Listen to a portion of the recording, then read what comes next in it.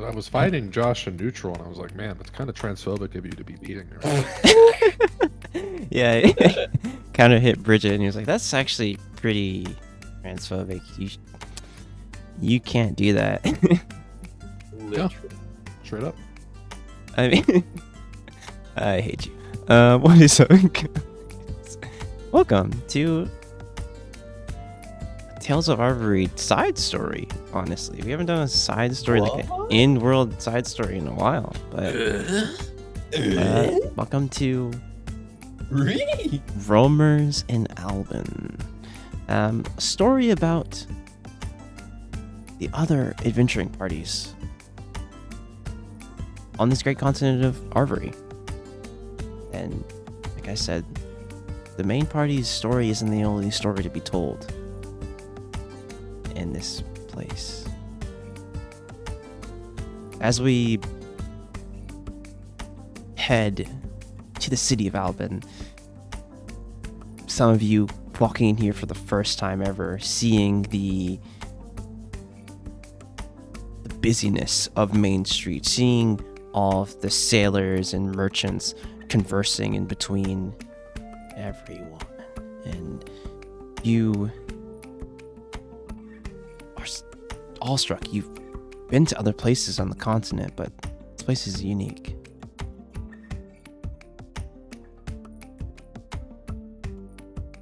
As you walk in and you look to your left, your right, seeing people you've met along the way. Arthur. Yo. What do the party members see next to them as they walk into the main gate of Albane? Who did they see before them? Is this we're meeting for the first time here? No, you traveled some time together. Ebler. Actually, maybe This is the party we passed by the cabin, right? Yeah, but you guys are a different section of that party, correct? You Sure, guys are but yeah. It would have been like a few weeks at least. Yeah, exactly. You, Kebler, you have recruited all of these people, baiting Shaxana, Farewell, and Dursville. As she kind of told you kind of to find other like-minded people, searching for answers about the questions of Erd. People who have a sense of the same sense that you two have, a sense of wanderlust, but a purpose. And as you, I would say that we'll start with you. As what do we see, Dylan, as you kind of the first one to step through the gates of Albane? Who was the person who recruited them? What does he look like? Let's see. See a tall, like lean-built hobgoblin with reddish brown hair and yellow eyes and like some pretty sturdy-looking armor despite being pretty thin, and a glaive on their back.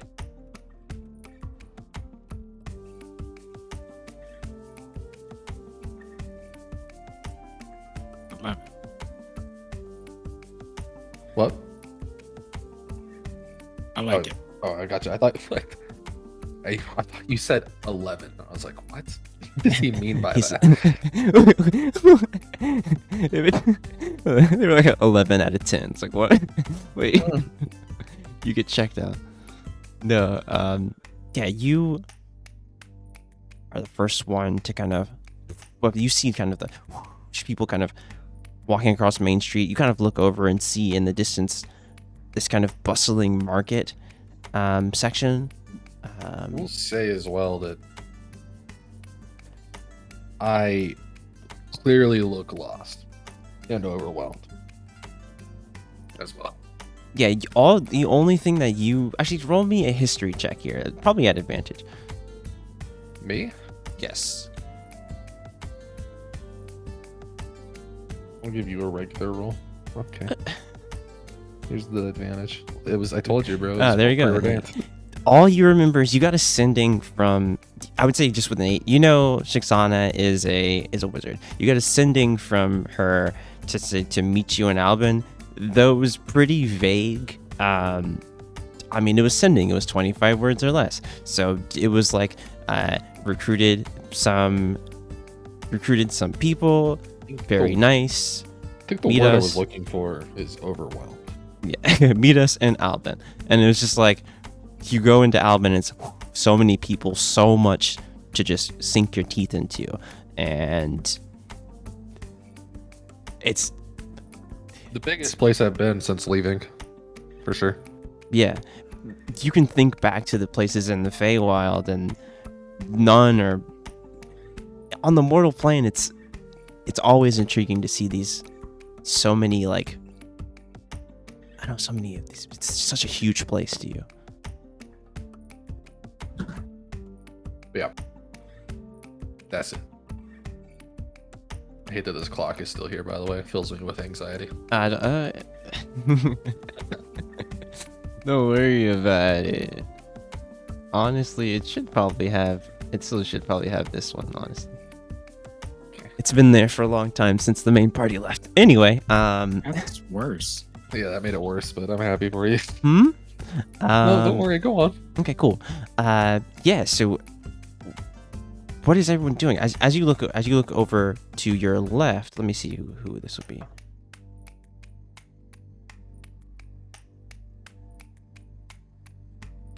As you look over to your left, you look at the traveler that you met in Woodside. Urbis. Matt, describe your character Urbis. What does Kebler see as you see Kebler looking kind of wide-eyed at Albane, at the vastness of it, and he kind of turns over to look at you. Describe what Urbis looks like. Urbis, his entire body is clothed. Very, everything's covered very well by loose, flowy, silky, light fabric, kind of a dark purple. And he has a single ring on his left hand, and in his right hand is on his right hip at the moment is a scimitar.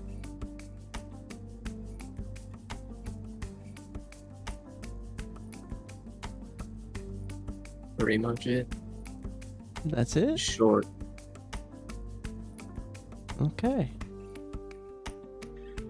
Yeah, I would say not even with your passive perception, Urbis, you see, you can just see that Kebler is a bit overwhelmed. Yeah, to say the least, a bit overwhelmed.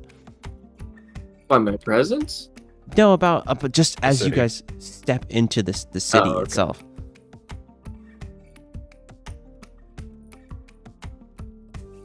That's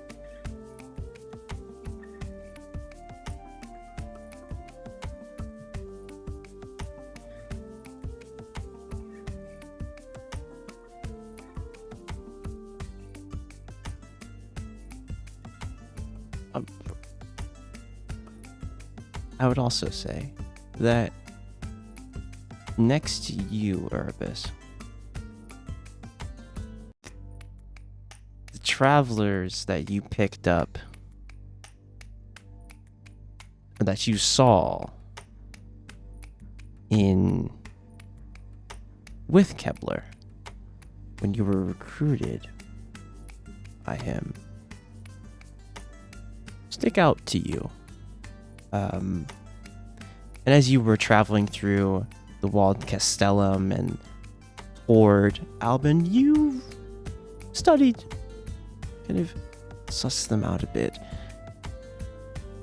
Now, Arthur, describe to me what Urbis has been intrigued with over the course of your travels? The Otakoma is a robot. It is an automaton, 5'9" if you had to guess. Very like round and smooth shapes. It does not look like it's been like forged or carved. It's very strange. You can maybe tell that at some point it was painted like sky blue, but basically all of that paint's gone. This thing is covered in moss and water damage. It looks like the paint that's still left on the concrete on the side of a highway. You know what I'm talking about? Or like in a drainage ditch, just marking paint.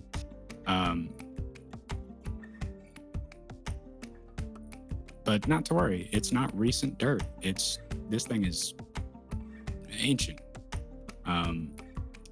It has one gray sphere that sort of represents both head and eyeball, and then at its center it has like 3 pupils, a little equilateral triangle, and then at the top of the dome is 9 dots, like 9 little pips in a square. It has 4 arms and legs that are all identical, and then 2 very smaller arms coming out of the bottom of the chest. It's carrying a staff, and you can kind of work out that it has like a roof rack and a truck step on the back for someone to hold on and ride. And if you've been traveling with Kebler and the gang for any amount of time, you know that our other frog friend climbs up there pretty much all the time.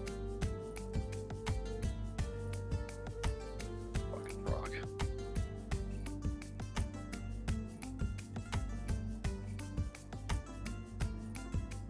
As you all step through,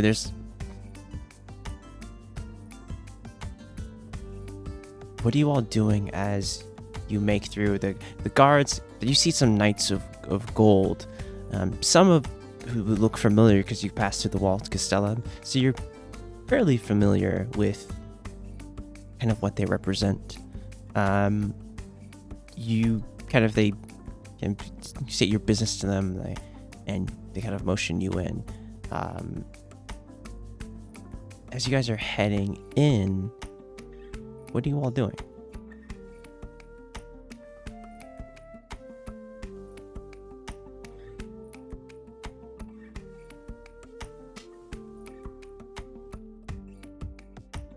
Say, Urbis is just scanning the area, taking note of the characters.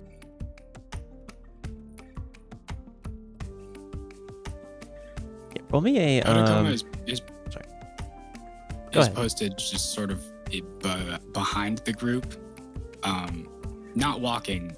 Its wheels, its feet have turned into wheels, and it is sort of like slowly healing behind everybody. Otakoma, roll me a perception check. As you kind of roll in behind the party.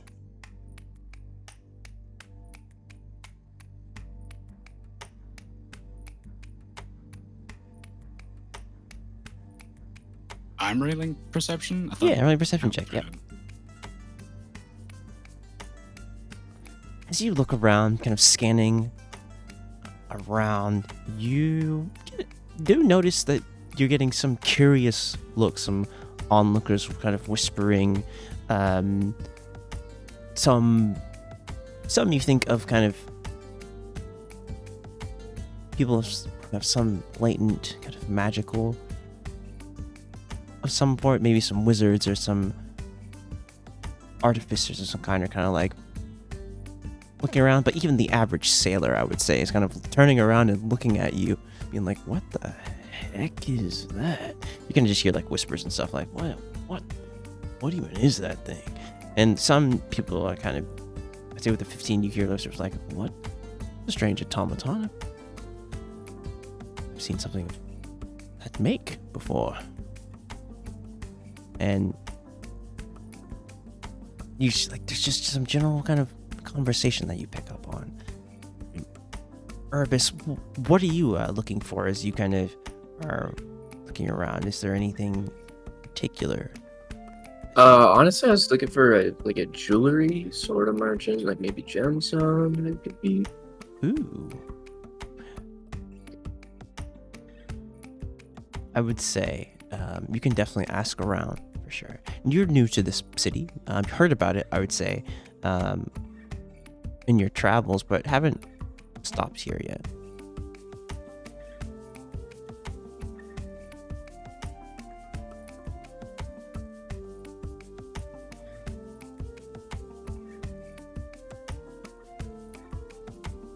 So let's pick a random. Be like, hey, where I could get any necklaces around here? You see a kind of half-elf man, dark skin. Tell that he's. At first, he's like looking around. He's like, and looks down. And he's like, "Oh, jewelry of some kind." Well, I mean, you could always check the oddity. There's always merchants and stuff like that in there. I mean, you can check some other places, but the oddity might be. Well, you're new in town. You look like a new guy, yeah. Yeah. Okay, well, the oddity's a good spot if you're looking to spend a little less. You can always. And he kind of points a bit down from Main Street, and you can kind of see like more like residential kind of shops kind of area. And he's like, you could always go a bit into there if you're looking for some more. It's gonna be pricier. Just take it from me. But if you're some affordable, oddity's your best bet. All right, and how far away is the more expensive place? Like, well, from here, and he kind of like stretches back. He's like, well, and he kind of points it out to you. It's probably like, you see, it's like kind of down into. Honestly, over where he's pointing, you see like a small kind of cafe. You can't really see the sign from here for the cafe, but you can. He kind of points like, pass down that cafe over there. Go down that street for a little bit, make a left and a right, and you'll be able to get to some other shops in there. There's probably some nice merchants and stuff in there. All right, I'll head that way. Okay. Thank you. No problem. Kebler, you kind of see Urbis head off from you. Is there anything you wanted to do before like he runs off? No, I'm gonna let it happen. Yeah, sure. I would say the two of you,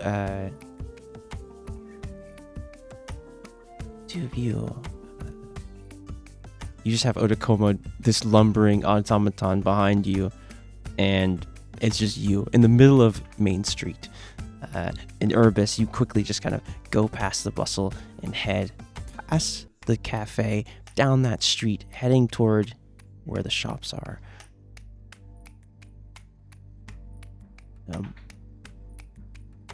As you're heading, if there's anything else you wanted to do, Dylan, just before I like break off and take Urbis on to a place, just let me know. Let me know if there's anything. Okay.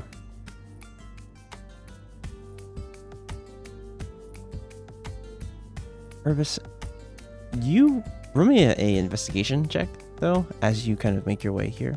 If you could. A 10. His directions were pretty vague, honestly. You make your way around. You're not familiar with the city, so you get a little lost. Roll me a dexterity saving throw.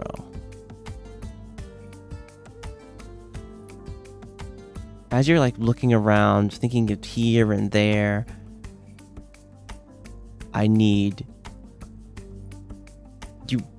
you just barely miss someone lumbering toward you, not with no real regard of you per se,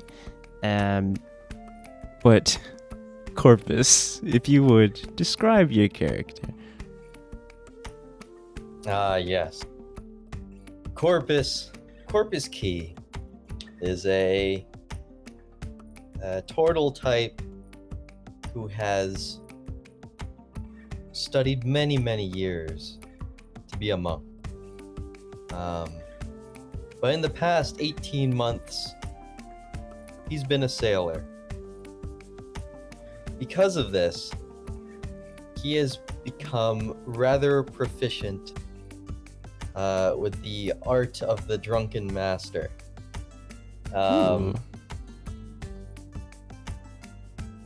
Corpus has been in Albane for about 2 weeks, more or less taking in the sights and the sounds, getting absolutely shit-faced, and somewhat of a mixture between those two. In terms of any other attributes, he tends to carry a lot of things inside his shell, and he considers that to be his safe space. But nonetheless, he's more or less just been sort of staying in a room above a bar. As you kind of make your way, you see kind of no regard. You kind of are heading to where you're needing to go, and Urbis, you nearly get hit by this guy. Like, you step out of the way narrowly with your kind of reflexes, but he almost clearly knocks you down. Oh, geez. Hey, sorry there, bud. Hey! Hey. Jeez! My apologies. I didn't see you there. Hey, do you know where the jewelry store is?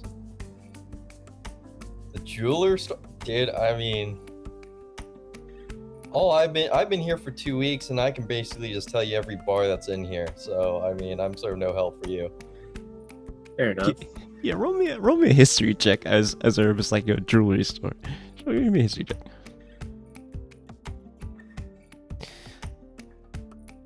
Yeah, nothing comes to mind. you think about maybe heard of a jewelry store in this area, but nothing really sticks out to you like that to you. Yeah, really nothing comes to mind to you.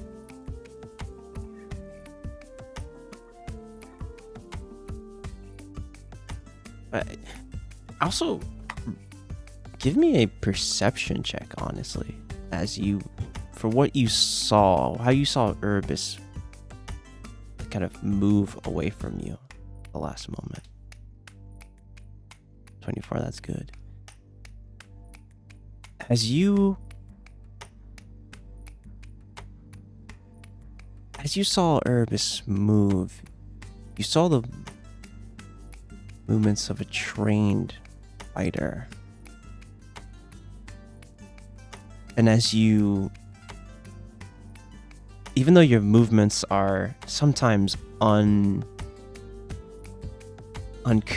and you kind of head in your own direction, there is a deliberate, there's intention behind the way you move. And you saw that in Urbis as he stepped aside from you. There was a quick, almost like, there's a moment where you recognized something. What do you do?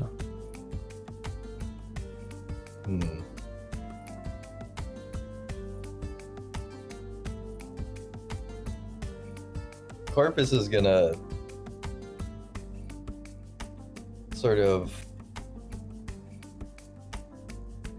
I guess, walk next to and then sort of act as he's gonna walk away, but I guess intentionally try to trip him, more so just to gauge if this wasn't a fluke or if this is genuine reaction. Give me a. Oh man, give me.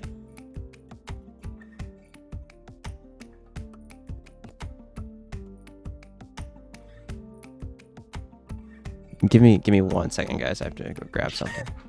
Literally.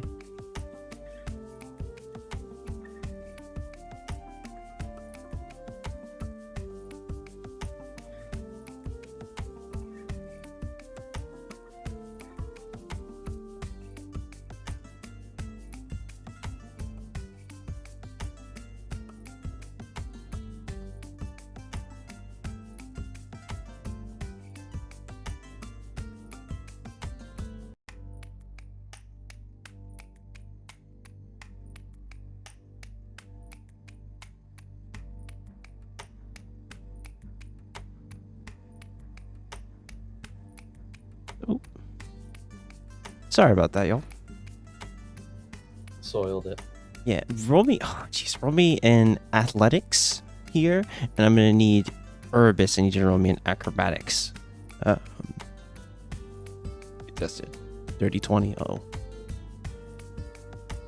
How do you go about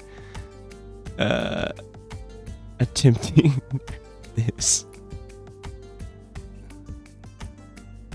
And from my perspective, Yeah, from your perspective. I'm gonna. It's sort of like the cliche, sort of like shoulder shove, you know, like in every fucking high school movie, but with an intentional sort of trip with the foot to his leg. Urbis, as you kind of are like looking around, like, oh, magic jewelry. There's like you feel like a force behind you, and you try to react, but you're knocked to your knees, kind of forward and kind of hitting the street.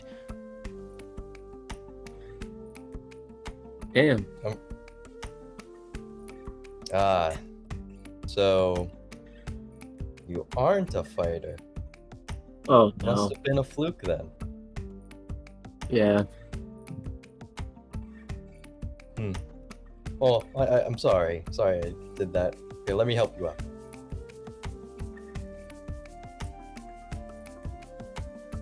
I stay.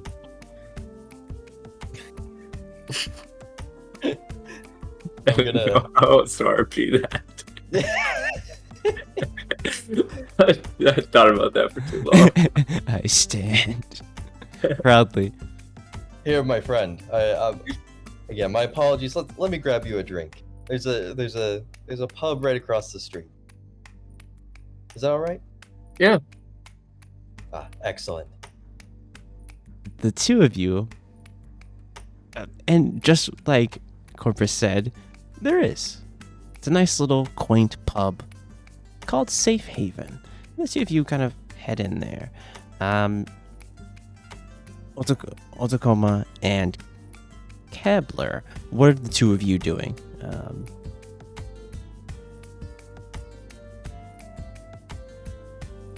Ignore that stealth. I needed to make sure that it would come through properly. No problem.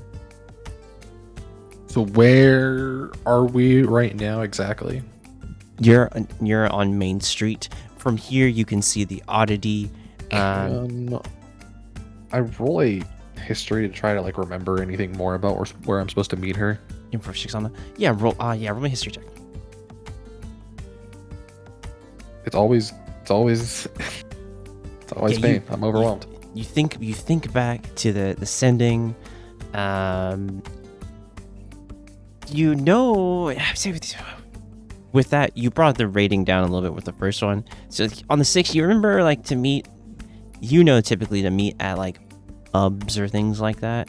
But like that's all you can think about is like maybe they'd be there, but like that's so vague in the city. Like you don't know all the spots yet. So you're like, maybe we should try a pub or something, or I would say just in passive knowledge, like, yeah, the pub, you know that most places like this, big cities have like a kind of adventure kind of board, like things that like people can post as far as like jobs and things like that. You know, that might be a thing here, but you don't know where it is. That's like the only really two things you can think of. Yeah.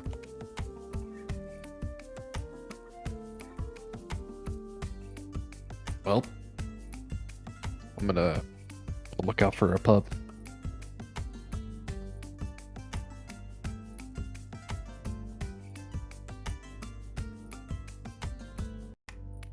Do you not know where we're going? Of course I do. Okay.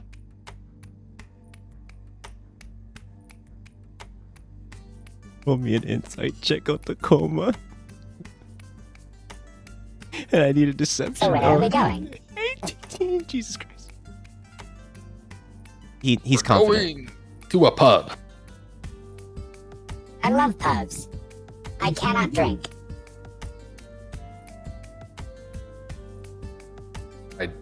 I know. You've made that quite clear. Every chance you get, really. I will remember not to say it again.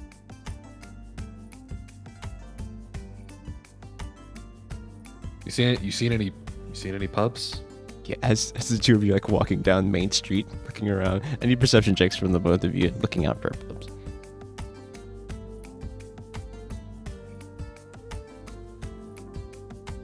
On a 15 and a 19, the two of you are like looking around. There, you can see some general buzz, like going past where you can see like a cafe, going to more like a residential kind of shop kind of area outside from the oddity itself. And you honestly, with the 15, you can see the kind of just the flow of people. On a 19 caliber, you overhear two sailors talking like, "Hey, so where you want to hit up later after after things are kind of finished here?" And the other one's like, "Well, we could." It's like, "Well, what's your purse looking like? We could go to Sea's Delight, if you're feeling for something, more expensive." And the other is a kind of, see like a black dragonborn, and he's like, "Oh, whoa. I don't have any gold to spend on the Sea's Delight right now. And last time, Maven got thrown out by that Kinku. So like we might not be it might not be good to go there this time around." He's like, "Wait, really? You got thrown out?" And then you can hear like, he's like, "Well, let's try Safe Haven. Let's try Safe Haven later. Let's try that." And there's a kind of an agreement that like, yeah, Safe Haven seems good. And like I think with that perception, you can kind of tell that like Safe Haven seems to be more of like the inexpensive spot. You know Shixana pretty well, and she was never one to spend a lot of money in one sitting, especially on drinks.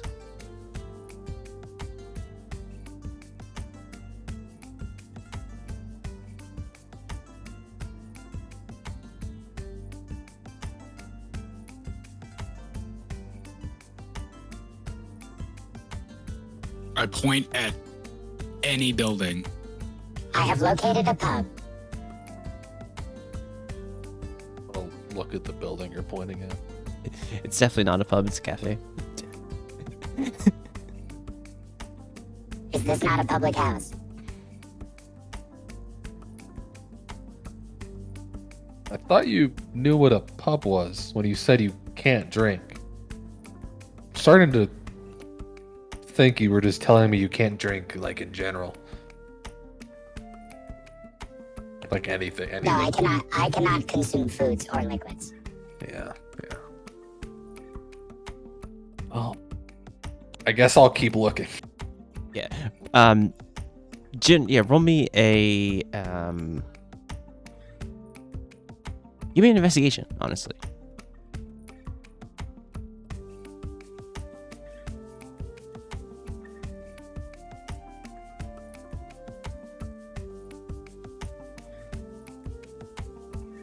Asking around as you kind of head through the city, asking a couple of people here and there. You mentioned Safe Haven, and some of the docks workers are like, yeah, just go up the street here.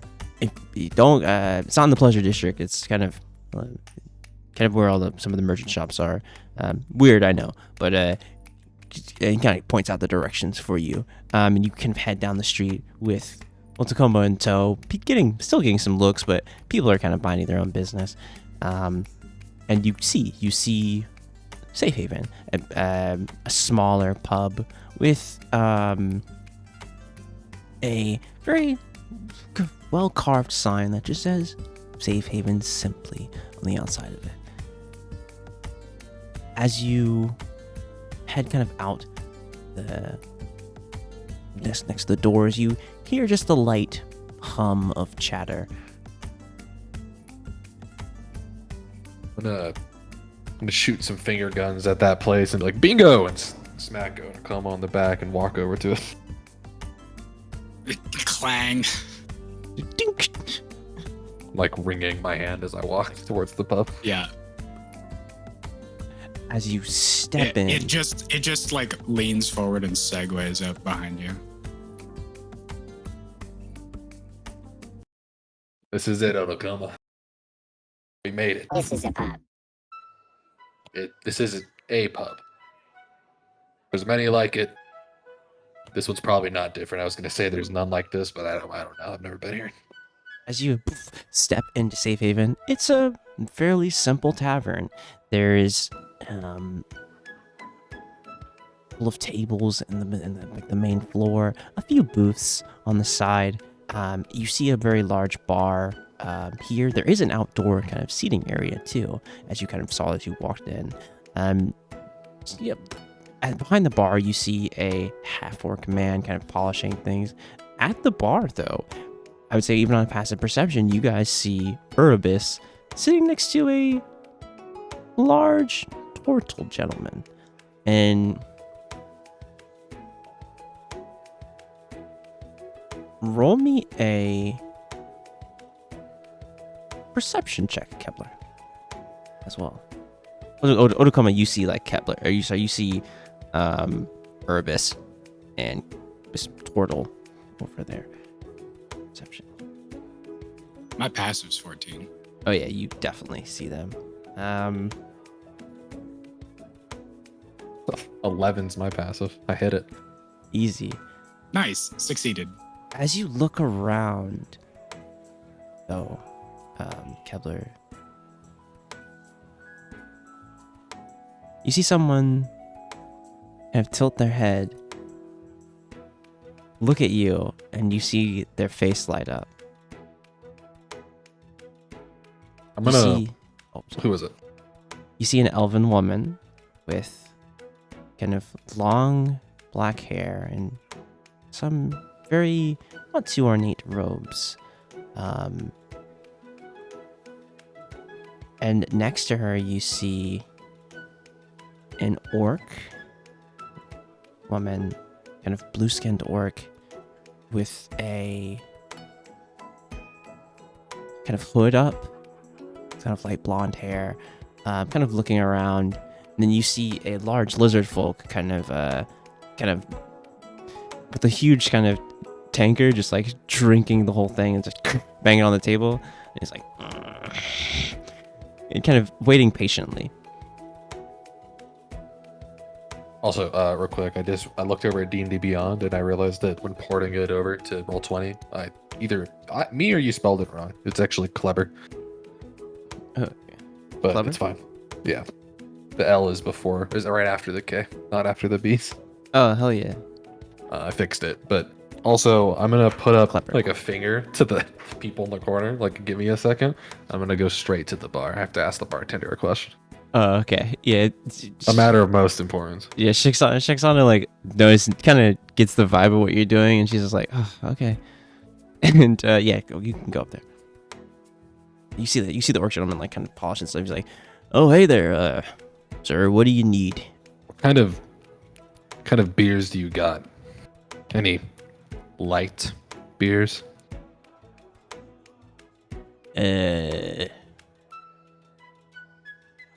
not. He kind of looks at you puzzled, like trying to. I'm squinting at him. He's like, there's like this weird moment of like both of you. It's like Full Metal Alchemist where Armstrong. It's like two like very lean fit men looking at each other, just like staring each other down. He's polishing the glass, looking at you. You're looking at him. He's like,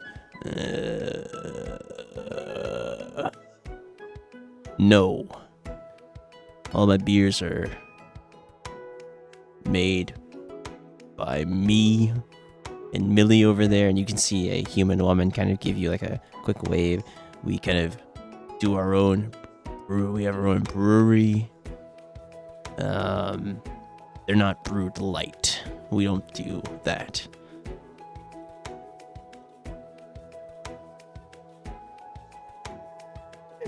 Natural 20 insight.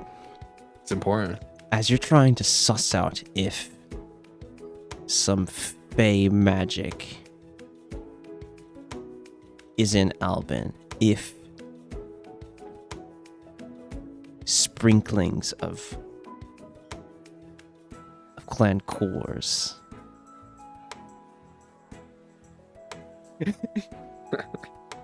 I can't do it that way. Of clan cores has seeped their little magic in cracks of this place. And you squint at him as he says, yeah, I brew my own. You can tell that he's telling the truth. I'm gonna smack the bard and be like, "You're all right." Pass him 5 gold coins. It's like, Be like, "Couple drinks for this corn over there." Head over. Yeah, he's like, all right, and he kind of like, you can see him kind of like eyeing you, but like, kind of like taking pride. Literally directly behind you is Otakoma. For all practical purposes, beer is the same weight as water. Silence, Otakoma. I told you not to bring it up again. You know how I feel about this. And I just leave to the corner. I will never understand light beer. He's like, you see that You're damn right. the orc gentleman's like, yeah, I don't get it either. I think it's some weird, some kind of weird magic. I don't know. I pass. He used to kind of get some drinks ready for you, but at the bar though, you can tell that there's Orpus and Urbis. What are you guys doing as you guys are here? Millie kind of is taking care of your drinks. You pouring, I guess you guys have probably been ordered by now, probably on second round. She's like, are you guys okay over here, or did you need anything else? Yeah, I was curious if you knew where I could find a jewelry store around here. Oh, well, there's a couple jewelry stores in, a couple things in the oddity. I heard that recently a caravan came in, about a month or so back. There's supposedly a really handsome jeweler, with them. But, if you're talking about in town, there is, and you can see her start thinking. She's like, there is Ronson's. Ronson's is pretty nice. I like Ronson. And then, oh yeah. Are you looking for something really expensive? I mean, nothing in particular. Oh, well then you must have just should, looking for some fine jewelry, you know? you should check Ronson's then. Oh, is it close to here? Is that far from here? It's in the area. It'll probably only take you like 5 minutes to get there. Could you point me in that direction if you don't mind? Yeah, she gets you kind of points you out the directions for Ronson's. Okay. I will leave 5 gold on the table, and I'm Can I heading. just mention at this point, I don't know how Corpus has persuaded the bartenders to do such, but he is currently double fisting 2 Dark and Stormies right now. Well, see, I know. He hid one under the table, and he ordered another one. So Sounds I need you to Sounds roll fair. me a D100 first off if you're gonna mention that name. Oh, yeah, sir. He said, It should be a D200, honestly. He's double faded fisting. 83. he's owning. Alcoholic frog. There's a moment when you mention the dark and stormy in this place where like jazz music stops. It's a Like hush. there's like a, and you see that Stormy. you know this Really drinking the man. dark and stormy. You know this man in front of you, you're the owner of the safe haven. You're what? You're you're what? His last name? His is last what? name's Based. Oh my god. He does have a last name. You're making me check Mom. my notes. Horgot. Sorry, Horgot. Or got what? Stop. It's your Horgot. Oh, okay. Your whore got what? Yeah, I'm confused. You didn't answer my question. Boom, boom. That's cool. Anyway, Kelbler. Josh reading these words out loud for the first time. Like, I made a mistake.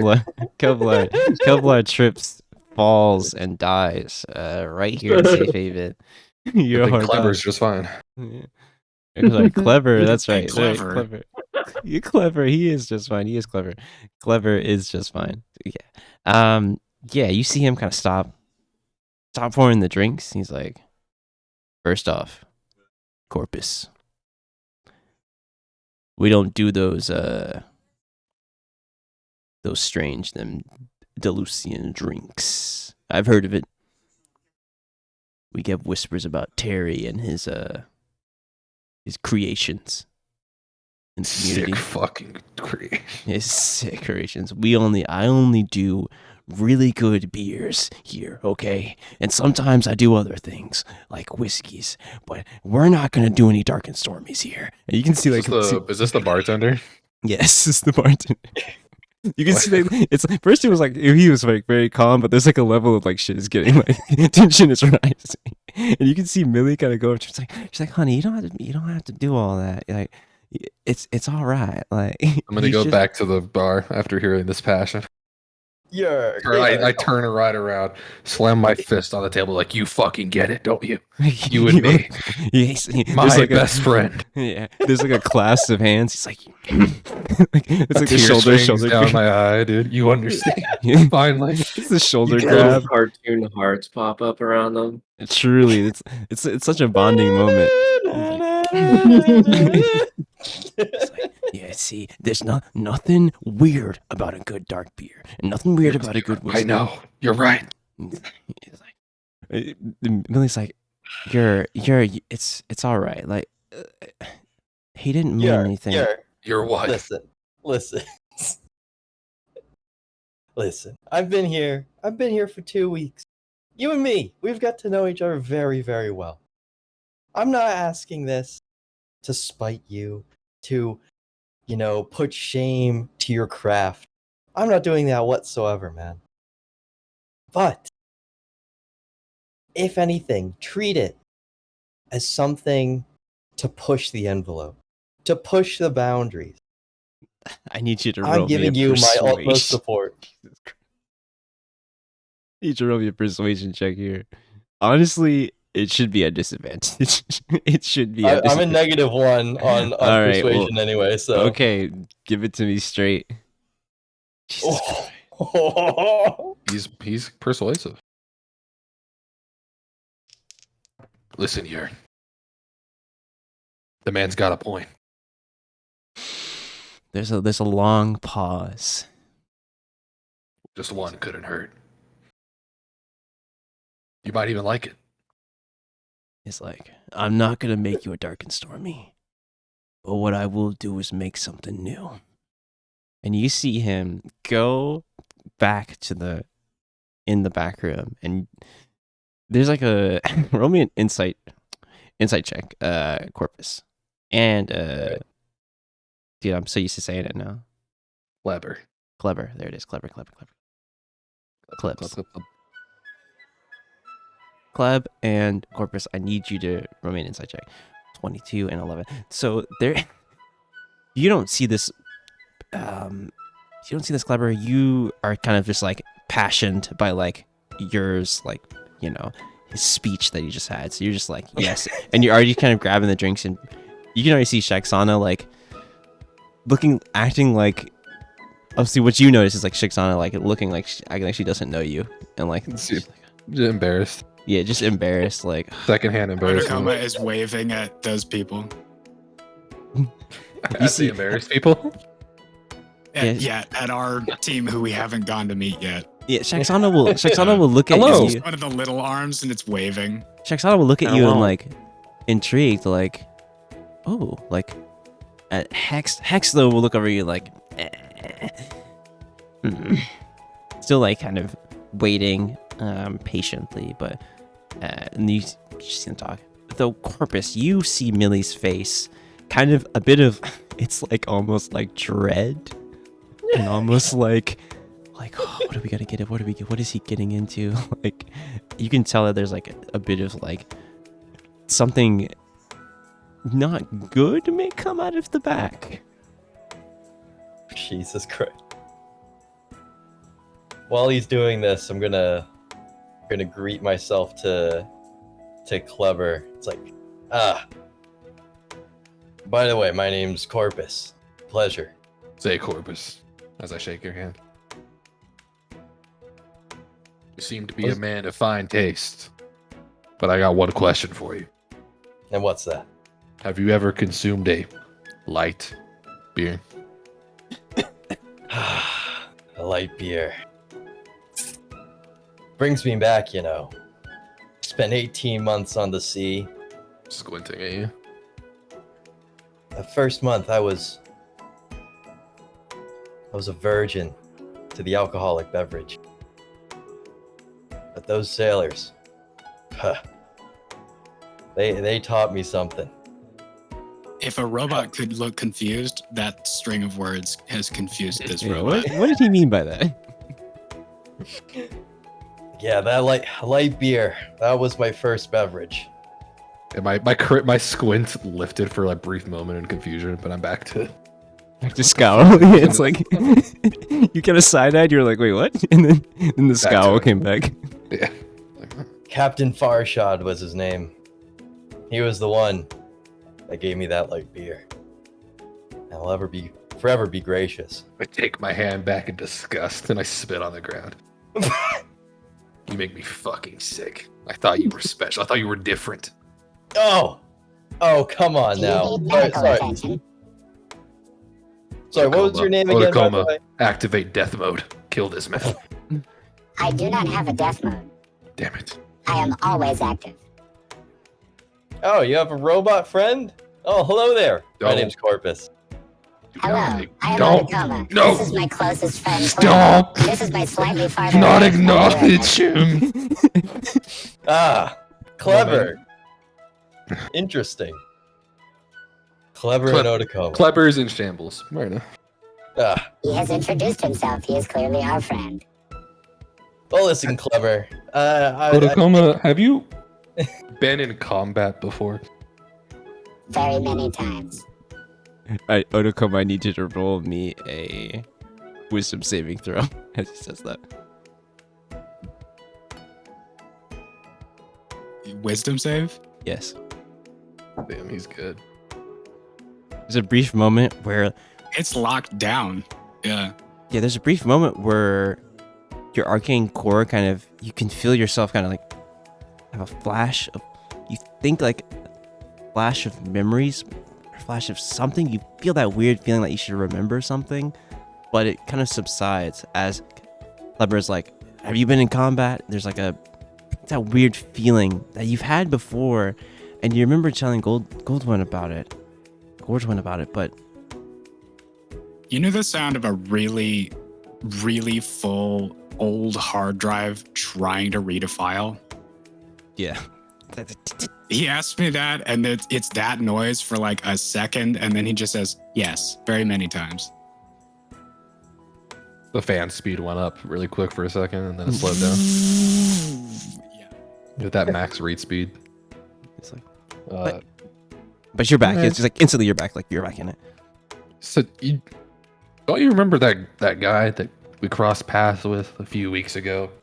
We let him stay at our camp, and he robbed from us. That damn John Woodside. He I introduced remember himself to us. We thought he was a friend. He was not. Everyone who introduces themselves to you is not a friend. Like this frog. This drinker of light beer. Clever. I think you got hold it. back I think you I got hold it. back a gag. Like I'm filled with Hold on. disgust. I think you got misconstrued here, bud. I never said I enjoyed that light beer. I said I had a light beer. My eyes light up. What? Yeah. I mean, it's a bit rude for you to assume, but You mean that, right? I mean, why else would I be ordering a dark and stormy here, Clever? Come on, You did use say your that. brain. As you say that, I have foggy, misty eyes as the bartender comes back. you see Millie like, oh, he brought it out. You can hear that whisper on yours shoulder. Like he has it like carrying it on like in one arm, basically this smaller kind of small to medium sized barrel, and he's like as he like puts it on the ground. It's on like the counter. Actually, he's like, so I've been working on something. It's been aging. This whiskey is it might even rival Terry's dark and stormy, but I've been keeping it safe. I'm gonna crack open this barrel for you, Corvus. Oh, Do you hey, do you give a drink to my new friend Clever here. mean I that? will. You do that for me? Of course. I misjudged you, frog. You're a I good mean, man. I'm a turtle, but okay, go off. You look like a frog. Just look at you. As Jesus Christ. as he like he puts like a spout onto the barrel and like he puts up a glass, puts just like he fills it half, under half. He just sets two down in front of the two of you. It's like, you sir, I see that you're on your way out, but did you want to try this? And he's like pointing directly at you, Urbis.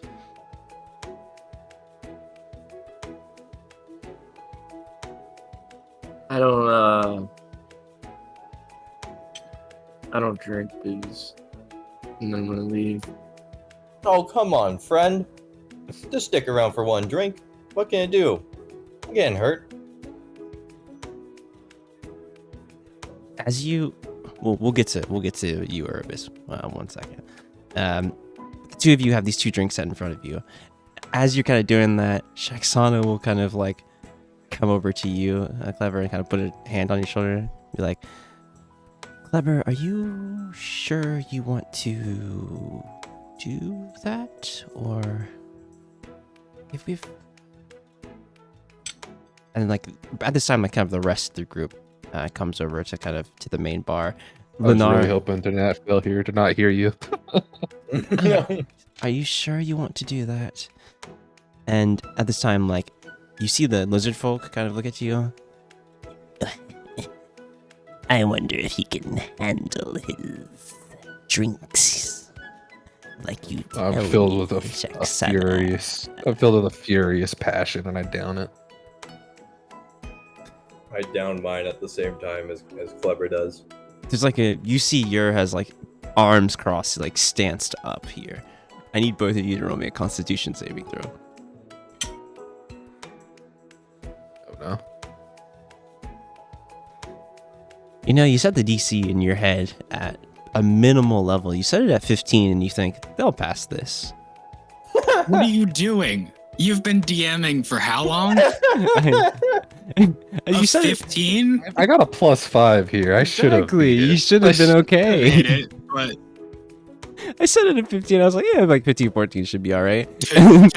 So, I went to walk you through this to do a thing that most people do to drown their sorrows. So like maybe a 10 kind of check. We ramp this up because it's alcohol. Maybe it's at 11 or at 12. What are you, doing You at have to, 15? you have to understand. This better fucking knock this people out. This is fucking moonshine, dude. You have to understand something here. This is on the level of a dark and stormy. You have not experienced That's very true. truly one of those. You don't know what Ian's character in the last campaign did and tried to do. Dark and Stormy's fucked up. Truly. Last 2 campaigns, by the Last way. 2 campaigns tried to do this and failed miserably every time. He continues that streak today. Mm-hmm. So as you drink it, Analysis indicates that this drink was 90% alcohol by volume. Clever. As he swallows, he looks at you as you're saying that and says, "What? What?" It immediately feels it.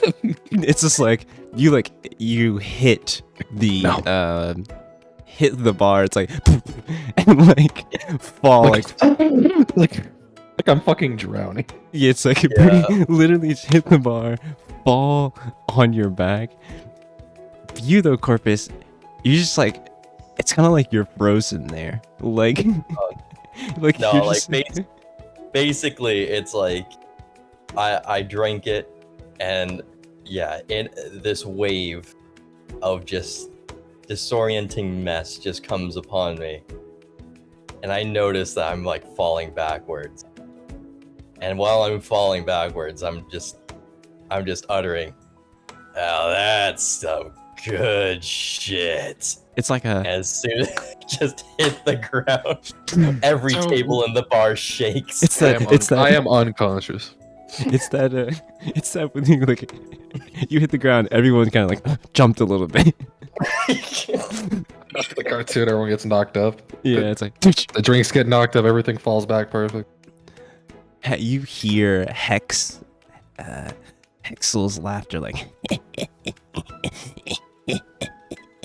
it's like, and Shexana's just like, some things just don't change. I wanted to introduce you to all of them, but Kelber said he had some recruits in our last correspondence, but I guess this is it. It's clever. That's right. She's like, Kleb, she will like, What's her name again? How do I pronounce it? it's Shexana. Shexana. Yeah, Shexana. Shexana. Take my body back to the Feywilds. She's like, Remember me. You're being, Kleb, you're being overdriven. Otakoma. Take me with him. He is dying. See, You see her. You see her cast Spare the Dying on the two of you. You guys are kind of brought back to the stable state, still like groggy. I'm gonna say each of you guys have one level of exhaustion from this. okay. As the two of you are just like groggy, you're getting fanned by Lunaria. Urbis, you see this whole thing as you kind of turn over. I need you though to roll me a perception check. Though, Urbis, as you're about to like turn and kind of you see them like fall over and you're like, okay, I'm gonna dip out. Roll me a perception check.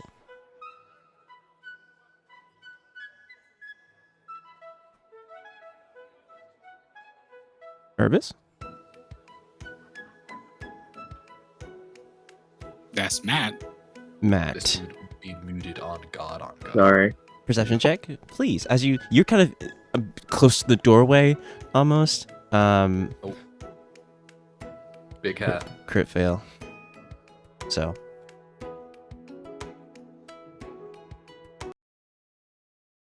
Jazz music stops.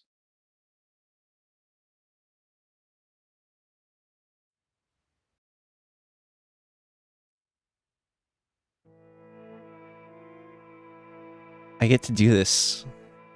I get to say these words. And it feels good. Urbis, you see the spectacle as you are like, okay, well, I guess they're getting really drunk and falling over.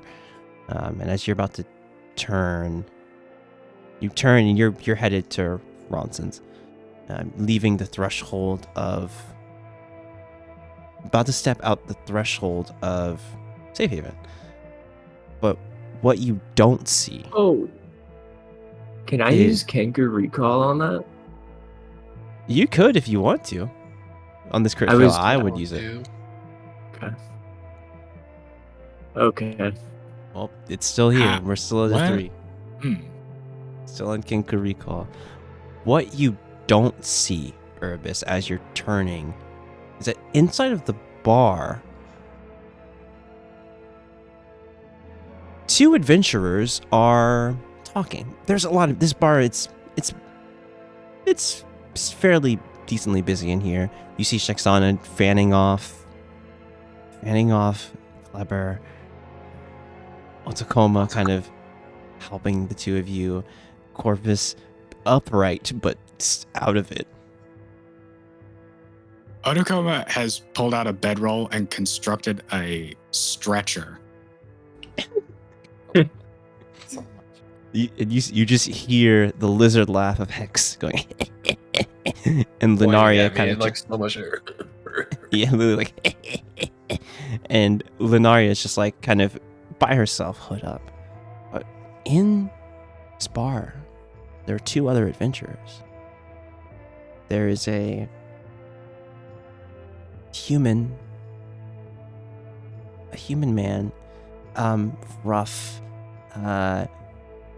looking, short, kind of almost buzz cut hair, a scar underneath his eye,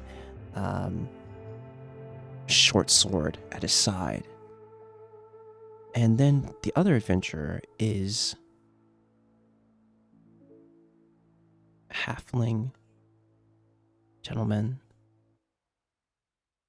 small kind of crossbow, hand crossbow at his side, a almost shaggy shoulder length hair. And you don't see this, Urbis, but the 2 of men are arguing over their haul. These are adventurers who came back from some place with a treasure chest, or a chest of some kind.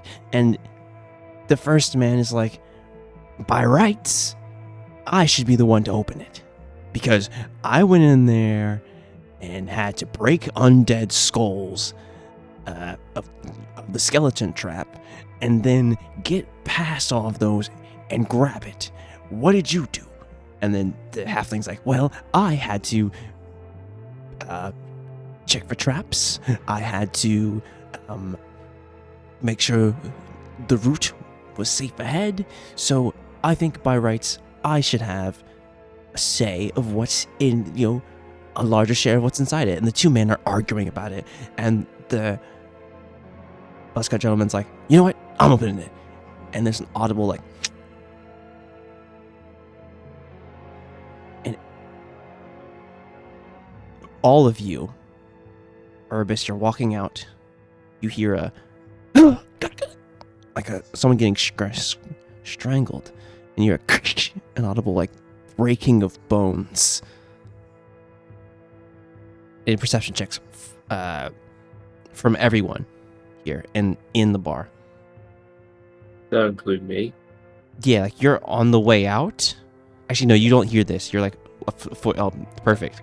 You're still a foot on the way. You're like on the way out. I think they're getting these out of the way early.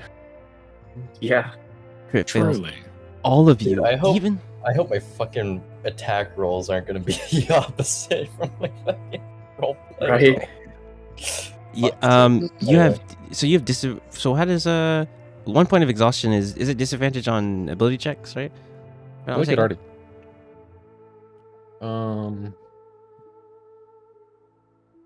You might have already did it, honestly.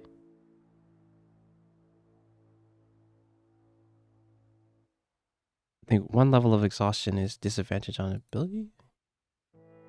It is disadvantage, so I just have to roll it again. Yeah, Okay. So Now disadvantage roll it again. from the two of you.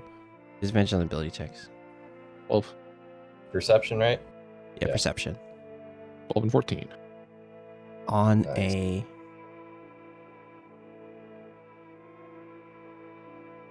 Otakoma, you hear the.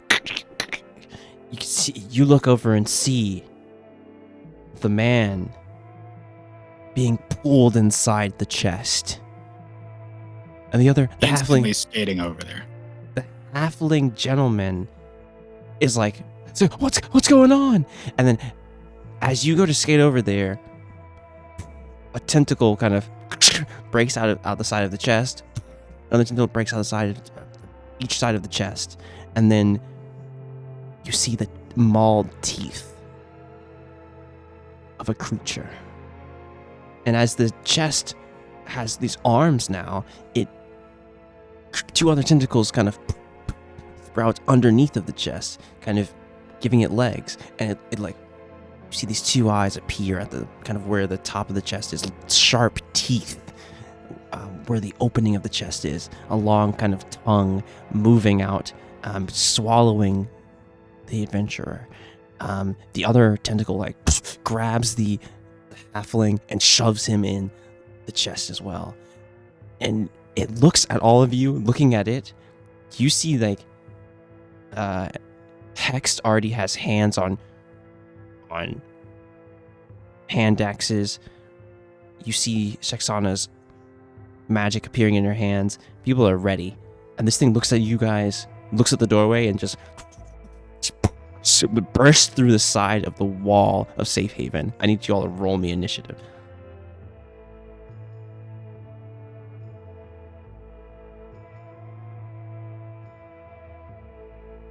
Let me get the counter out for you. Sorry about that. It's okay, I'll roll it again. Sorry, where are we standing? So the Safe Haven is here. It's to the north. Everyone gets +3 that's within 10 feet of me. That's right, for your aura. Safe Haven is this building right here. This thing has burst through the wall here, so it's going to be like out here. Are we out there too, or are we still inside the bar? You guys are still inside the bar. Or if you, Urbis, you're definitely at the threshold, probably here. The rest of you are probably going to run out in whatever marching order you guys want to be out, if you want to drag yourselves out here. But yeah, Urbis, you just see the impact of this thing running out of the side of the building. Yo, who's that fucking Default- MySpace yeah, fucking default? I thought I had a picture for this one. Hold on. Default Dan. John Anonymous. John. John and on. John and on. And on and on and on. Just gonna put my starting position right here, actually. Smile. We are right next to each other drinking. Yeah. 23? They're kind of cracked. Hey yo. An advantage? Yeah. Anyway, yours is a 19, Ian. Oh wait. Yeah, because the Let's aura. roll. Paladin stuff. Just paladin things. Yeah, if you want to edit it in there. I also get +3. The fuck? I think it's you and your You homies. and my allies. Well, I didn't add it. I haven't targeted myself. Wow. Yeah, that's right. First time in forever that I did that. So you're a 19 and I'm a 21. You guys see Shexana and them. There's like a moment of pause. They look at you all, and you know that Shexana is like gives you a nod, like for you to take care of it, almost as if a test for you all, the free roamers. She knows that you picked these people. She wants to see how capable they are.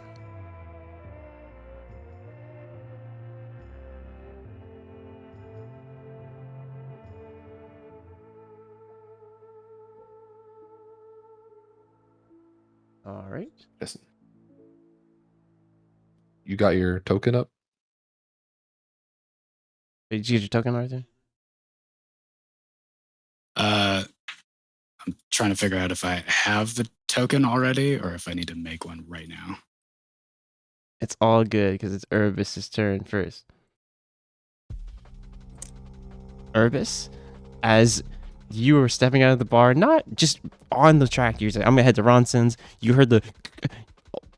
Honestly, you didn't even hear like this the crunch of anything. You just what you saw was wood and debris bursting from the side of Safe Haven, and this creature like looking around, looking for a place to run. What are you doing?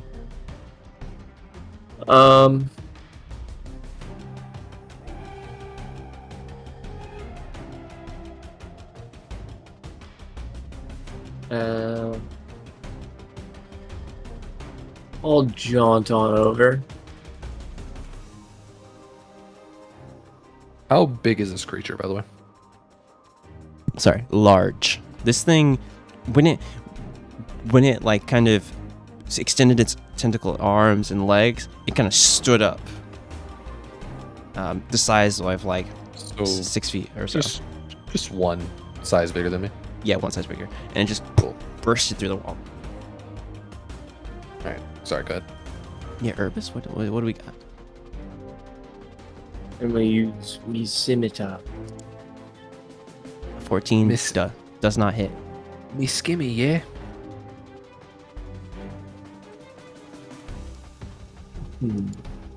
A friendly game, but you're not gonna enter the Blade Song?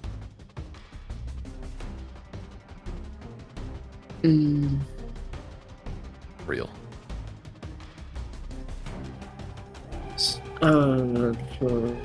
Just remembering that you have it. You're not. You are a wizard. Yeah. Oh, yeah, I'll go with the blade song. You hear, well, I don't know if anyone would be in hearing range, but Urbis is doing his haka. Well.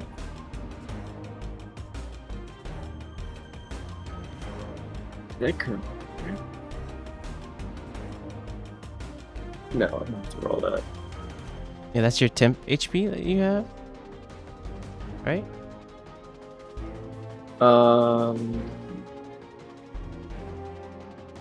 Wait, what? Wait, you don't have to roll it like that. Wait a minute. I'm tripping. It's I didn't have to roll that. Let's just just did it. flat +4. Yeah, +4 to your AC, 10%.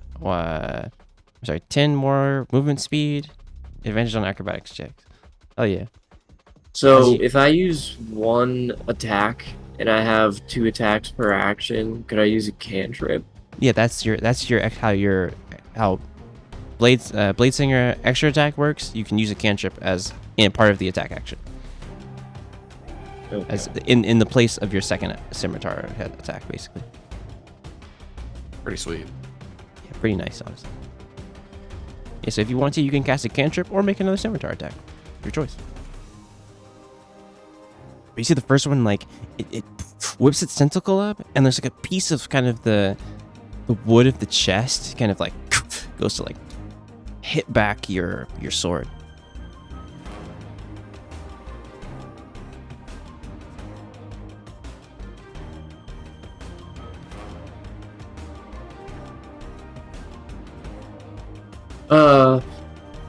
Yeah, I'll do sword burst. Yeah, sure. It needs to make a dexterity saving throw, correct?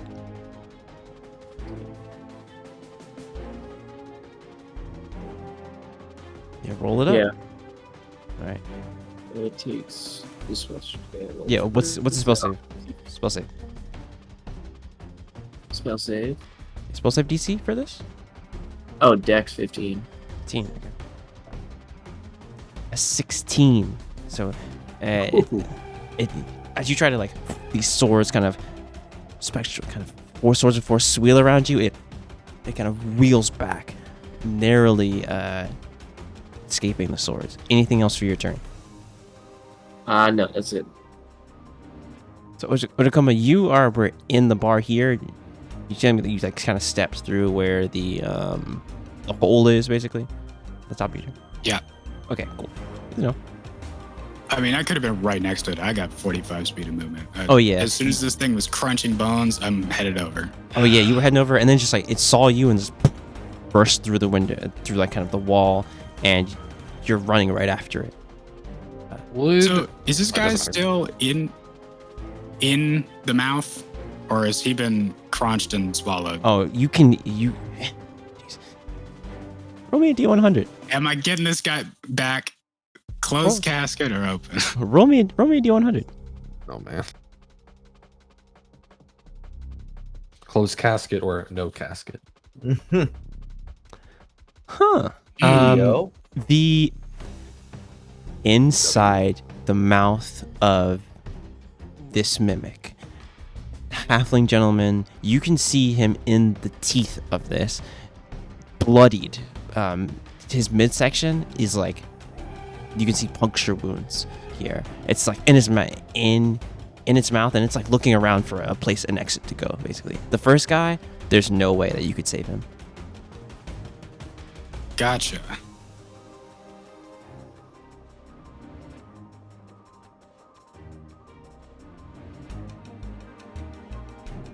Well, let's just do so many things Sure. to hit this thing.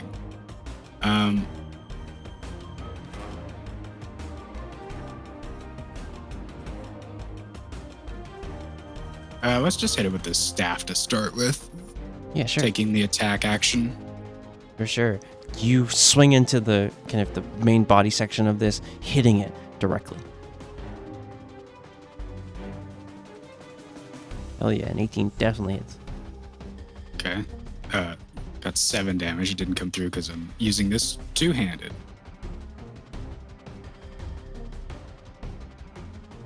Unless it asks me. Hold on.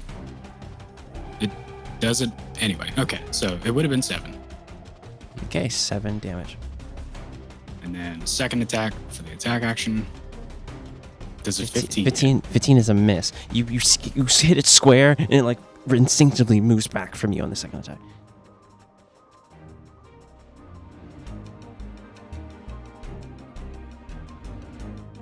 Okay.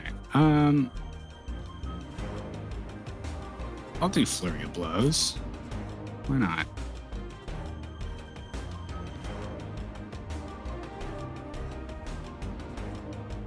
So that gives me 2 unarmed strikes. For sure.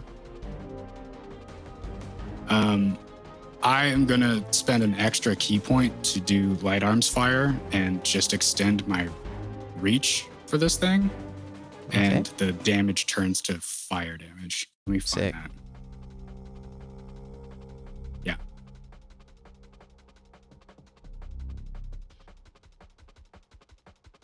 So 2 unarmed strikes. For sure. 19 is a hit. 12 is a miss. This is going to be fire damage for this one. Okay. 8 fire damage, and I think I don't really have a plan for getting this guy out of the mouth. So that's gonna have to be my turn. Hold on. How high up is this roof? Like 1 story or so. 1 story? Yeah. Otakoma just sort of like quickly, not looking, but skates backwards and jumps onto the roof. Yeah, I would say no need for your athletics check or acrobatics check. You just will jump on the story, this first story of Safe Haven. Klebler. Does he swing at me? Oh, it could. You're right. Friendly game. Natural 20. As Right. It as you rolled go like to shit, move, it's one of its pseudopod like arms just and grabs you, putting you in the grappled condition. Like right as you're about to jump, it pulls you right back down, and the most of the force is like your own force. It just pulls you and you hit the ground, taking 17 points of damage.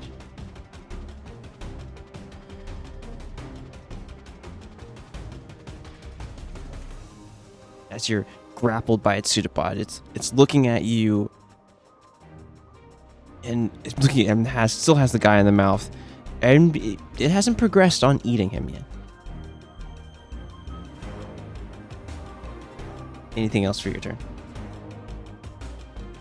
Oh, I'm sorry. That's probably all you can do. Klebs. Kleber, sorry. Kleber lying. No, Kleber, it is your turn. All right. I'm gonna, as I'm running over to it, I pull the glaive off my back, and as I'm pulling it off, I whisper a few words, and the glaive is engulfed in flame. The blade. Holy shit. And it'll do what the whoa 5 and 8 13. It'll do 13 extra damage on this hit when I swing it at this disgusting chest in front of me.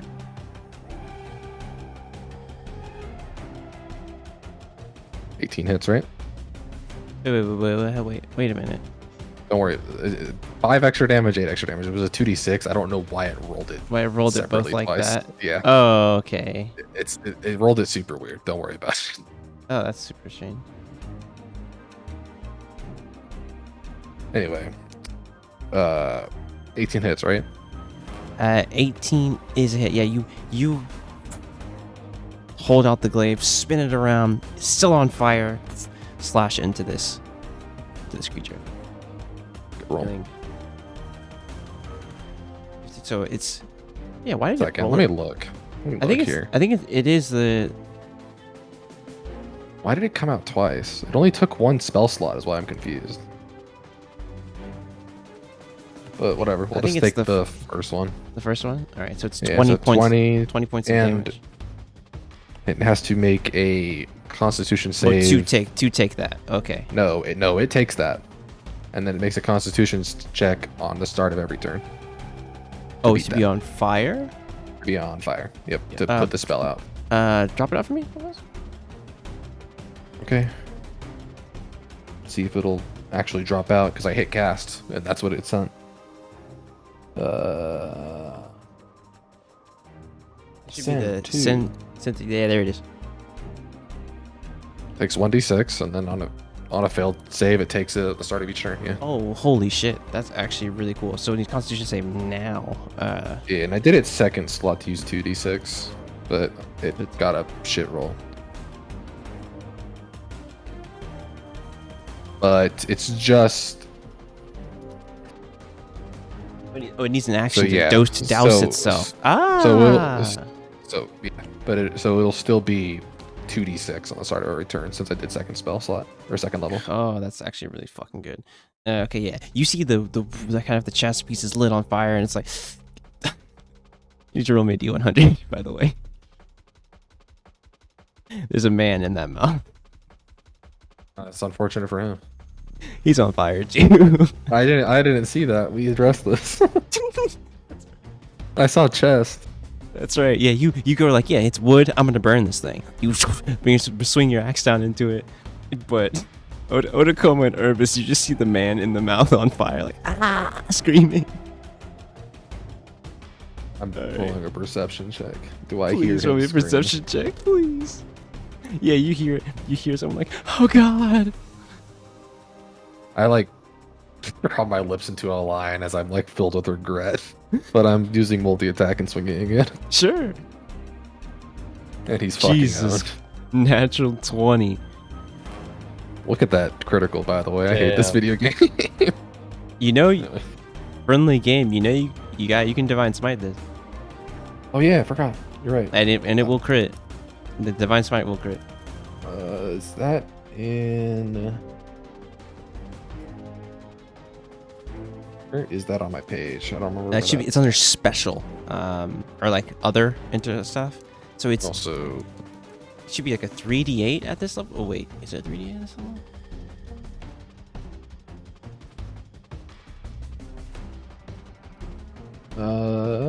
Actions. It should be scrolling under down other. to find it.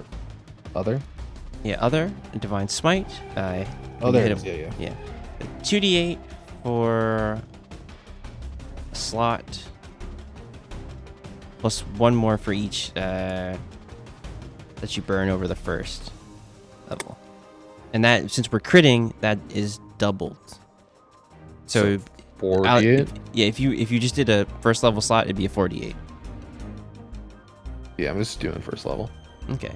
Yeah, you swing the glaive down on this. Roll me 48, Jesus Christ. You swing the glaive down on this thing. As it's on fire, looking around, you hear the man on fire. You swing again, though, knowing that this thing, fastest way to get this thing out of, get him out of its mouth is to kill this thing. So you just do damage. Let me see how much it's taking. Jesus Christ.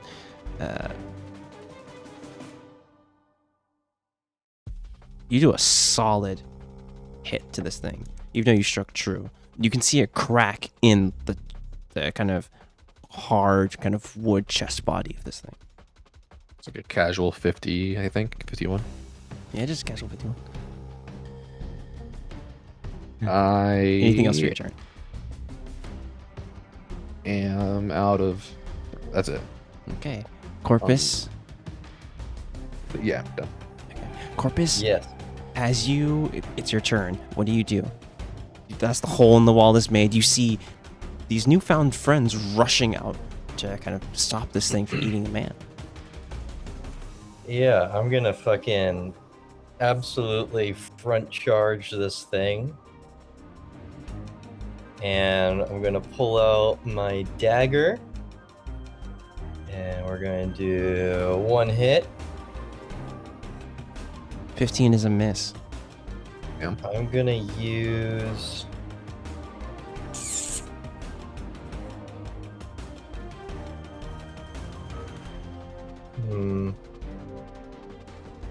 Can I use one key point to increase my attack roll by 2?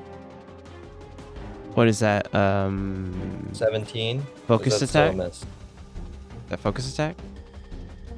No, so I focus aim. Yeah. Focus aim. Yeah, increase it by 2. It'd be a 17. A 17 is a hit. Yes. Okay. So I will do that, and then. But sorry, a slight interjection. Can I use as many? Do I have a cap to how many key points I can use, in a given turn, or? As long as you have the actions to use it, you can do it. Yeah. Oh, okay. Well, You can spend them all if you spend it on a bonus action and free. You can do it at whatever you want with them. Yeah, if you want to All spend them all, yeah, because there's special kind of interactive things. As long as it's legal, you can use key points however you want. All right. Cool. All right, so I'll roll damage. And are you using the venom part of the dagger venom? No, because in order for me to use the venom, I have to expend an action to have it the venom coat the dagger. So this is just normal. Okay, yeah. The 10. Okay, 10, perfect. All right, 10. and then roll again. 13 is a miss. 13. All right. Well, in that case, I will then do what is it? Do flurry of blows. I think I can use as my bonus. Yes, you can. Yeah. Yes. So 2 more unarmed Um, strikes. Yes. So. 14 is a miss. Oops. No, that was deflect missiles. Oh, my sorry. bad. Yeah, Sorry. go ahead. Okay. I mean, that's a it's still the same. The second one is second one's a hit. Okay. Second one is a hit. God, I love monks. If all of those hit, just think about it. Yeah. Yeah, it's it's wild. Anything else for your turn? So due to me using flurry of blows, that does, I think, that does enable the drunken technique. Sure. So I'm gonna migrate myself to the opposite side of this thing.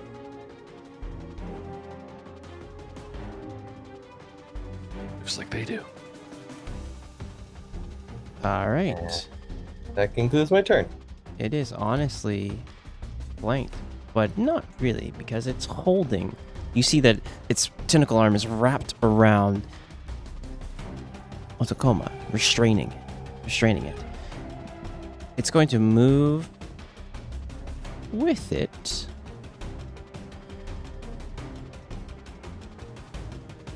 Out. Cool. It's going to move with it out from you all to here. Urbis and Kleb, you guys are going. You can get attack of opportunity on its way out. It's not the right button, by the way. I don't know why I clicked that. It's going to move like down. It's not the attack roll. I was in my boat reaction page. But in reality, it would just be 12. So, because I'll just add 1 to that roll. Yeah, both of you, like, as it's like kind of, it's very nimble. It's gonna move out of its way from you all. Actually, it's still on fire. At the start of its turn, it needs to take 2d6, correct? Or it needs to make it needs to make a con On save. 13. Okay. Fail, coward. All right, passed. Does it take half damage? Let me double check that. I'm Yeah. pretty sure it just ends the spell. It ends as well. Okay. Anyway, it needs to take an action to put the flames out, though. Correct. No. If you succeed that roll, you can put it out. It's kind of like getting out of jail at Monopoly. You got options. Yeah. You can spend an action, or you can just roll. Um, Because if you fail the thing, right, you take the damage, but then you can just spend your action to end it right away. To be I'm like, gonna roll a con save for our halfling gentleman, though, as well. that happens, I guess. Yeah. I need you to roll me 2d6.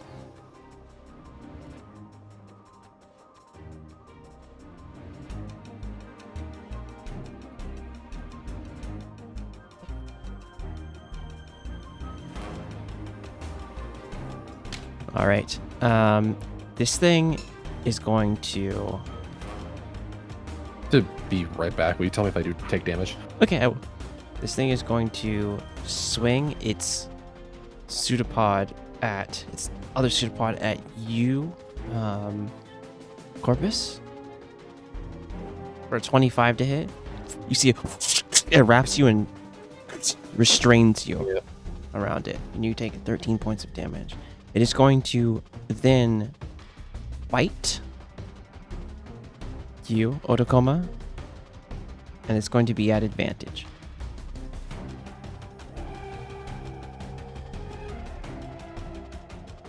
For 16 piercing, 8 acid. And that is going to be its turn. Urbis, it is your turn. You see that in its pseudopod arms, 2 of your newfound friends are restrained.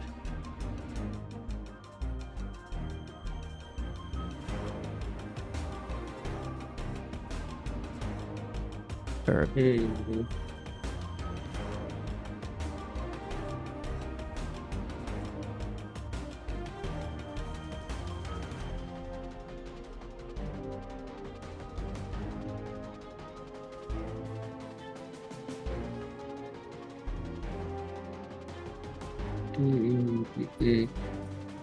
Sorry. You're good. It's fine. Spells.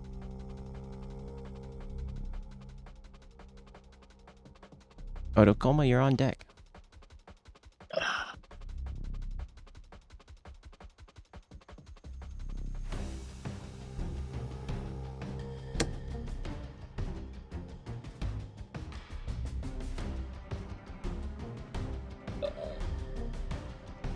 Spells were overwhelming.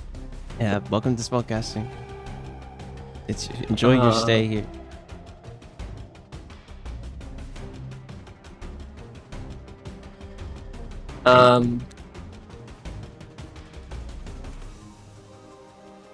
I'll do I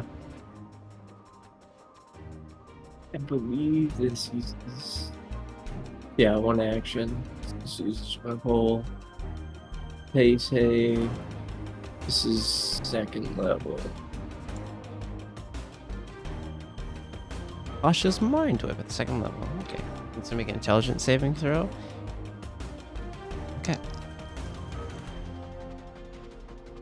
DC 15. Roll a 14. So Tasha's Mind Whip is the one where it needs to choose an action, bonus action, or what's it called? No reaction on Right. its turn. Oh yeah. Right. Yeah, it's Somner like had one Somner thing. had that. I mean, you remember. Oh yeah. Hell yeah. 7 points of psychic damage on it as you reach out your hand and you see it kind of look at you. You can kind of hear kind of almost like kind of gut wrenching scream.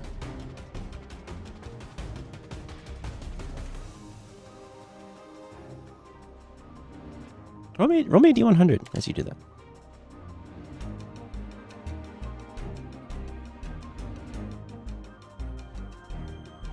Wow. The man, as it screams, it chomps down on the halfling in its mouth, and you just see his bottom half drop to the ground. Anything else for your turn? Okay. No. That is all for me right now. Otakoma, you are restrained in the pseudopod of this. You have disadvantage on the athletics or acrobatics check to escape this. DC 16.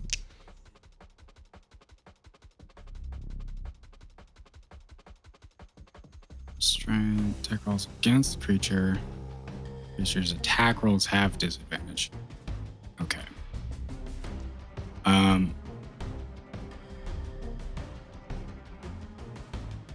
So, I'm going to use my action to attack. Sure. There's Oh yeah. disadvantage on the first one. So 11 misses. There's disadvantage on the second one. 16 should hits. hit, right? 16. You see it like kind of Yeah. violently move you aside, but you manage to land the last punch like directly into its face. Or sorry, you just swing your Okay. staff up into it. Sorry. I'm not stuck here with you. True. Yeah, so here's the two-handed. It's actually bludgeoning damage, but it's the same thing. I'm going to spend a key point to do. There's a loud bang as the staff hits it in the center of the mouth, and a quick flash. I'm gonna flashbang it. A stunning strike. Where the hell is that? Where's my stunning strike? Actions. There it is. Constitution saving throw, please. Okay. DC, what are we looking at? I'm trying to find it. It's in two places on your sheet, Yeah. so you got to find the one where it actually lists the fucking shit. Key the It's supposed not to there. key save DC basically. Yeah, where's my fucking save DC? Should be Key It'd be at the top of the spells. Is it no at the top? no, it's for Not for monk. not for monk. Oh, if it's not a spell save. Yeah, your Hmm. key. DC 15. Yep, I see it. Okay, cool. Constitution save. Where do you see it? It's at Just the, it's in your special interaction, like other tab, Okay. and it's at the very bottom. And it just tells you it. Yeah, Gotcha. con save DC 15. Okay, DC Cool. 15. Good to know. Let me see what we're rolling for this. It makes it. All right. I'm going to use my bonus action. I'm spending another key point to make more of these. So Okay. disadvantage, I guess. Let's 25 go. hits, 5, hell yeah, that definitely Let's hits. go. for 5 bludgeoning, and he has to make another con save.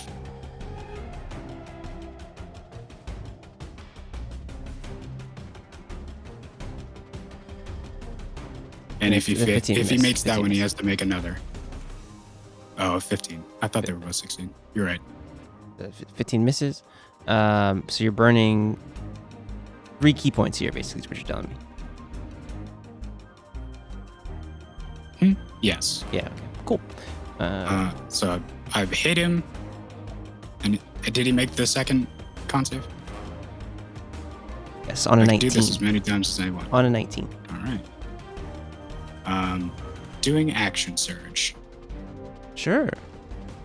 Let's go.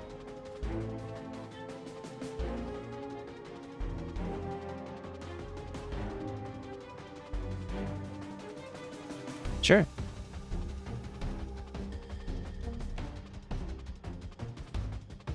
Action surge? Yeah. What do we do? I'm trying to find the action. Here it is.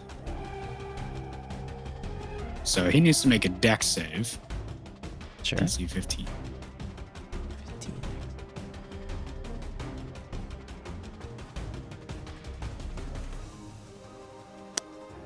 On a 10, it does not make it. Good. Knocking it prone. And he's gonna take. So 4d10 bludgeoning damage. as you try to knock it prone, you see that the pseudopod legs kind of whoosh, just go low and kind of go back into itself, and the chest is just like the flat bottom of the chest is on the ground, holding both of you guys up in the air. So it's still going to take this. Was it 2d what now? 32 bludgeoning damage. What do you do? What is this from? Cable whip. Oh, this is what's it called? So 32 DC 15. He already failed the save. Oh. It's 32 bludgeoning damage. Oh. And then again. This is crazy. Monks love monks. We love a good monk. Okay.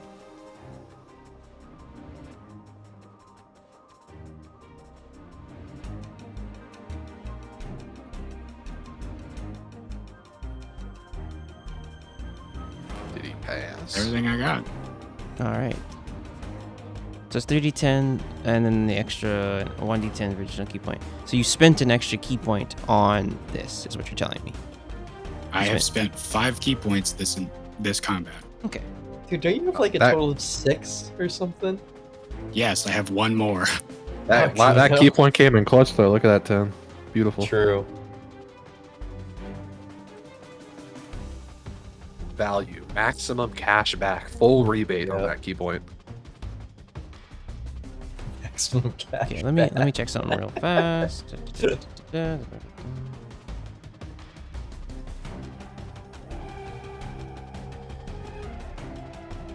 All right. If pulling it prone doesn't do anything, would pulling it closer to me do anything? I know my speed is 0. I'm right next to it, but Probably not. It's kind of holding you in this like weird way, trying to like whip you around. I As really it's, like- needed it to get stunned. Just at all. Happens. It happens. Kelb? What was that? Sorry. Clever? It is your turn. Oh. Becca. Yeah, clever. Sorry. I'm My gonna brain.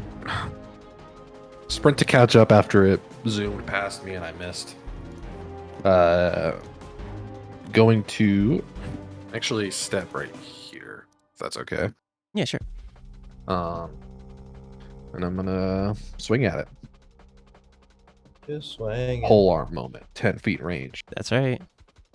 Heavy moment. So I'm swinging. Dirty 20 definitely hits. Okay, and I'm gonna use my where is it at?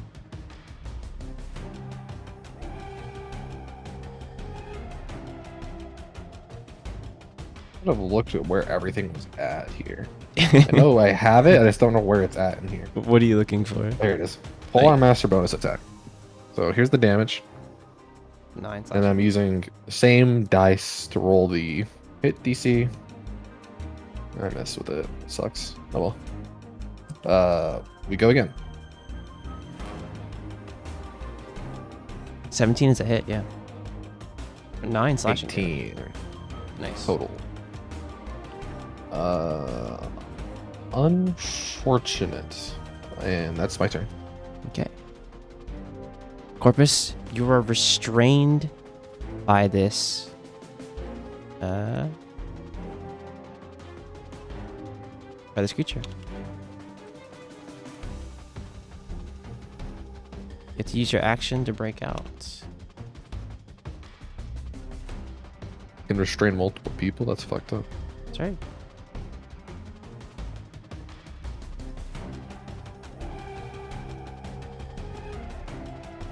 Are we restrained or grappled? Those are different. You're restrained. Interesting. That's not how Doesn't it works. say grappled? Creature adhered to the mimic is also grappled. The target is restrained.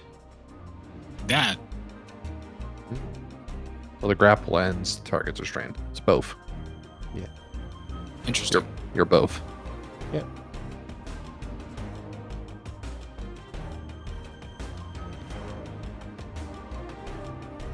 That's got a whole extra sentence in there. Ability check to escape is at disadvantage. But yeah, you are restrained. No, I mean the until this grapple ends, the target is restrained isn't in the other places I see mimic, but that's what you've got, so that's what we're rolling with. Yeah, it's. I'll tell you after what kind of mimic it is. It's a newer one actually. It's Newer book. yeah, newer book. Yep. They changed some stuff because the mimic stat block was a bit weird and tried to separate a lot of things. So this is kind of just puts it all into one thing. But yeah, it's your turn, Corpus. So am I no restraint, or Yes, you are restrained. am I still restrained?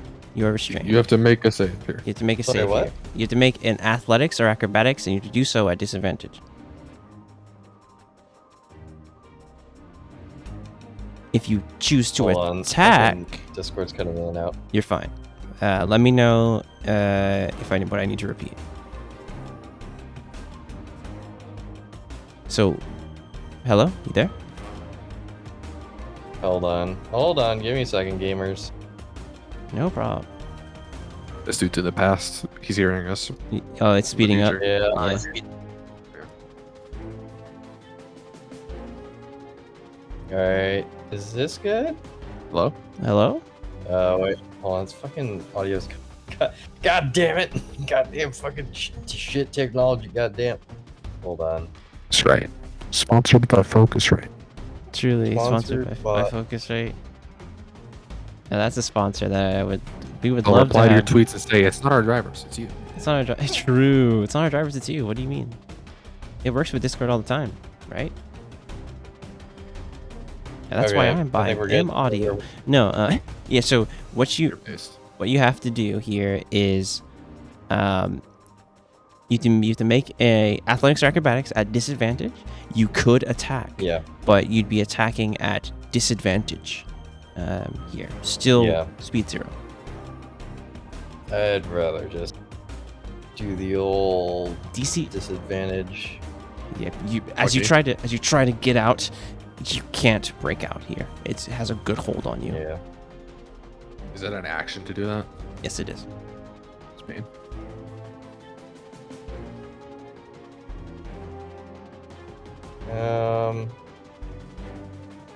Is the God? Is there anything else I can do?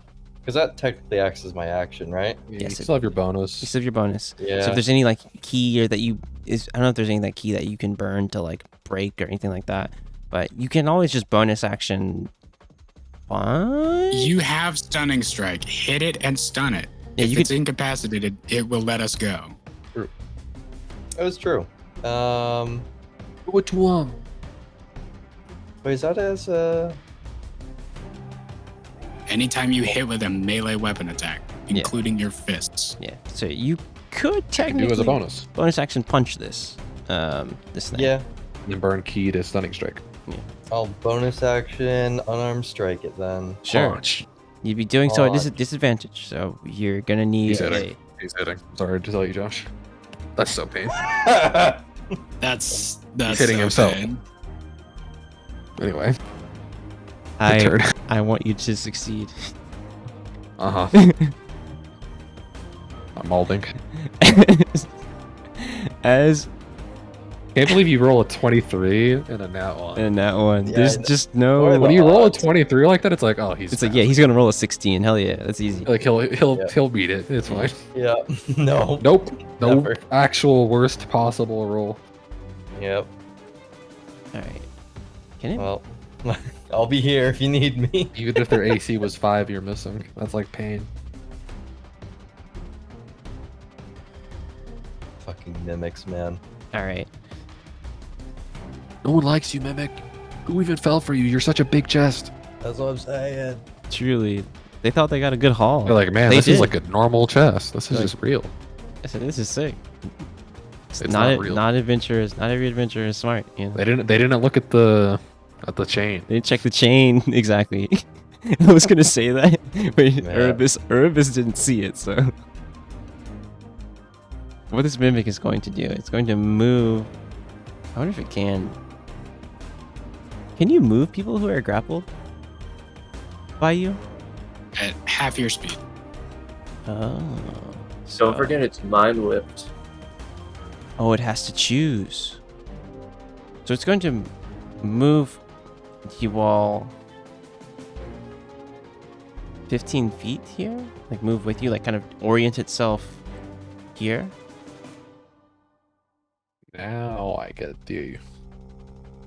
It's going to spend its action.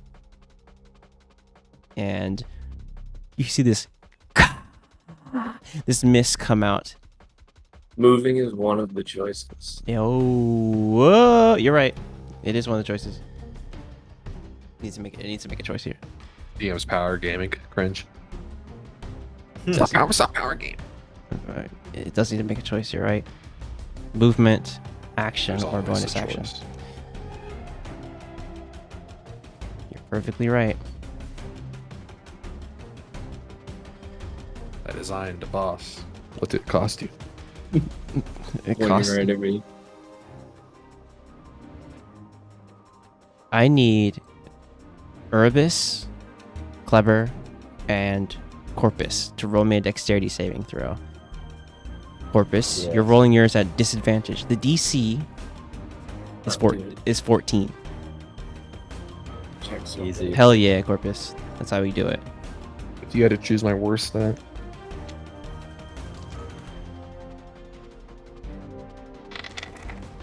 Okay. The turtle. We turtling. I still think you're a frog though, for real, for real. Bro needs to fucking learn I like, about biology. I like how like the the goblin, the hobgoblin house of Kors is like is your mortal enemy. That shit, it's cracking me up so much actually. It's really the worst kind of beer. Despicable. Fuck it up. Each of you guys are taking 25 points of acid damage, and then half on success. So it's gonna be 13 for you, Corpus. Let's go. The two of you who failed, both Fighting of you. style interception. I'm gonna protect Urbis. Is it on attack rolls or on The anything? creature you see hits a target other than you within 5 feet of you with an attack. You can use your reaction to reduce the damage by 1d10 plus 3.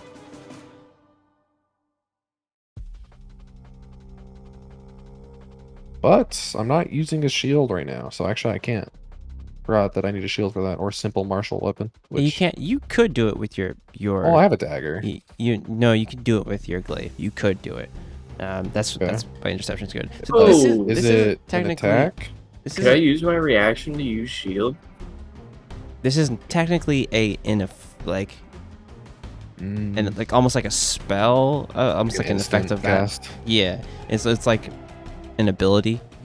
It's not really like an attack itself. So the two of you Very cool. are both blinded by this, taking 25 points of damage. And that's it. That's all it can do since it's under the effect of Mind Whip.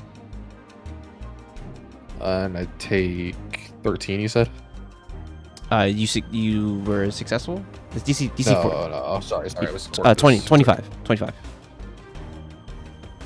Yeah, yes, sir. And Urbis, it is your turn.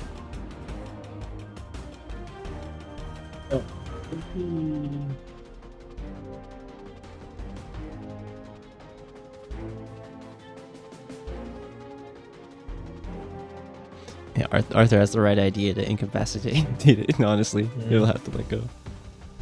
That is the true thing, or Thunderwave, honestly.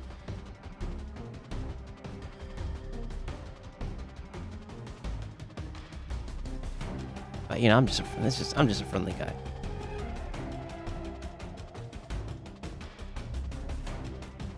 And honestly, if I'm gonna be real.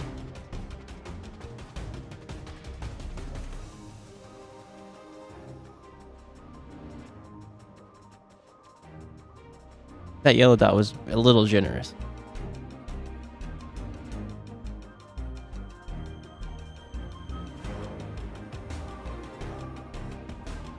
Urbis, what are we thinking here?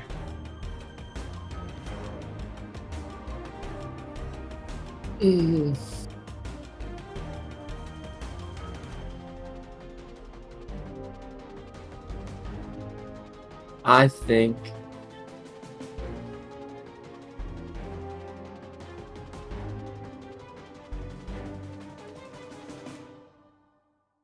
ooh, yeah.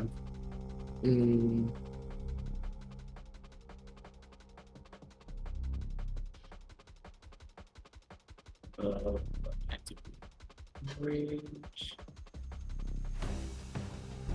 Oh, yeah. I'm gonna cast Cloud of Daggers at 3rd level, which is it's a 5-foot square of daggers. So, do you need to see to cast this? I think that's like an AOE. He just casts it. That's right. Yeah, that's right. Right? Just give me a history check just here, because honestly, you know where this thing is. But just give me a history check just real quick. Yeah, yep, you got it. You know it's general location. Does it say a point? Ooh, does it say a point you can see? But well, I'll rule it as a history check worked. Don't worry about that shit. This is it. What is this? A dexterity saving throw? How Cloud of Daggers works. You start. It doesn't say anything about line of sight. Okay, then you're good. Perfect. What was your other question? Sorry. Is it dexterity saving throw when it starts its turn in it, and when you cast it? Correct. It actually only says point just you choose. When you choose. Yeah, Oh, perfect. So Oh yeah. the creature takes like 44 when it enters the spell the first time or starts its turn there. So Holy it just takes shit. the damage. Oh god. So it's taking 13 damage the next turn. It just is. Yep. This thing. It's taking 13 damage now, And when on it its turn, starts its yeah. turn there. Yep. That's Cloud of Daggers perfect. So good. Yeah, it is So a good spell. The thing is, bards get it, which is so crazy. Yeah. It's good for them to just throw it and then use a bunch of dice. Okay, as you still blinded, you know the location of this thing. You focus on yourself, and these daggers just all kind of head around it, and it can't move. It's just stuck in between these daggers. It's looking pretty fucked up. Anything else for your turn, Urbis?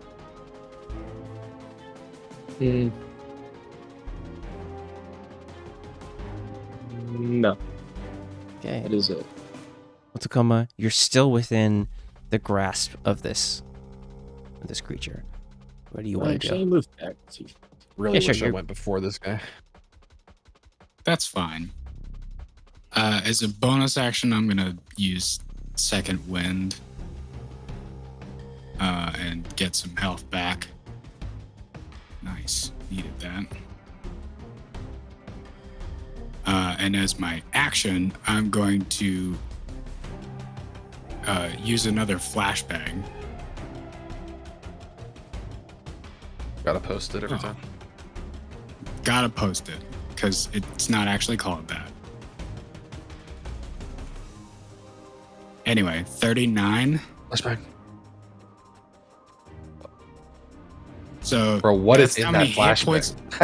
Hit points of it's really bright, like phosphorus flashes. Is this the Alright. total or its current HP? Current HP, current What's up? hit points, I don't know what- ignoring unconscious creatures and creatures that can't see. They're blind already. So, Really? and I'm just pointing the cone into this fucking Oh, one hit chest. corpus, anyways.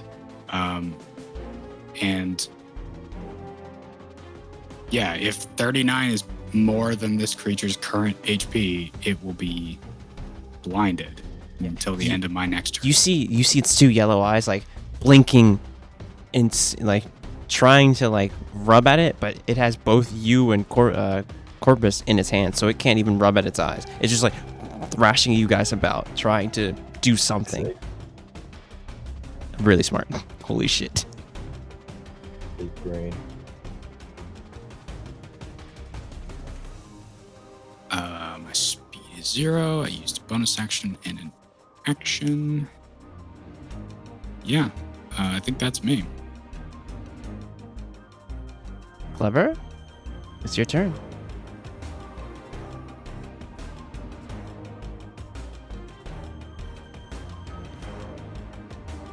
All right.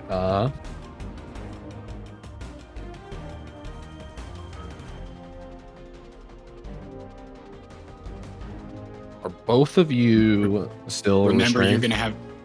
Yes, we are. Okay. Yeah. Remember, you're gonna have advantage against this thing. That's right. Oh yeah. It's blinded. Okay. Well, I had a plan, but now I'm just attacking it. Yeah, it can't see Um, you. You see it thrashing about the other two up. Oh, I'm just having normal roll then because I'm blind. Yes, it's a normal roll for you. Oh, are you also blind? Yeah, it cancels out. Yeah, even through the haze of the kind of the mist, you're able to see that it's been blinded. You saw the flash go through the kind of the hazy mist. It's like poof. But I'm going to use. The normal roll. Do I go for it anyways? Of course. I'm swinging. Swinging again for real on God. 27. Real. Holy shit. Yep. Anything else we're putting onto that? Yeah, I'm using my bonus action to hit it with the hecking polearm bonus attack, and this time it's hitting. It's not hitting. Why can't this hit? I want to do this. It won't Did you hit. did you want to smite on anything? Is what I meant. Sorry. Yeah, I'm gonna smite it on the attack On- as on well. I the wanted to attack. get this bone attack out. Yeah. I mean, What is- having a glaive is probably sick because you could smite on. Honestly. Yeah, I took the crusher feat and I want to like throw it against this building, But yeah, that's right. but I'm gonna smite it at second level this Second? time, Okay. which is an extra D6, D8, right? D8. So it'd be 3d8. On this. No, we said level. Wait a minute. You said second level? Yeah. Yeah, yeah. Be 3d8. Sorry.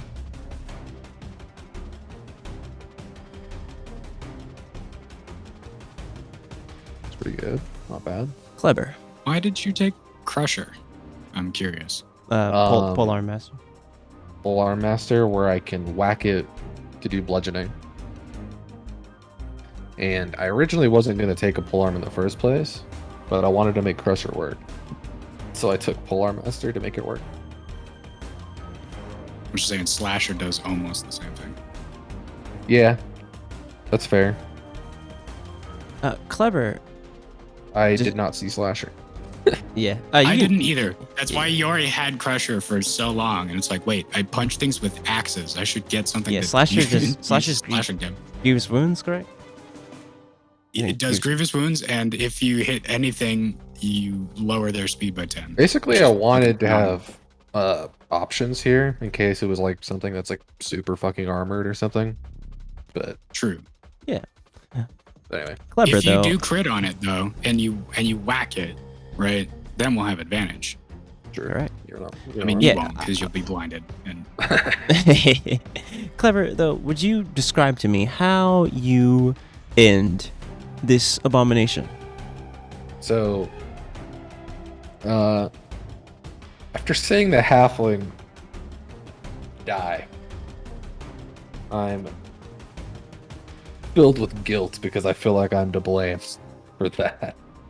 And I run up here after missing the first, like a couple attacks here. I miss swinging it with the haft of my fucking blade, and I just put all of the annoyance and guilt I have into a final swing that aims at the purple flesh holding the top and bottom together, and just take one side of it completely clean off, leaving it hanging on with only the other side that I can't see because it's so fucking Holy big. shit. It's like freaking I opened the full chest. cleave sweep. Holy shit.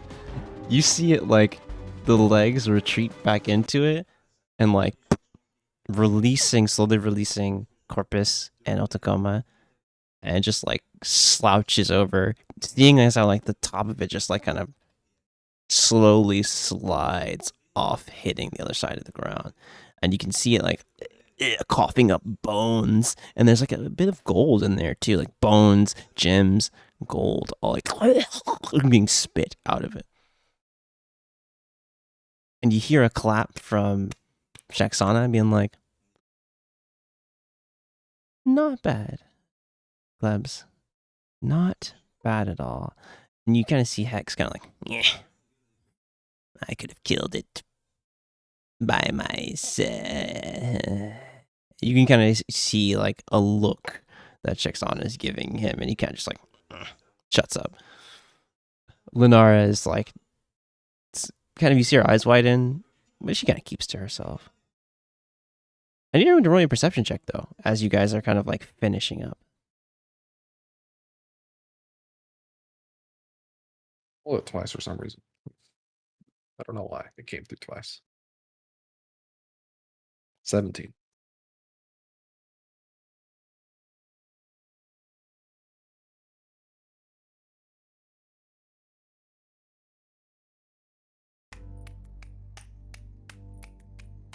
Sitting, hiding as best as he can on the side of a building, you see a man looking at all of you, crouched low, staring at you wide-eyed, noticing that you see him, he sees you.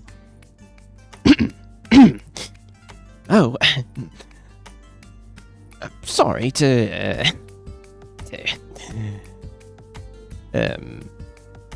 intrude on you all, but I Did was you also want to punch the monster? and he like looks at it like closely. He's like, no, you can have the punching of the monster if you want to. You can have the punching of the monster. It will be fine. I couldn't help but notice that you all are capable. And I'm looking for capable swords. If you would, if it is within reason, if you are looking for a job, I could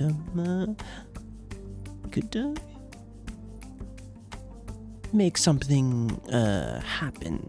Oh, it's rude of me. How much, funny hat man? So, we can discuss the particulars at my place I'm renting here. But first, it's rude of me not to introduce myself. My name is Duncan Tanner. he holds out his hand toward any of It is you. nice to meet you, Duncan Tanner. I am Otakoma. This is my friend Clever Nun. This is my closest friend, Urbis. And this is my slightly farther away friend, Corpus. It is good to meet you. He goes to shake Otakoma's hand and is like, I have never seen something as magnificent as you. And he's like, I'm down. And you can call. Clever's feelings are hurt. Visibly. I But think come we've on, been man. together long enough that you know that I always introduce someone as my closest friend and someone as my slightly farther away friend. It's literally just physical distance, like you are the one closest to me. And he's like, and you can call me Dun. He's like, and you see Shaxana and I will call you Dun. he's like mystified by you, Otakoma. He's like, oh, it's so marvelous. And it's so old but still working. Hands off. Oh, sorry. And you of the one of the Kinku tribe. Pleasure to meet you. And he kind of puts his hand out to you, Urbis. He's like, pleasure to meet you. It's Duncan Tanner. Just call me Dun. You know where I can find a jewelry store, Don? There's many jewelry stores. How about this? Meet me at my place, and he gives you the address to his place. Meet me at my place tomorrow, and we can discuss the job. You all can come. Yes. And at this time, you kind of see Shaxana kind of look at you guys and kind of motion to kind of help and do some things like, oh, well, I'll be off. And we'll see you tomorrow. And he kind of heel turns and heads off, and you can kind of put the pep in his step as he heads down the street, now disappearing into the crowd of people. So I put the glaive back in my little like leather wrapping on my back, and like, we're probably never gonna see that guy again. Yeah. Anyway, who wants another drink? No. As Yeah, I and continue he- to walk he back put- inside. I He grab put- your shell as you try to walk window. Hold you like right here. Like, nope. Hey, Where are hey, you going? Where are you going? get I'd a say- fucking drink. Otakoma, you have the note that has, he kind of quickly scribbled his address on it, kind of gave it to you. Kind of like, still mystified by you, but like, oh, steps out and checks on it, like looks over you and is Sticky like, note. Hey, can I see that note really quick? Of course. I'm gonna. He just flips it around. It's in his manipulator arms, and he just turns the note so that you can see it. And I'm gonna like make an exact copy of Don's handwriting on just like a little napkin. I forgot you could do Nice. that. Oh yeah. Why is That is that's the impressive. it's the Matt special. I forgot. Truly, honestly. Shaxana's like, oh, so you guys got a job out of this. That's good.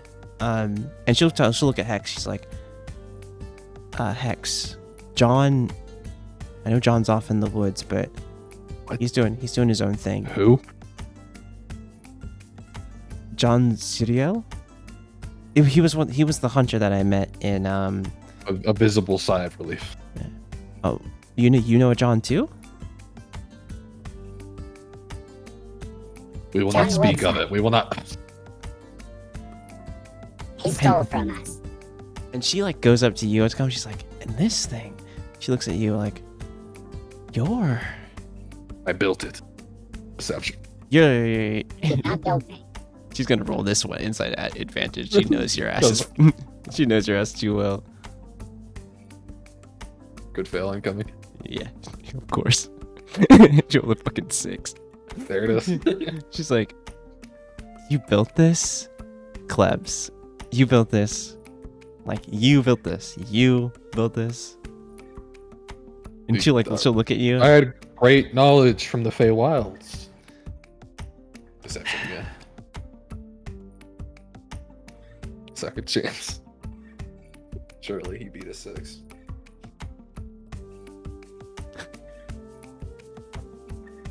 It's a natural 20. She's like, clever, none. We've known each Very other. powerful. Don't bullshit me. And like you see Hex kind of like, I have to pick up John again. He's probably off in the woods. He said. See Clever's eyes pop again. He clearly has trauma. He's in the woods at the north near Caligo. Didn't he say he was going there? And you can see like Hex, and as you see him in the light now, he's kind of like all green, these like kind of beautiful kind of green scales, and you can see like he has like this necklace of like almost like blue, light blue kind of sea, almost like color of sea stones, necklace around his neck. He's like, and it's just a simple like black shirt on. He's like, I'll be seeing you. And he looks back at you all and he says, and welcome officially to the free roamers. And there's like a slight smile as he kind of walks out from you. Lunaria kind of looks over you and she's like, that Dun guy I heard weird voices around him. And you can see her like very seriously, like serious looking around you. He seemed good, but Well, he's got a funny hat. People with funny hats are always trustworthy. bad omens are around him. I'll do a little bit of research on him around town. And you can kind of see her like almost disappear, like kind of sink into the crowd.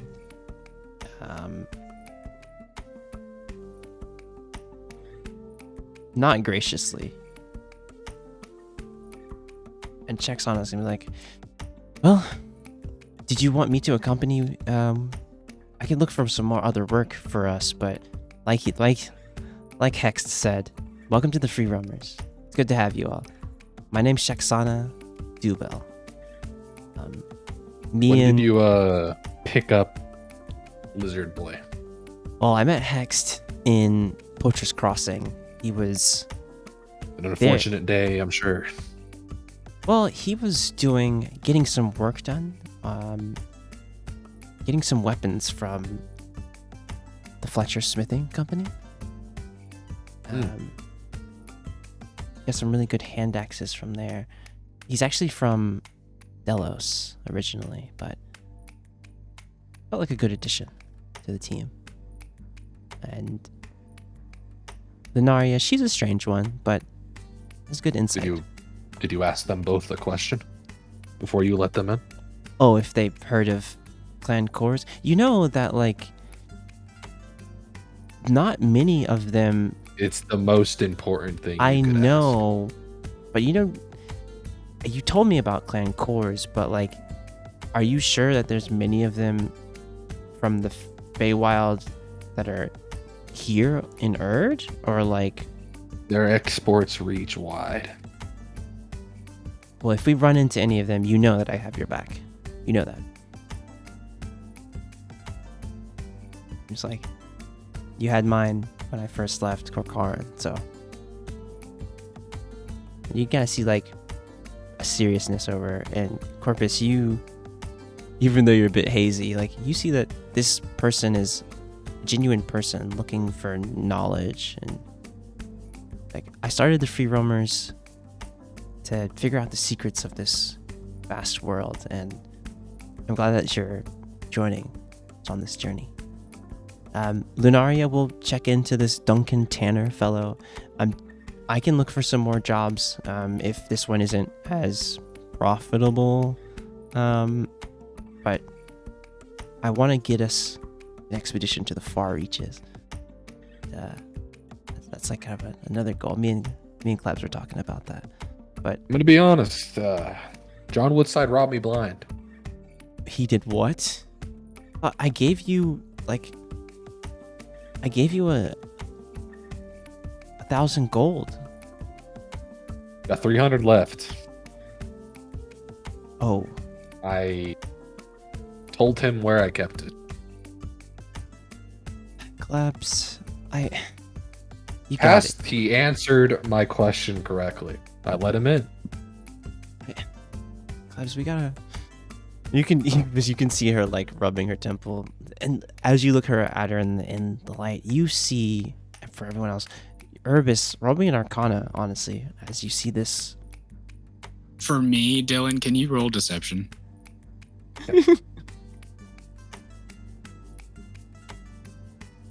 All right.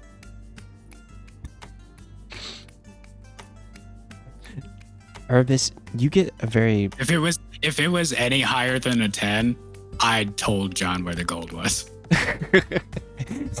like, yes, the gold is here. You're like, oh god.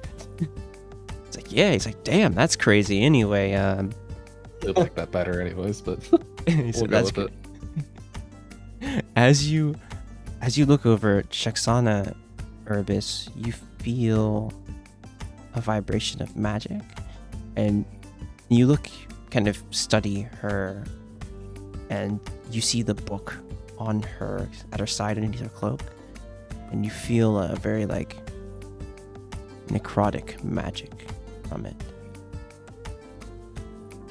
And as you look over her, you know that she seems to have good intentions. She's like, well, I'll look at the job board, and you guys keep me posted with this Dunn fellow. If Lunaria will show up to you randomly, she's, like I said, strange one. She likes to slip in and out a bit, but she always comes back with good information. So if you see some signs of her around, look out for those. Like I said, once again, welcome to the team.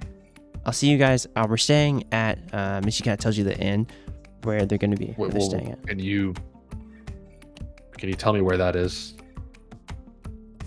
I was lost on the way here. Can you give me directions? Okay, and she'll lead all of you guys out to the street, tell you where the inn is at.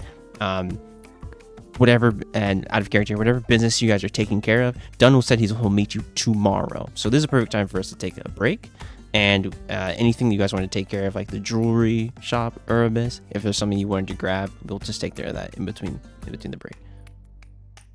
Are we grabbing a rest as well? Yes, this is gonna be a long rest. You're gonna need that. And Honestly, the jewelry store before or after the break? we can do it. We can do it after the break. That's fine. That's perfect.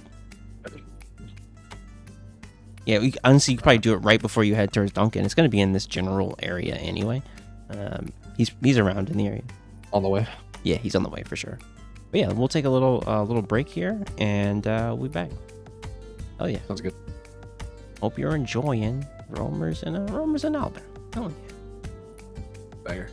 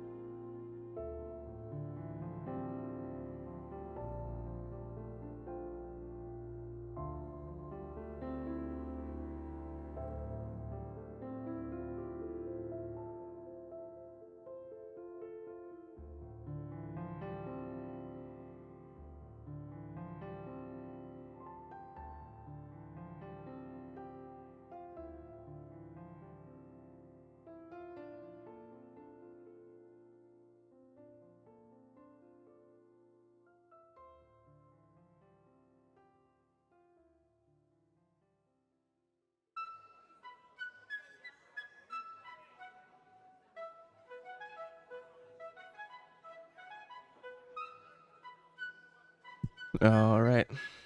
Okay. It's Coke. The jump scare memes kill me every time. Tap back into that. What is good, guys? We all here? I'm here. No, Can you hear me? Yeah. Nice. Hello?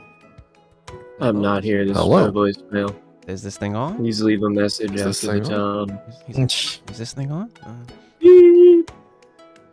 All right. The next morning comes. You guys are able to take a long rest, everything like that. Next morning comes.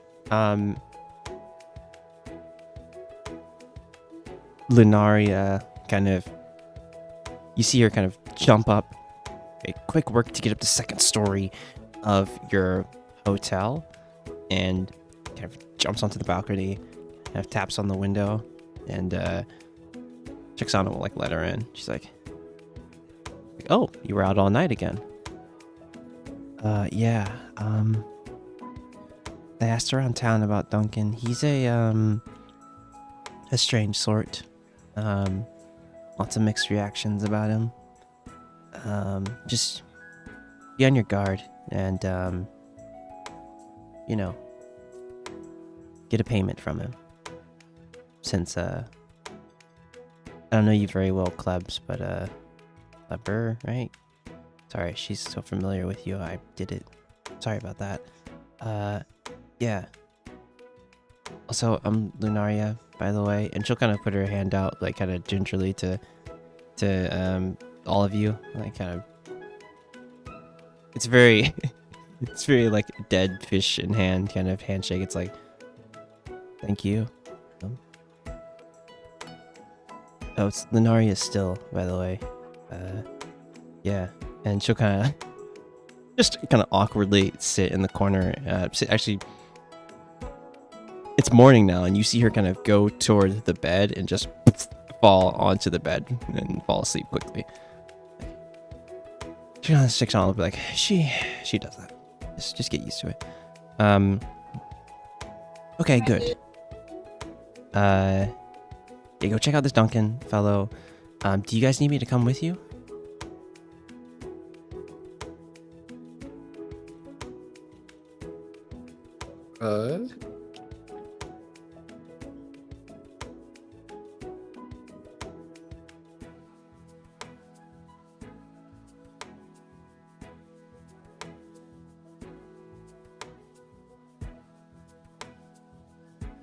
I mean, if you don't need me to come with you, like I won't, but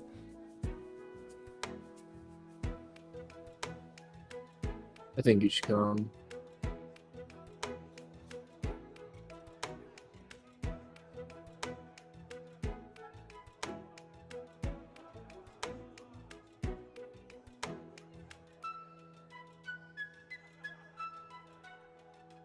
Who was this question directed at? the all of you. I'll heavily note that Corpus is severely hungover at the moment, so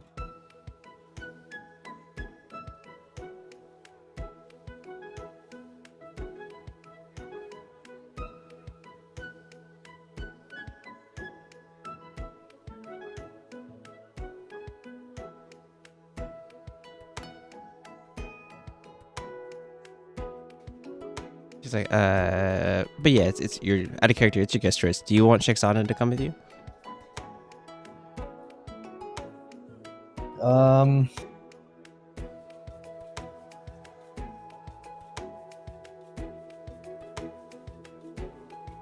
Why not? Yeah, I mean, are there? I don't really see any sort of, or at least I don't know of any sort of potential issues that might come of it. Does anyone else think there might be? No, I think it's fine. Nah, we're good. Okay, yeah. Shixana will hop along. I need to edit a stat block real fast. I already have one. I just gotta make an actual token real fast. But yeah, you guys are able to. She's like, oh, Urbis, I overheard that you needed to go to a jewelry store of some kind. I guess that's in town, Yeah. in the area. Let's go do that on the way. Oh, I can just run over there and then meet you guys at Duncan's place if you want. I have his address. Oh, yeah. Oh, yeah. Let me have that address. Okay. And yeah, you. Make another copy and hand him on. It's like I'm pretty new. I'm like only like a week in here too, but I think we can, with all of us here, we can figure it out.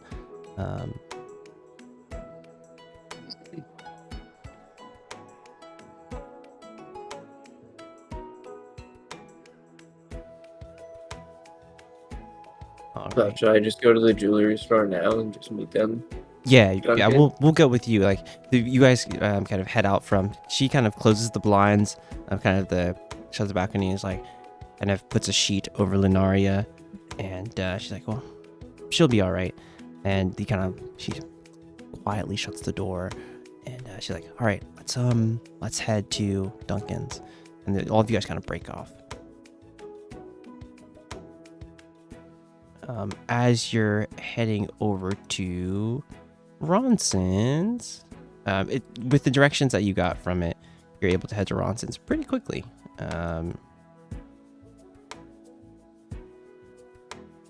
Anything you had? It's a very quaint shop, very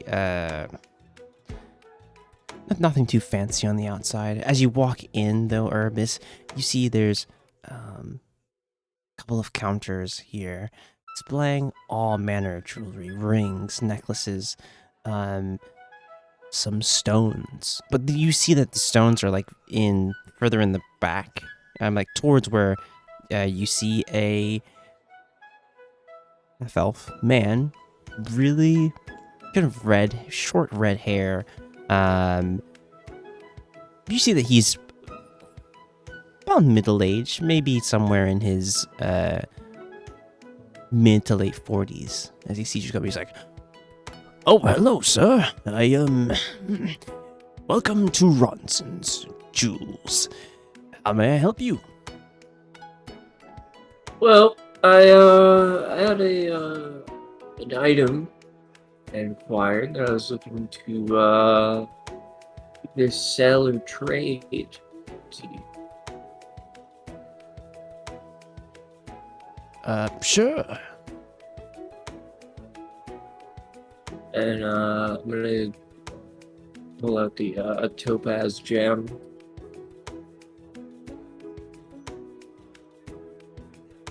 He'll lean in and look at you. He's like, a good item. And let me see what he's gonna see. Roll me a.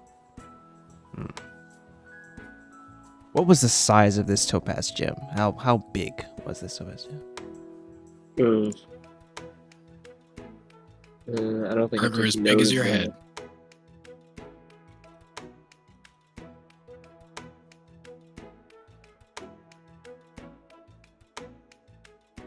I think it was it was like in a statue or something. Oh, broken. I remember now. Yeah. So it was like the eye. That's right. Yeah. This thing is. He can hold it like in between two fingers. It's like the size. Fairly mid-size. It's a pretty large gem then if it was like used as an eye. Yeah, you're a. How much is he going to give you for this? Let me check. I'm casting Distort Value. Of course you are.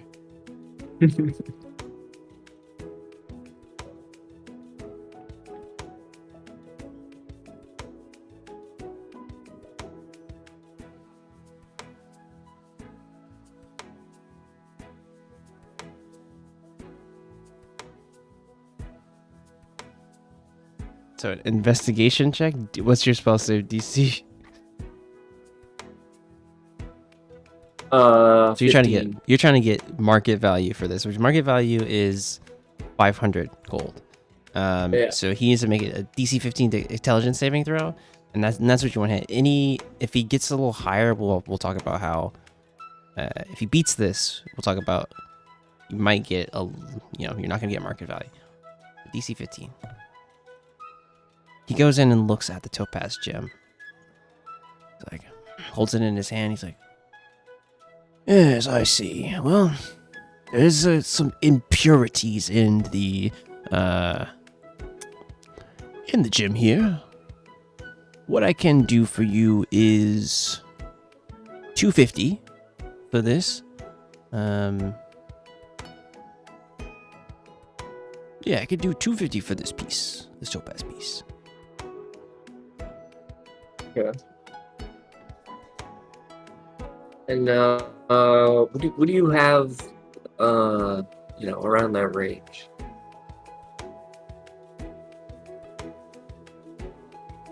He said, well.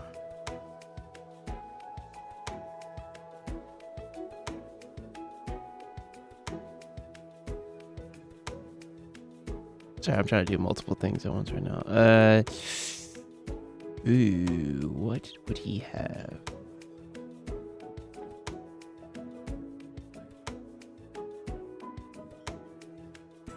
He'll look around at the store and like, well, 200 gold. Let's see.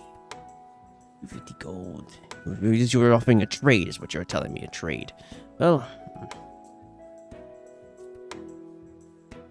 what I can give you, and he'll start looking at the rings in the ring section. He's like, you see here, and you see him like pull like underneath like a car, like almost a small kind of rectangular piece like velvet, and there's all these like rings kind of stuck into it. Rings of different all types of make, and he's like,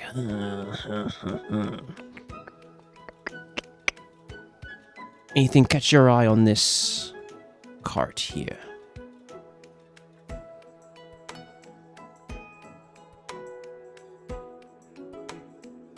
Says rings? Yeah, rings.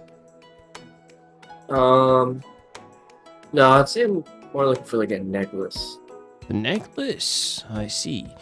Well,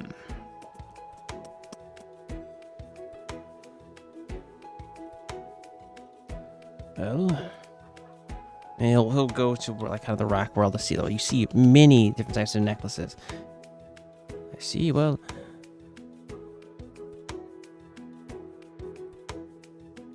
I have this. And what you see is a necklace with two beautiful small,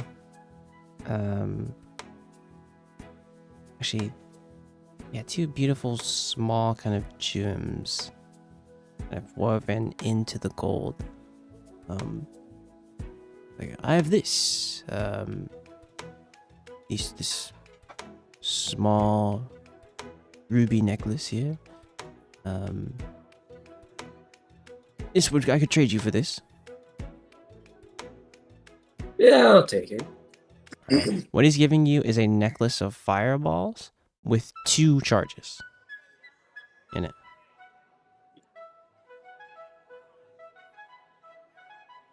You can. I don't think he understands what he has. When you touch it, you feel like the magic from them, and you're like, you know that you've made to you what feels like a good trade.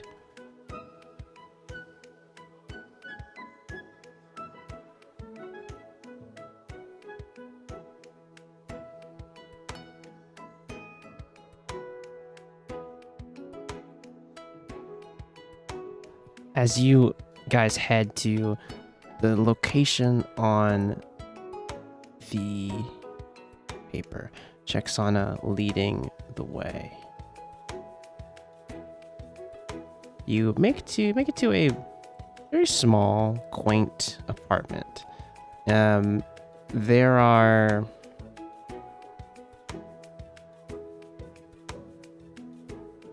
kind of multiple places.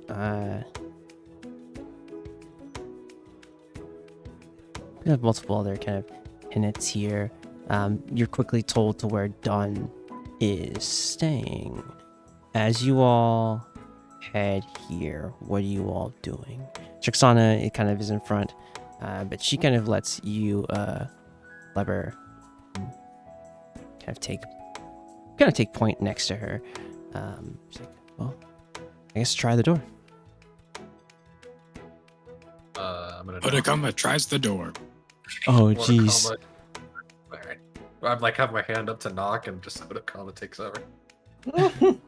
Otakoma, what are you doing as you approach this? Okay. What are So you doing? Otakoma was just sort of like all four arms down, hands turned into wheels, just sort of driving next to everybody. And as soon as she says, "Well, maybe just try the door," it's completely upright and hand on the doorknob.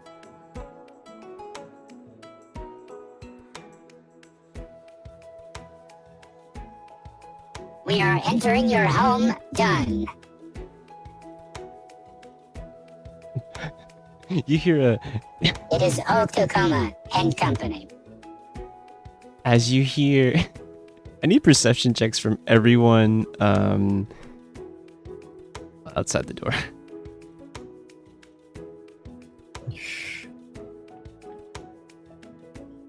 I need perception checks from y'all. Yep. Oh man. For a perception. Yeah, I need a perception check from you all.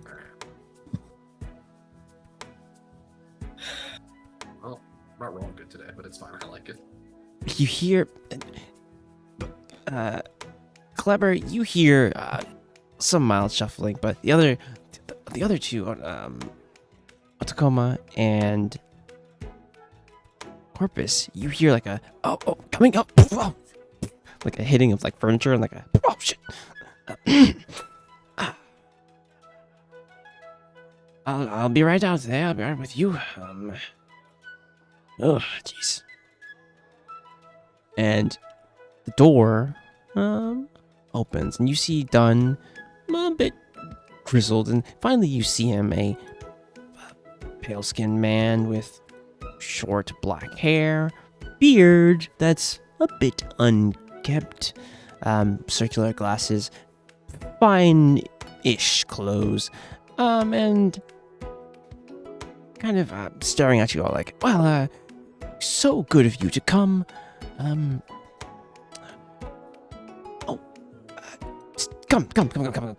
And I would say at this time, like, Urbis, you are like turning the corner to the apartment building, heading up to the door. You guys are let into Dunn's apartment.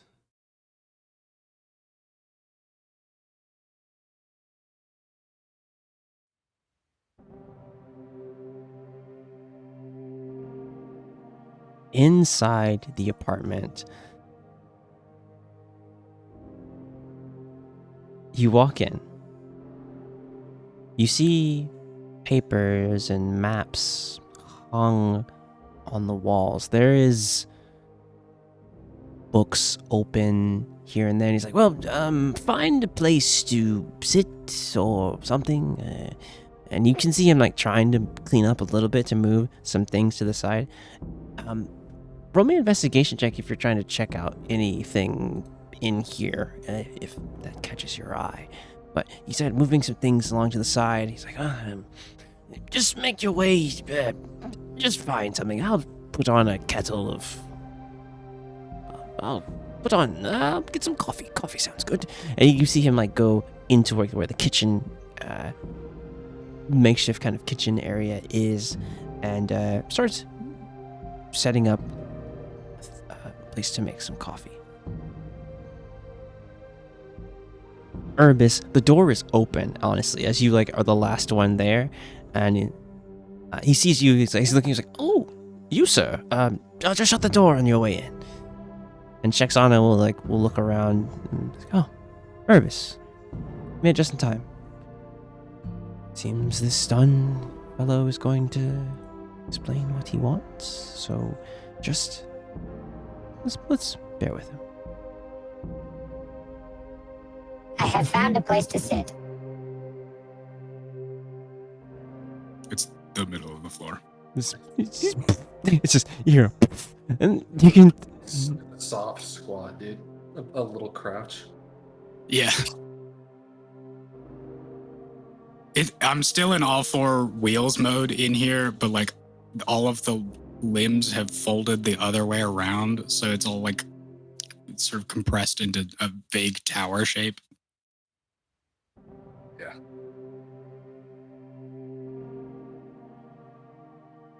You all sit down. And he's like, "Oh, like I said, make yourselves at home. It's a little messy, but it's all right." Urbis, as you walked in with that 14 investigation, you look around on the walls, at the papers and things around.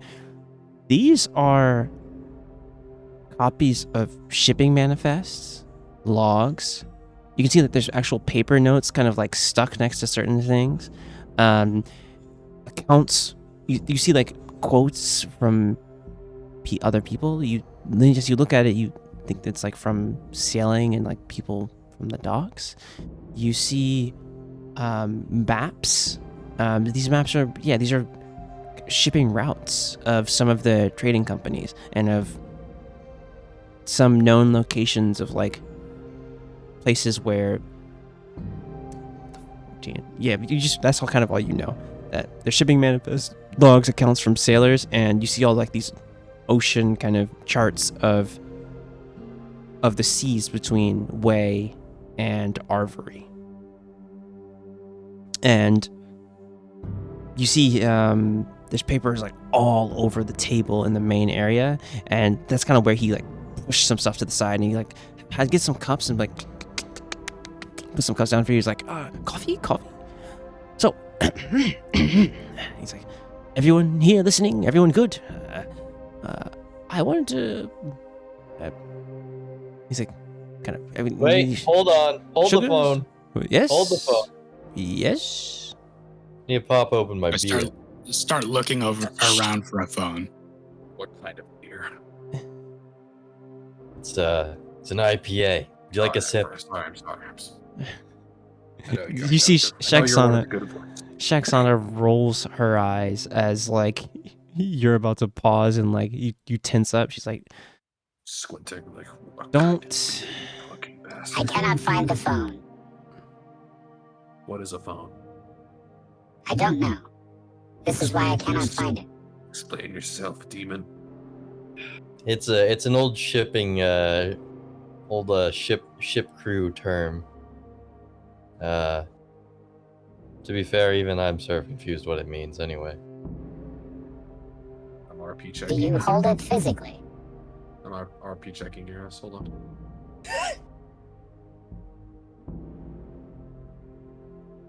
I'm not gonna bother rolling. This baby boy has no charisma skills. Where is it? Fuck.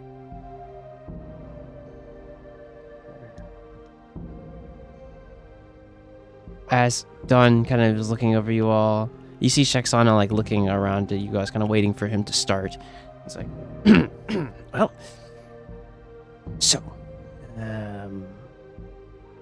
reason why I brought you all here is for a job. As you well know, are you familiar with the Sahugan? I need history checks from every single one of you. Oh. I am familiar with the Soikin. Never met him. Corpus, you've heard sailors, when you were doing a bit of sailing, you heard sailors of talking about places to avoid on the seas of Sahugan. And Otakoma, you remember your History, talks. right? Yeah, history, yeah. Remember your talks with Goldman about, and kind of the books and things that they showed you and that they had, and you remember seeing chapters on the Sahugan. Remember, you've heard of them. You've heard of attacks happening.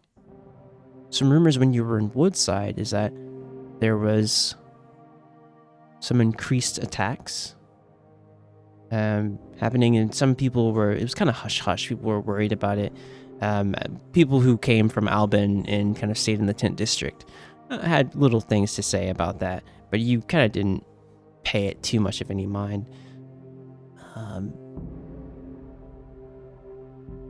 You see, I have been told of many aquatic and amphibious life forms. Jackson is like, not really familiar with the Sahuagin. I've heard them be mentioned before, but what about them? Like, well, yes, I've been researching their recent activities, and I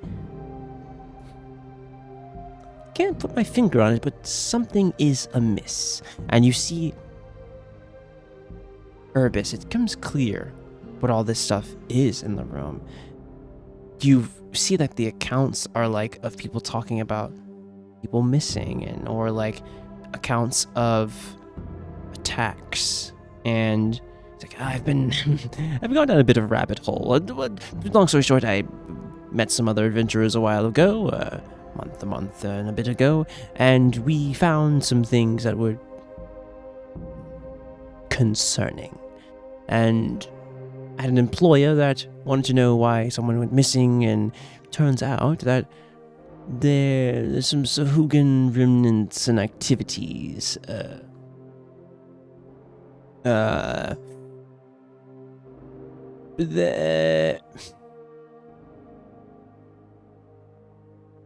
They seem to be more active.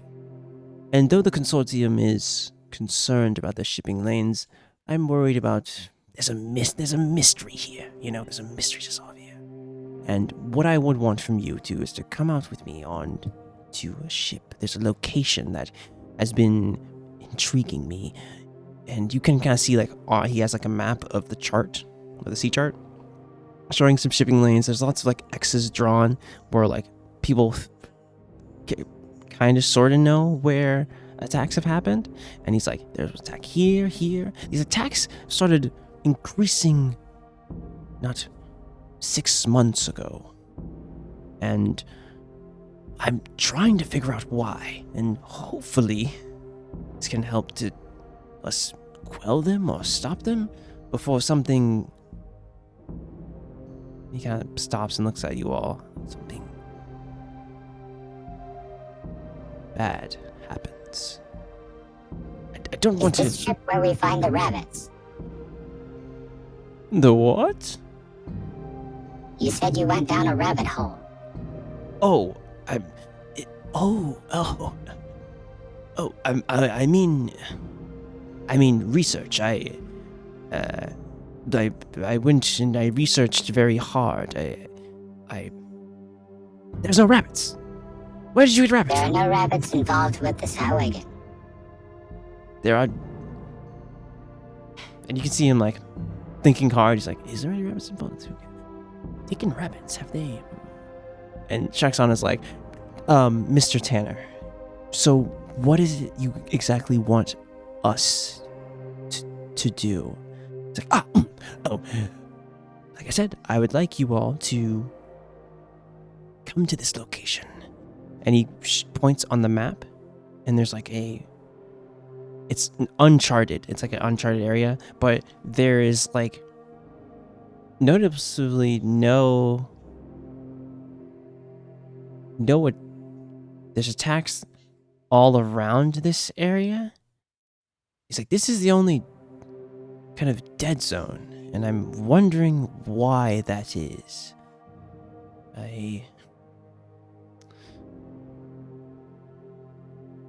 And remember, these attacks are they're not happening constantly. These are happened all over, like I said, over 6 months. So there's this weird dead zone here, and I want to see what's there. And you'd lot seem like the adventuring sort who want to finances? I don't know, but I will be paying you a hefty sum of gold to help me here. Because who knows what dangers could be out there. It's so good. What say you?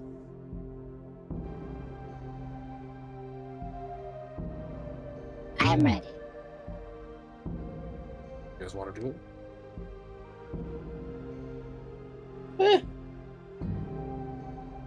I mean, is everyone's schedule free? Yeah. Well, we do need the money since Gleb's lost quite a bit. Hmm? True. I mean, I'm just stating the obvious here.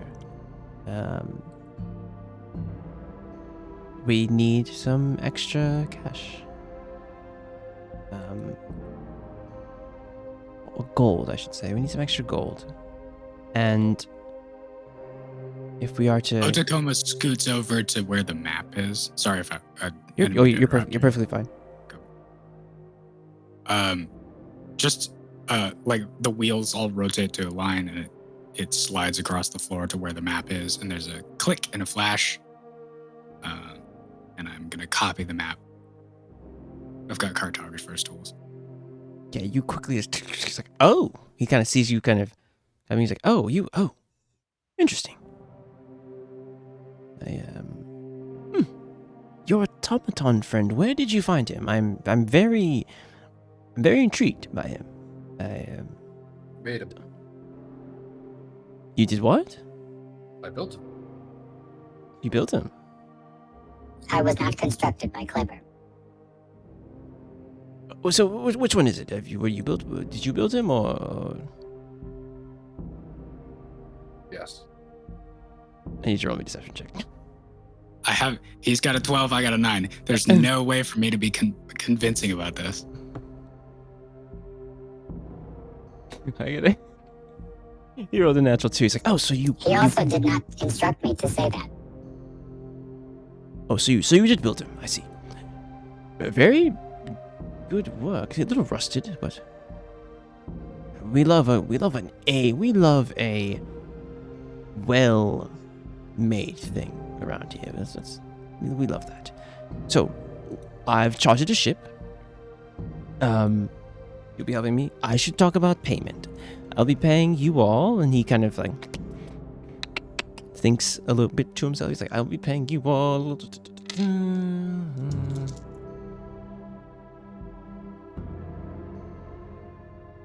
fucking guy. I'll be paying you. How much do I have in the saving? I got paid from that other job. 320 gold for this. For your group. That sounds doable? Or let me know if I'm... I mean, I guess it's fine on my end.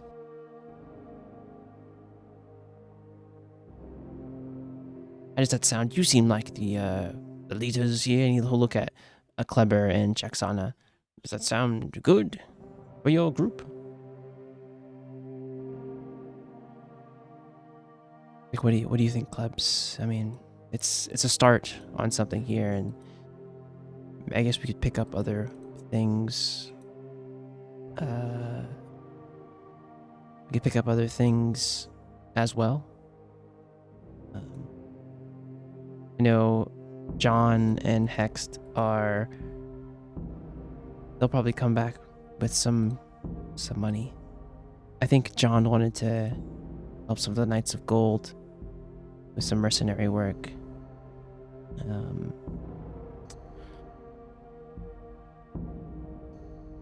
Well, it's a group. I just don't want to make it our decision. Urbis, Otakoma, Corpus. Does that sound good? Or... You will be receiving 80 gold per person. How about we is there any way you could offer us a bit more? And let me see.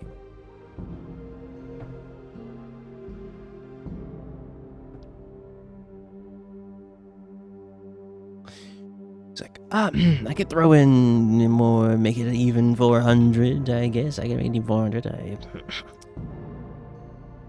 Well, I mean, you might as well round up to 500. Yeah, I mean, you kind of have to round up to 500 at that point. Give me a persuasion check, both of you. He's like,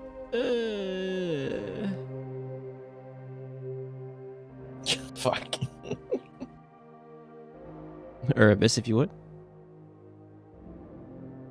Oh, yes. Oh, yes. Natural 20. Rounding to the nearest half-thousand does make sense. He's like, it I mean, might- it may as well be $5,000 at that point. You see, I would say Erebus, with the natural 20, you see him kind of go serious for a moment, look at all of the notes and look at the board where it's like it's like the freaking Always Sunny thing where it's like there's lines connected to shit, there's like papers and shit everywhere, and he's like, it could be bad, could be really bad, it's a Could be. mystery. Could be really bad. It's a mystery. Fine, 500 gold it is. You will have 500 gold to you from me, definitely. And he's like, well, I have chartered a ship already. We will head to that location now, if you would. And he will like kind of shake all y'all's hands. We've shaken on it, and I'll make it so. Let's head to the area. He's like, you can already see him like trying to like count out to himself. He's like, okay, it's 500 gold. We can do 500 gold. We can do 500 gold. It's not hard. 500 gold will be easy. As you all are walking toward the docks, with a location, you guys head out onto the open seas. And, we won't worry about too much of this travel. But you head out toward the location. And sure enough, there's something there.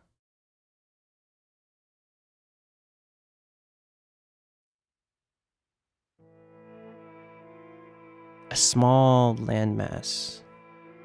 And as you bring the boat and anchor, kind of the boat anchors out to sea, and you get a rowboat to kind of go closer toward the spot. You see a grotto to the side of this landmass. Chixana, with you all, like, well, 500 gold was a good job, Erebus. Good ask. That will be a lot better for each of us.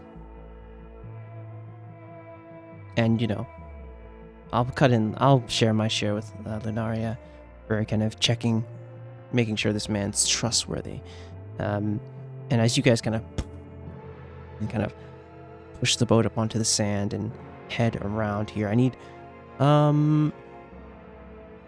perception checks, investigation checks, anything like that you want to kind of survey this area, this island.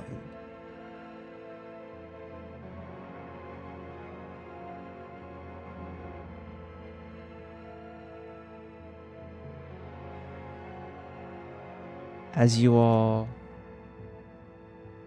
nothing really sticks out to Otakoma, The Chixana, component or makeup of this sand is mostly mineral.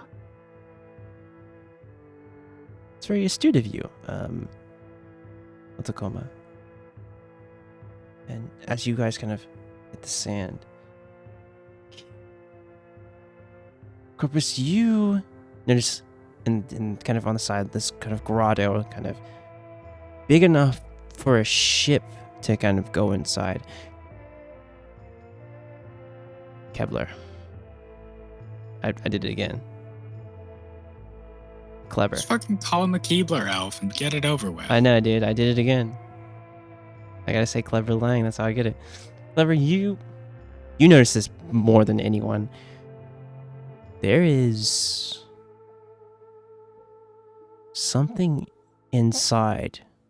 As you kind of go to turn, get low, poke around, maybe put like a small light of some kind into this area, you notice something is in here, something big. And as you look in, there is kind of a light, sunlight peering down into this grotto. And you kind of can put your light low, and you see a ship, broken, kind of derelict here inside this grotto.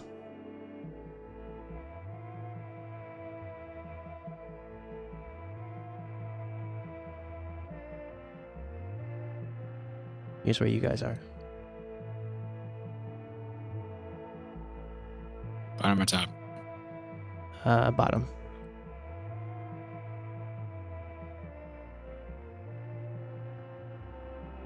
Did you want Dunn to come with you?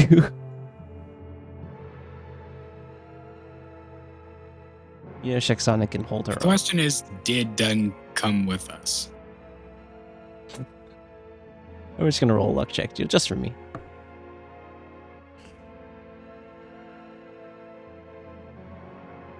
What are we thinking? 10, 10 or lower, Dunn is with you. 11 or higher, he stayed on the ship. Does that sound okay? We want a high roll. We want a high roll here. Man, oh man, I rolled a 7. Dunn is with you guys. His sense of adventure is strong. It's stronger than anything. Stronger than him. Shaxana will look and she's like, hey, Erebus, if you would, make sure that Dunn does not get hurt here. Okay? Just, could you do that for me? I know we've kind of just met Erebus, but just make sure he doesn't get hurt if anything goes wrong. Could you do that? You think I can do that? You see her eyes kind of glow with this. Actually, her eye glow with a purplish kind of glow. She's like, and kind of look you up and down. She's like, huh. You can. Yes.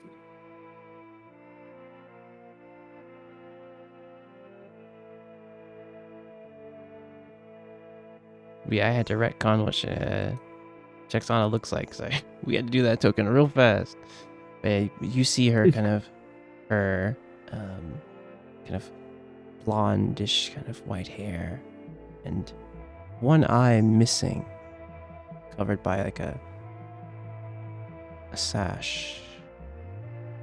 She'll look at you like, well, Klebs, if you would, lead the way. And Corpus, come along. Yeah, well. She's gonna be a good wizard and stay behind you, Gleb. PTSD is being activated for this map, by the way. I have no memory of Oh this my place. god. I remember. All right, you all at the very Chill bottom over here. here.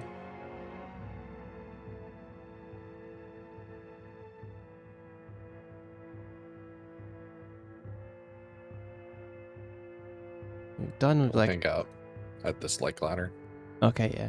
Shaxana like, so yes, what's a ship? I need investigation checks from you all to for this ship.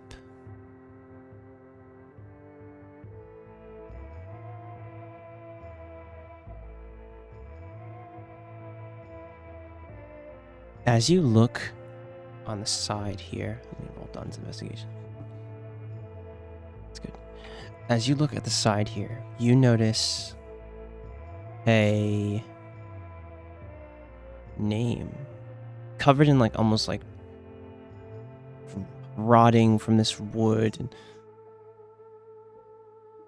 the name on the side of the ship, for those who got Corpus Urbis, you see it. It says the Fury on it. And roll me a history check and see if this name rings any bells for you. And Corpus, you have sailing. Sailing is your background. I think Urbis sailing is yours as well too, right? If that is the case, both of you roll the history check at advantage, please.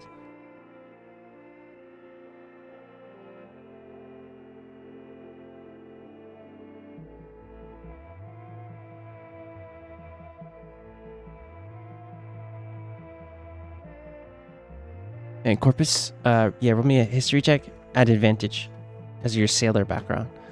A 15. The name Fury is familiar, and it's like on the tip of your.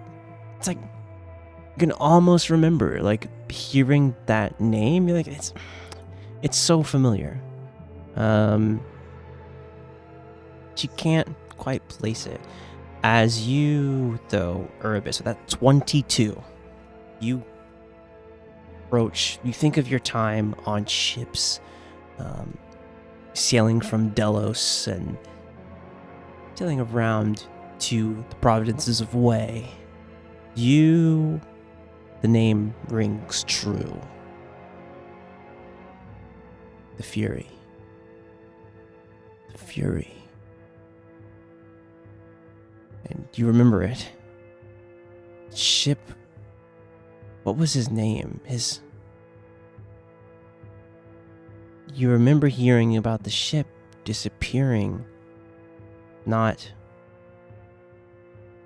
was news, there was buzz about it. Not 6-8 months ago. And you remember his name. The captain's name was Seagrave. And as you're having this realization, I need perception checks from every single one of you.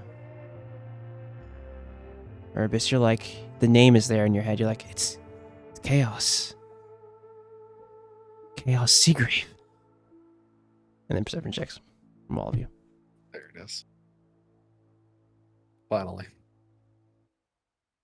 It's finally used. Let's go. I made you wait for that one.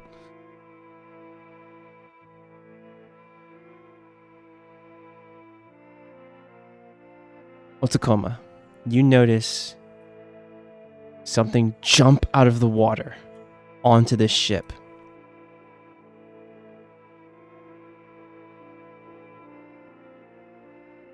Okay, I'm gonna jump after it. Yeah, sure. He's like, and it's like goes directly onto the ship, and it's like looking around it at you all, and it sees you first. Draws its. Question for you. Yes. How big is Otakoma? Yeah. How big? 5'9". How much weight can Otakoma carry? That's the better question. Like according to D&D Beyond? According to you.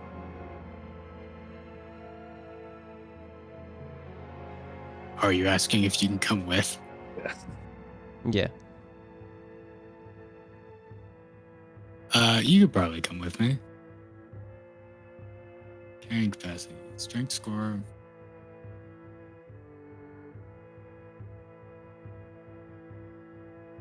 Why doesn't it just do the calculation for me? You are a robot.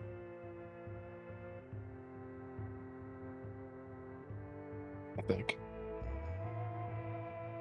My carrying capacity is 240. You're probably fine. I'm 200. You're bringing me with. I see him jump, just go to jump off, and I just grab on. Yeah, and kill him. It does a little like crouch and turn to adjust to jump. You're like, I've seen this before. Yeah. And just step on the step, grab onto the roof rack. You see you hear like a kind of a snashing, like a kind of a almost a kind of like a growl. It's more like a high pitched kind of sound as this Sahugan jumps straight out of the water, looking at you, drawing its sword that has all of these almost it's a short sword, but there's these spines of urchin quills all formed into a short sword. And it draws in. It's like looking at you all. You see its gills moving. And I need you all to roll me initiative. As more Sahugan jump onto the ship, you see coming out from the water, climbing slowly onto the ship, speaking in common to you all.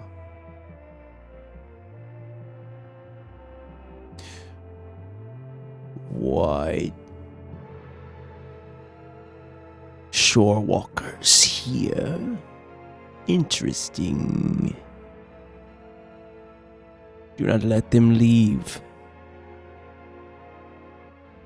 Make sure their entrails feed our sharks. All right. The people next to me get +3.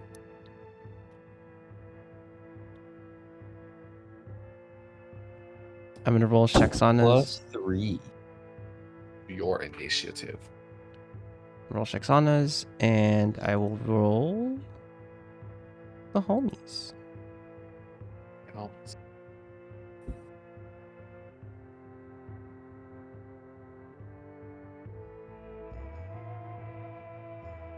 Good news, guys. My package that was delivered at noon, I just got a text saying it was delivered. Let's go. That shit would not have been stolen. Trust me. Yeah, they would have never stolen that.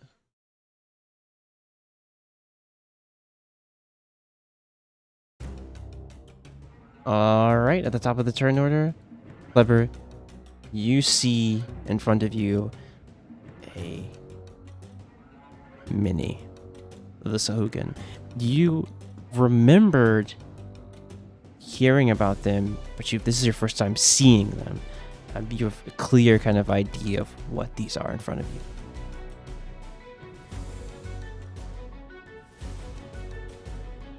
Oh.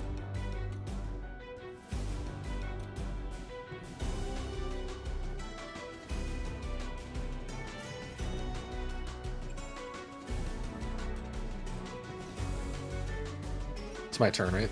Yes, it is. Okay, I'm going to Should we introduce ourselves? maybe they'll think we're friends. You guys do that. I'm gonna kick some ass. As a turtle, you're very familiar with the Sahugan. I should say that. Probably. They're probably not Yeah. fun for you. Could be worse. I get on these stairs over here. Swing at this one. Yeah, you quickly head over there. You can swing down in it for sure. Actually, I have 10 more spaces. It doesn't matter. I'm gonna swing. 14 hits. Nice. Damage.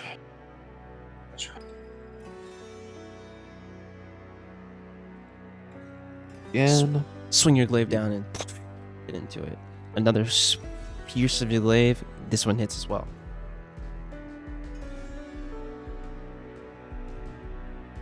Bonus action, pull arm, master. It's gonna hit for once. Let's go.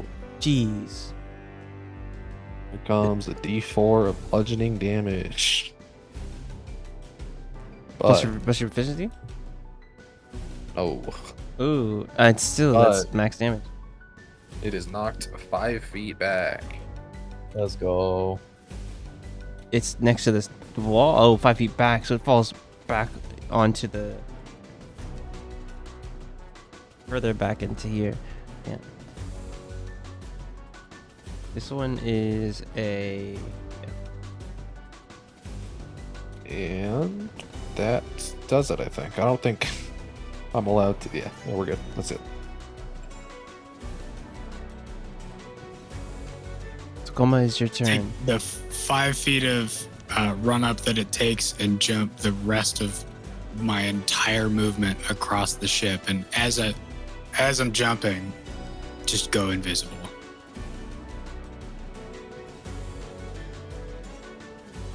Pissed.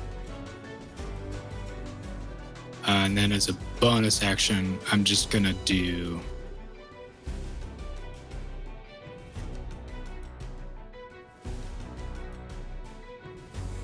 I'm gonna dodge.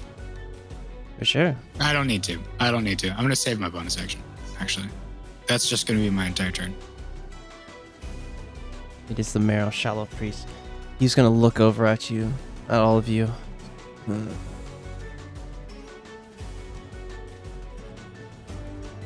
Do you, Corpus, do you speak Primordial? No, unfortunately, I do not. Actually, wait, hold on. I might be able to just because. Of turtle bullshit? No, I just speak common and gnomish. That's okay. Abyssal speakers.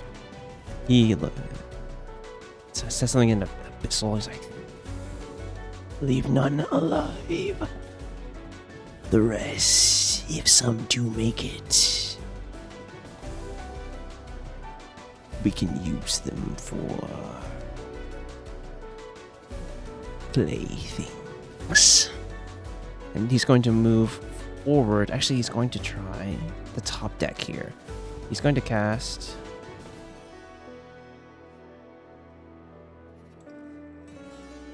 here. He's going to cast in a line to hit Clever and Corpus here. And if a line, he's going to cast a Lightning Bolt at the 4th level. Each of you needs to make me a Dexterity saving throw, DC 15. Easy. 20, nice. And Clever, you need to make me one as well. You're like, arcs lightning through the two of you. And I don't know if it by virtue just hits Otakoma. I think it does. Yeah, just by virtue, he doesn't even see you. He just does it to hit the two of them, and just does it through. It doesn't matter. Rare W. And the rare W, you guys are all passing. So I get Let's go. very low damage. I rolled a lot of ones too, so It's like hop over it down, or just like slide down the stairs and goes over it. yeah, it's like you were not expecting him to cast that, but you are quickly like you look at the kind of that ozone smell and just on reflex just get low. That's gonna be 4 plus 11 is 15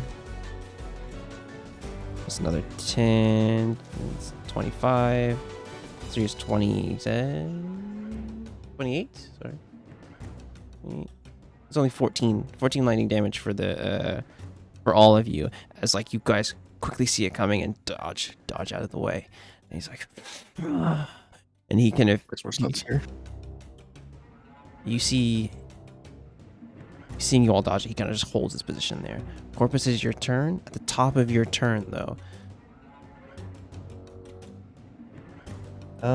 Let's see. So, what do I want to do?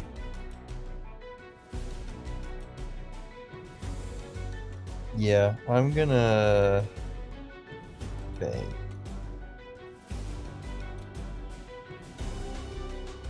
I'm gonna move right. Yeah. What about here? To attack this guy. We'll do dagger. That's not Pain. hitting. Do dagger again. Not enough. 13 is. Holy hell, this is wild.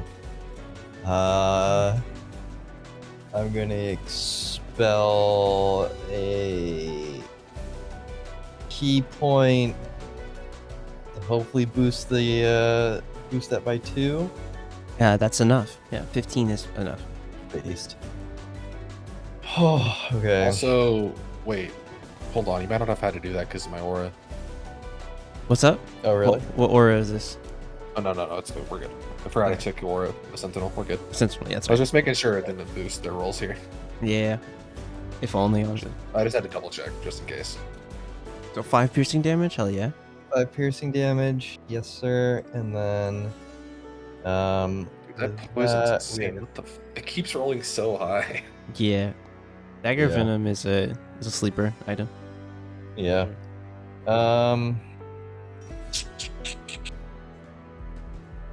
I'm Still got a little key? How long See. does the poison last? Like 1 hit? Yeah, it's the one hit. Yeah, it's Yeah. like a you save on the Yeah, one So hit. that's why it's so good. Yeah. So you just can expend. I think it has 1 charge per day.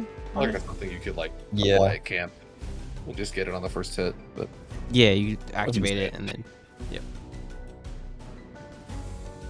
anyway, just Mm, noting a good item. actually, I'm gonna also expel a key point to make that hit a stunning strike as well. If it isn't too late to do that. Yeah, sure. Yeah, you can do that. I'll allow it. All right. He needs to make a DC what? DC 14 con save. Can't save. Okay. +2 here. I just He makes it on a 15. Oh, You roll bitch. that natural 30. Yeah, so hooligans are all making the let's fucking go face. Yeah, they right. are. Let's Truly. go. Let's go. Let's go. Let's go. I think it's a Um, hooligan let's fucking go emote, dude. Yeah, honestly, Really? that should. Anyway, Sorry. There's one thing I want to do as well. Oh.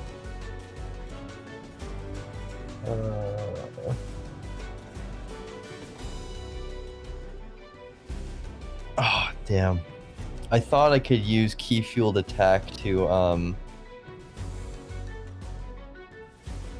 be able to use as an action to apply a poison to the No, if only. dagger. You have to spend your action to do it. By the way, it says if you spend 1 key point or more for key fueled attack, does that imply that I can just constantly keep using key fueled attacks within a given roll? A No. given turn? No, because it's I'm sure it's it's just your once bonus a action. It's Yeah. one or more that lets you do it. full time. Wait, so I can then, so basically there's no point of spending or like more than 1 point for key fueled attack, right? Yeah, you wouldn't There's, want to. there's Well, not really a point in spending a key point to do key field attack. It's a difference between 1 or 2 unarmed strikes as a bonus action. Yeah. What it's saying is if you use the key point on something else, like if you try and stunning strike it, right? Then you can do 2 unarmed strikes as a bonus action and keep trying to stunning strike it, for instance. Oh, Yeah. right. Or if I you see. had to use the steady aim or whatever it is, precision aim. Right. Okay.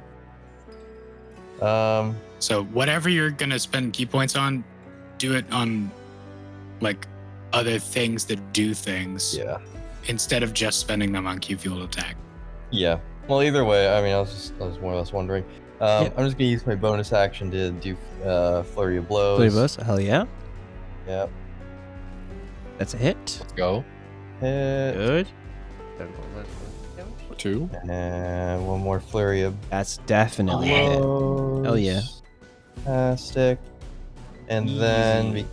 because of that, because of what was it, drunken technique. Just melee warlock, isn't it?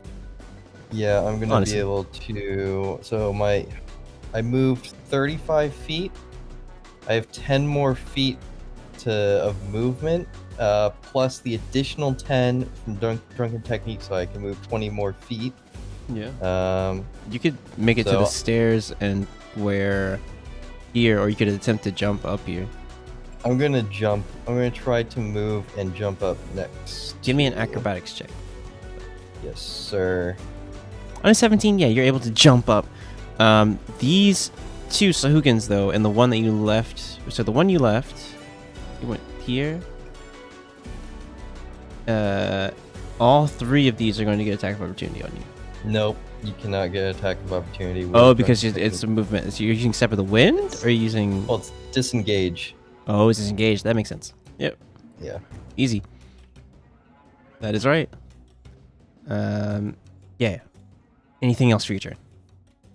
That concludes it. All right.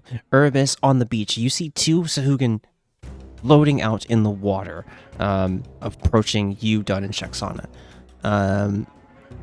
What do you do? You see Shaxana look at you like, well, show me what you can do, Urbis.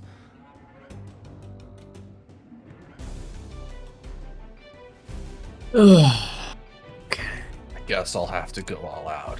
Stretches. Just this one time. Just this once, I'm gonna have to go all out. All right. If Hot Elf So, Lady says so, I will do it. the far one vanished. Banished. Goodbye.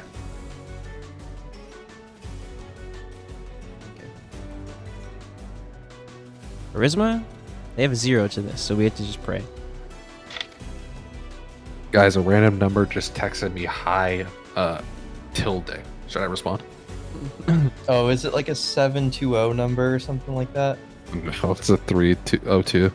Oh, I've been getting like random like single like texts of just hi with nothing Hey. else from a 720 Yeah, number. I got one of something like that too. It's like, hey, I'm like, I don't know you. Goodbye. Probably real. Yeah. Yeah. Yeah, for real. Follow up. Yeah. I should respond. You go to hold out Banish, and you see that its eyes kind of widen as this pressure kind of goes around it, but the spell does not work on it. Saved by 1, by the way. By 1. That's Literally all. a 16. Anything else for your turn? Yeah, hold on.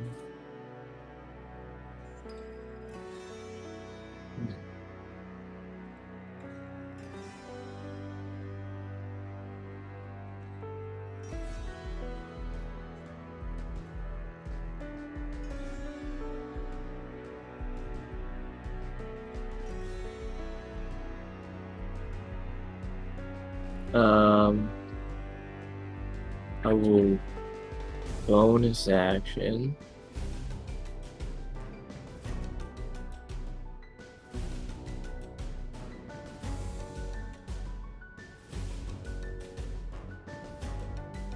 Actually, you cannot do that because you already cast a level spell. So it'll have to either be a bonus action cantrip or some other bonus action. You cast Oh, banishment okay. already. Hold on, let me. Or- let me complete my triangle really quick then. You're fine. You have the blade song that you can enter as a bonus action, and you have some other maybe some other bonus action things that you can do. But how spells usually work is you can only kind of do an action kind of level spell and a cantrip usually at whatever speed that you want to do. It can be like, say you're used a bonus action like Healing Word, and then you used a action cantrip, or you used a bonus action cantrip and banishment. You know. right.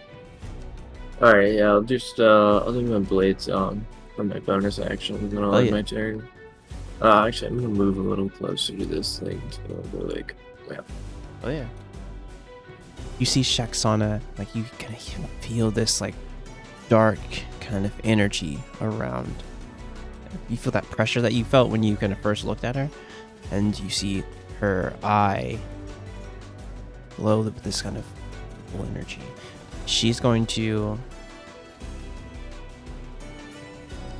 step forward. Here. Target this one out in the ocean.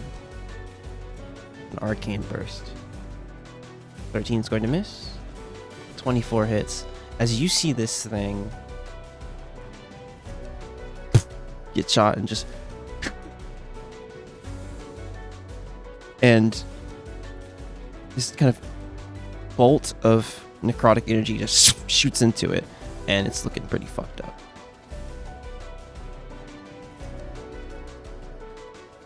And that is going to be her turn.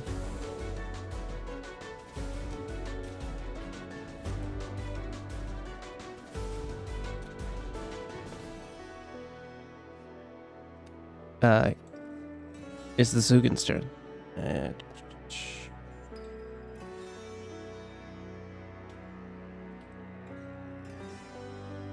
Sorry, give me a moment.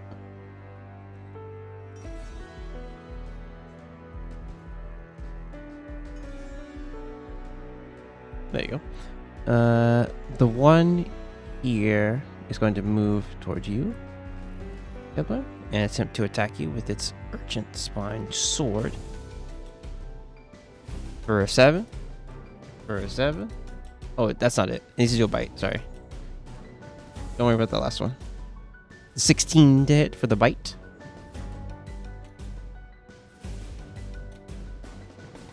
Uh, 16 hit.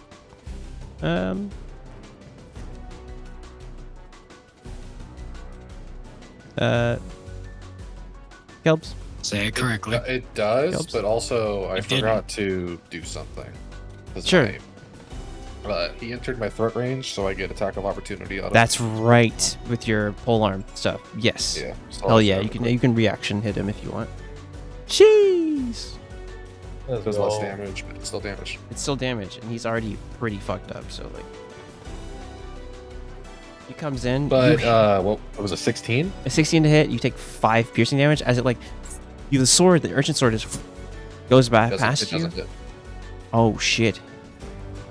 As he tries to bite you, you just like hit him with the backside of the glaive, and he's super hurt now. This one here is going to move up to where you are at the stairs and try and slice at you, Corpus. Sword. 11. Natural 1. Natural 1. Yeah, that does not hit. And for a bite for a 19. For 5 piercing damage. The bite does hit. As you're bleeding, you see that the Sahugan, like, you see the gills start going, and the Sahugan next to it goes into a frenzy and tries to attack, jumps up, and tries to attack you up here. For a 14 to hit, for 12 to hit, Nope. Nope. and then tries to bite you for a 22. Or 22. Oh, what? Yes. Does he have advantage? Yes. That- As you Okay. see it and heightened, it's kind of looking at you and popped up in a blood frenzy. It's gonna get advantage on its rolls as it sees like you bleeding. Okay. With this, it's gonna. Okay. With this bite, I need you to make me an athletics check. We're gonna do a contested here. I think that's how grapple works, right? I always forget how grapple works. He has to hit with an attack, or is it a contested roll? Nope. You roll your athletics, and then I'm always I always think of I always think of rolls. shove. I always think of shove. That's why, shove's the one where you get to do an attack or something. But I didn't call it, so it's fine. We won't worry about the grapple. Kepler, it is. Oh, I did it again, dude. Clever. We'll get it right. Klebs, it is your turn. Right. So if I take the attack here with extra attack, is my second attack forfeit when I move? No. Or can I? Okay, Yeah, so I you still can get attack. You exit can with even attack with the- here and then go. Cool. All right, I'm gonna swing once on this guy. Yeah, sure. 17 for sure hits. That boy's dead. Let's fucking go to hell. How about that? Hell yeah, gamer. And run over here.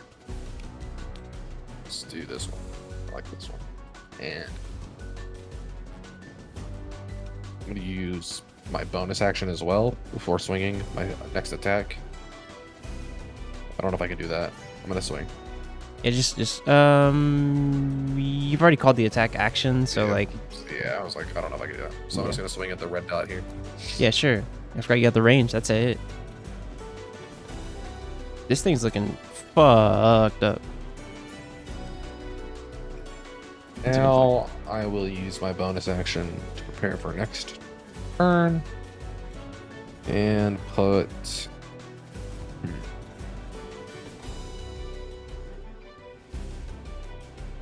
Let's do Thunderous Smite. Alright. That's the end of my turn. For sure. Otakoma, still invisible. As you see your friends fighting. How far is it from like the top of this boat to the sand next to it? Vertically. 20 to 15 feet, maybe? This is a big boat. 21. Which one do you want? What is it? Oh. Yeah, so 20. Yep. I thought the lower port, 15. 15 or 10. That makes sense. We're like up on the Yeah, top. but you're up on the part. top, so it'd be the it'd be the 20. 15, 10. 10, yeah. So you're on the top, kind of another top side, so this is a 20-foot drop for sure.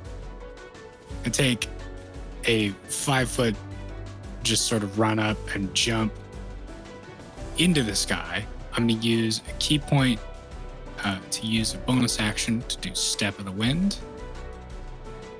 So my speed and jump, my speed is doubled, and my jump distance is doubled, which puts me at, where's this fucking calculator?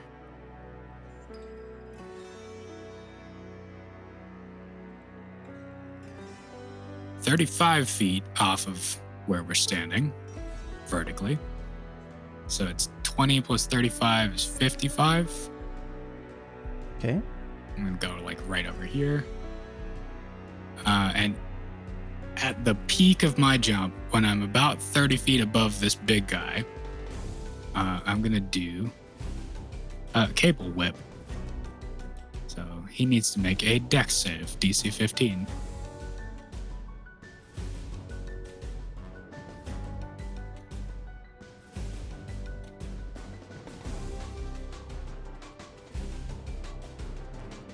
That is a 12. Yeah. Excellent. We So love this to is see this it. a spell or an attack? This is it's a good question. It's a thing. Because he does have a reaction, but I need to know if this is if this is considered a spell or an attack. I'm not sure if it is considered a spell because it's like way of the 4 elements and stuff like that.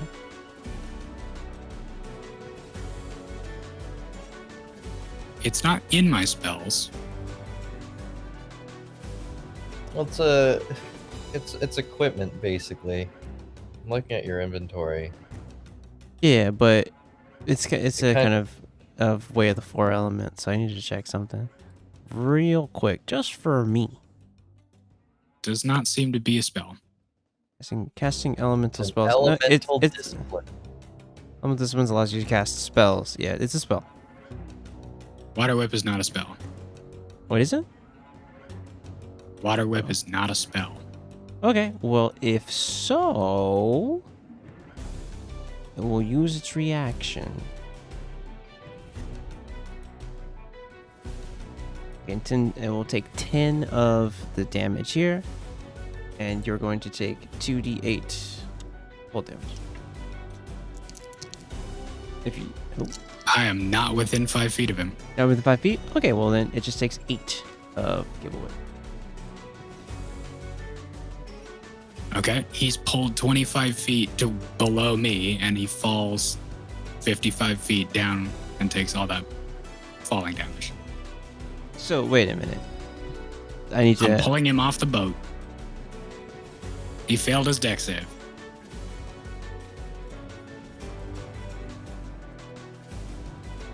How high are you now? My brain. I'm lost.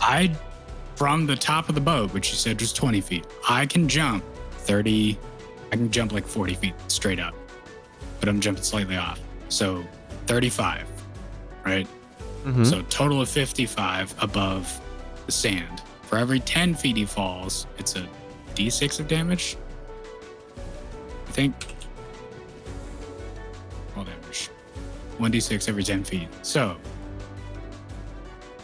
we're gonna round to 50, and he takes 5d6 bludgeoning.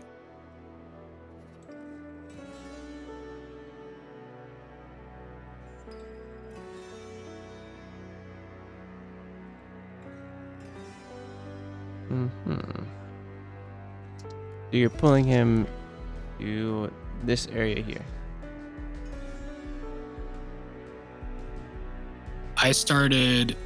Let's do this. I started here.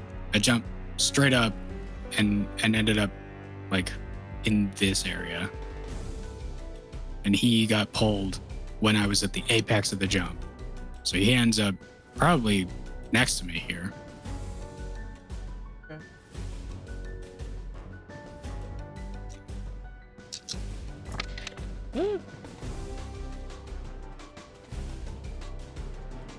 For an extra.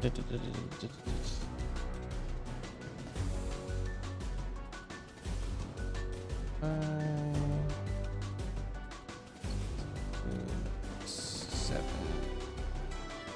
Okay. Yeah, you pull him down. He falls on the sand, dealing a considerable amount of damage. Action surge. I'm going to hit him twice with my staff.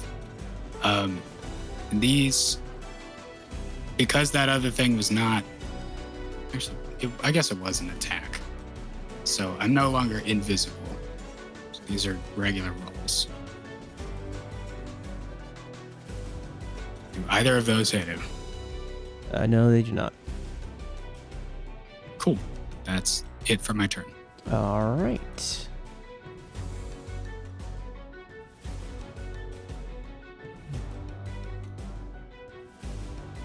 Let me see what we're doing here. Cool. It is going to be its turn. So you're next to him, yeah?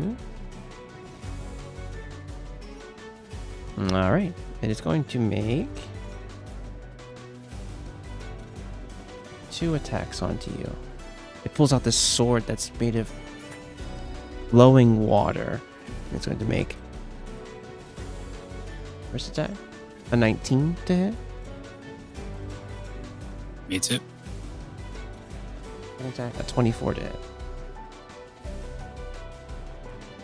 And you see him point his hand towards you. Actually, point his hand towards. It's not gonna have line of sight. It's 20 feet up, correct? You guys are on the ground. Yeah. Going to cast Ray of Frost on you. For 19. Damn. Actually, it's gonna be at disadvantage because he has to move up close to you. Move like here. It's gonna be at disadvantage with 13. For Rare Frost. Yeah, he's way too close to do it. He had to move up close to hit you with the sword. Yeah, the Ray of Frost just like kind of breaks. He's kind of wildly shooting it towards you. No regard of trying to hit you. 2 swords hit true. All right. That is going to be his turn. Corpus, you saw Otakoma come out of invisibility and just pull up this marrow, just letting it fall directly to the stand below. It kind of drops out of your view, and you see Otakoma kind of fall down right next to it, dropping just right over your view. Two Sugan are right near you. What do you do? Yeah, so in this case, well, we're gonna use one action to poison coat the blade, Oh, hell yeah. and then I'm going to use my bonus action for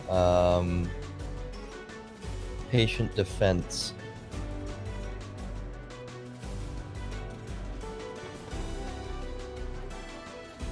So that's basically, what is it? Having the dodge action until my turn comes around again. For sure. And then I will also use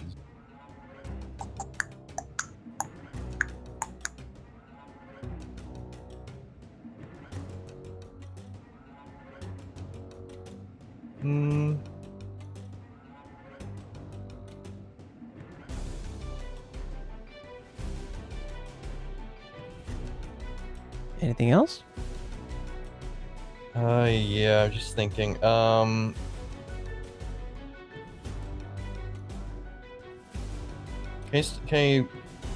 can still spend another key point to use Step of the Wind, right? Does it say it's a bonus action or anything like that? What does it say? Well, yeah, that's the thing. That's what I'm sort of asking. You already spent Yeah, your bonus action, correct? So yeah, so you're So good. what I'm gonna do then, regardless, is that I'm gonna hop off the boat and land here. Roll me a athletics, right? Are we in the range of fall damage with it? 20 feet? I mean, even in the from up here, case, yeah. 2d6. Yeah, I can use my reaction of slow fall to reduce any fallen damage. That's by, right. by 40. You're not taking damage from 2d6. You're fine. Yeah, you're gonna be fine. I'm big chillin'. It's just it's 8 bludgeoning. You're fine. You just Yeah, no, exactly. I'm too drunk to feel pain. Truly, Sorry. truly, it's like It's a turtle. the ones that you didn't have any things to get No, out yeah, there. they can take an attack of opportunity on me. Okay, finally. for sure. Just this one. Just this one.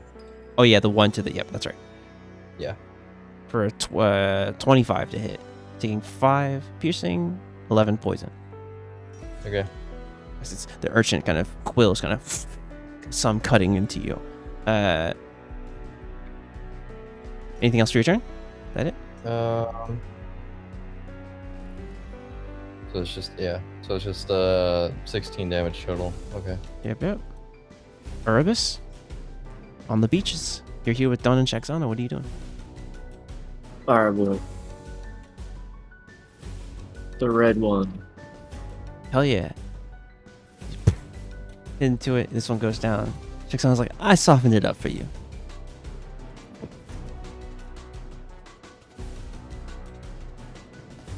And then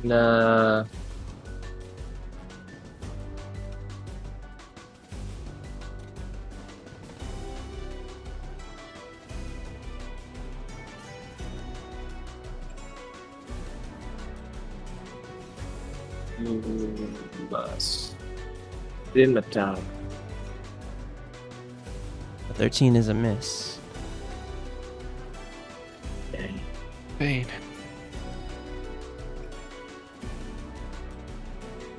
It's Shaxana's turn. yeah, I was Oh, sorry. turn already. Shaxana is going to try and hit the one next Oh. to you. Wait, Josh, I just What? realized. What's up?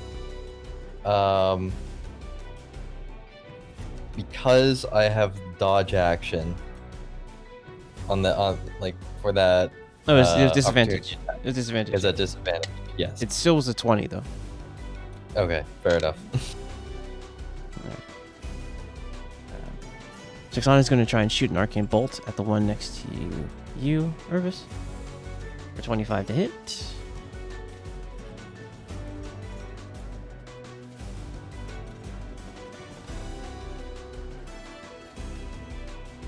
He's gonna shoot one more.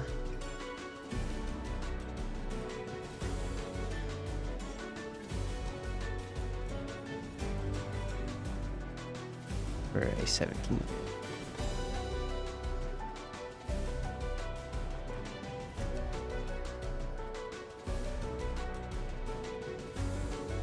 It is the Sahukin's turn.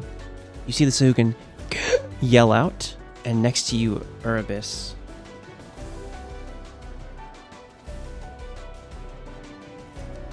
Swimming through the water, Hunter Shark. Comes to meet you. Bruh. The shark is beached. It's beached. The shark is beached. It says, "Hey, what's up?" Honestly, Shark knocked yeah. prone. Shark knocked prone. Oh yeah, you're right. You're correct. It's like you see it like kind of swimming out in the water here. You're correct. It is beached if it does that. D&D logic. Honestly, real life logic indeed. Common sense. It's a baby shark. Truly. This one is going to try and grapple you though. Erebus, I need you to I think it's athletics, contested athletics.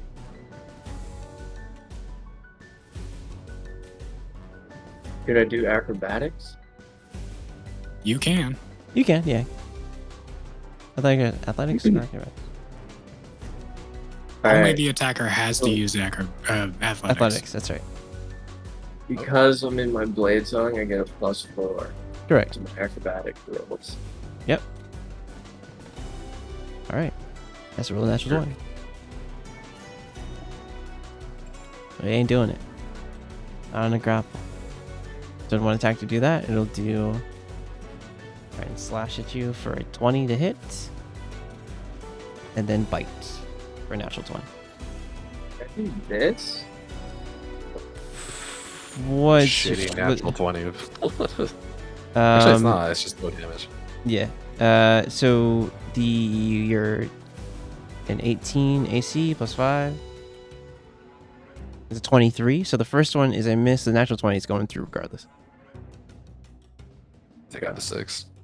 Yeah. So you just take 6 damage for this. The ones up here. This one's going to move to you, Glebs. For sword. 22 to hit. 23 to hit. Both hit. Bite for a 10. Oh. This one is going to try and get a running jump off here. It's Jeez, gonna both those hits did 18. take 5 falling damage. Dude's a bitch.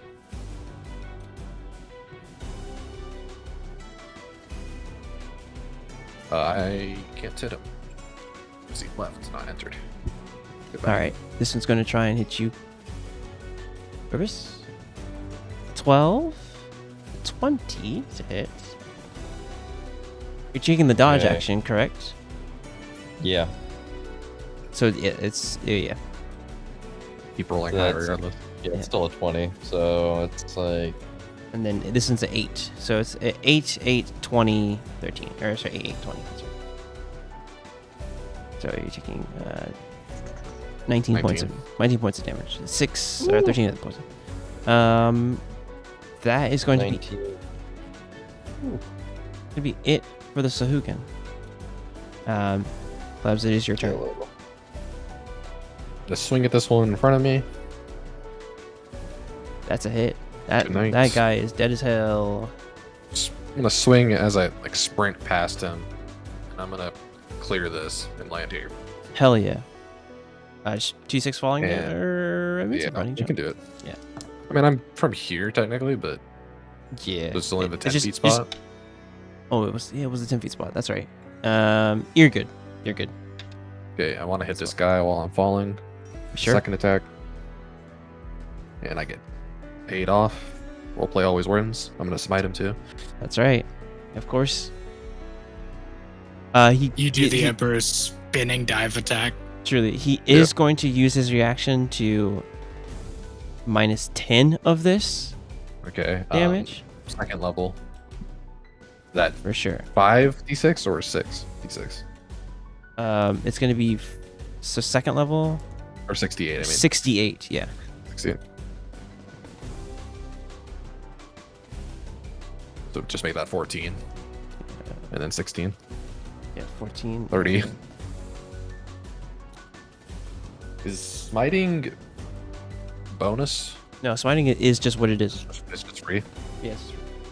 Cool. I'm gonna pivot over here and give Otakoma the help action, That's right. which I'm gonna use hospitality. You get this much. You get max temporary HP. Each of you, when the ice shield breaks, you're taking 6 cold damage. Each of you at You each get- 25 feet. You get 3 temporary HP. This do I this still- went off. This went off before the temp HP. Do I still get to roll at a disadvantage? Or is that a deck?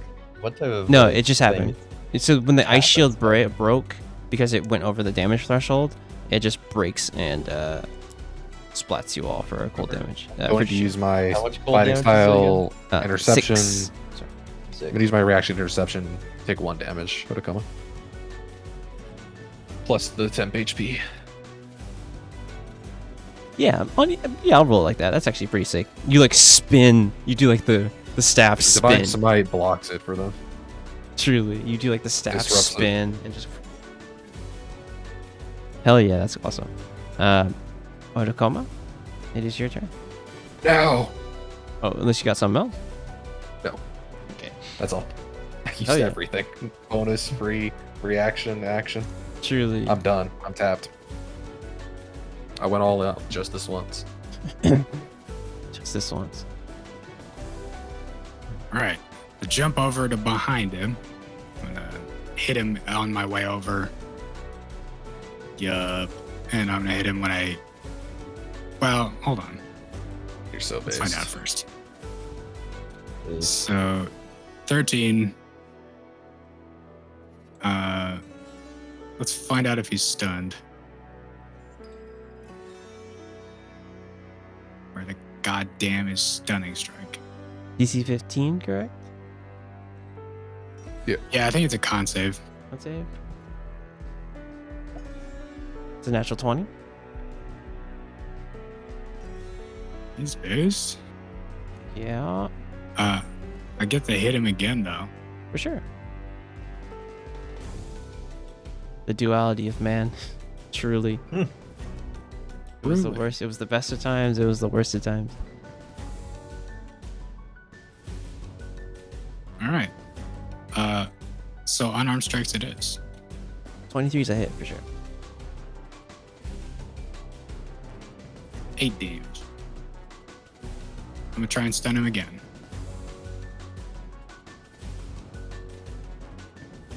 Okay, for 15. That is 15 makes a. Yep. There's a 9. So it's feeling. Con save, right? Okay, so yes, con save. So he's incapacitated.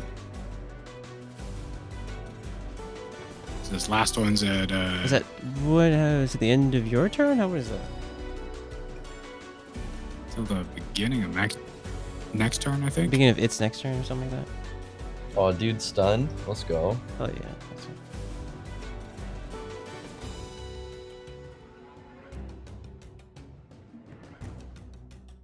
Until the end of your next turn. My next turn. There you go. So I'll get advantage on this last one and For anything during my next turn.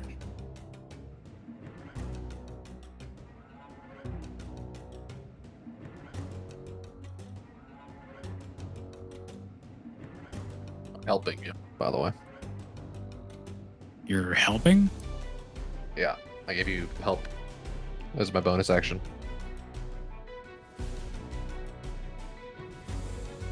Yeah, you did I have don't to know help. that I can get advantage from multiple sources. Although it already that does would have it. helped me on the 3-section staff. Yes. The crit miss. I don't know if it's enough. Very critness. But So do I roll that one again?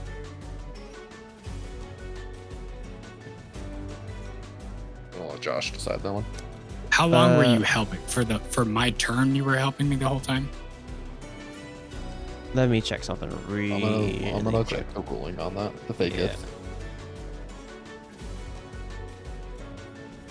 It says I could use help action as a bonus action 3 times per long rest. That was a bonus action. You gave it. Each time you take the help action, choose one of the following options below when you take the help action. You essentially I gave him did. 10 HP. You gave him the temp HP when you did the help action. The first attack roll was made with advantage. Okay. Yeah. Yeah, probably. All right, never mind. It's the first attack roll. For sure. I mean, that was a crit, so I just Just had to crit. Yeah. All right. Yeah. Keep going. 15 is it's at advantage, right? For these next ones? Because he's stunned. The one before that was the 10. 10, okay. So I hit 27. Should have been at advantage, but it was a crit. The next one was a miss. Would not have been an advantage. Then the unarmed strike, which did hit. And then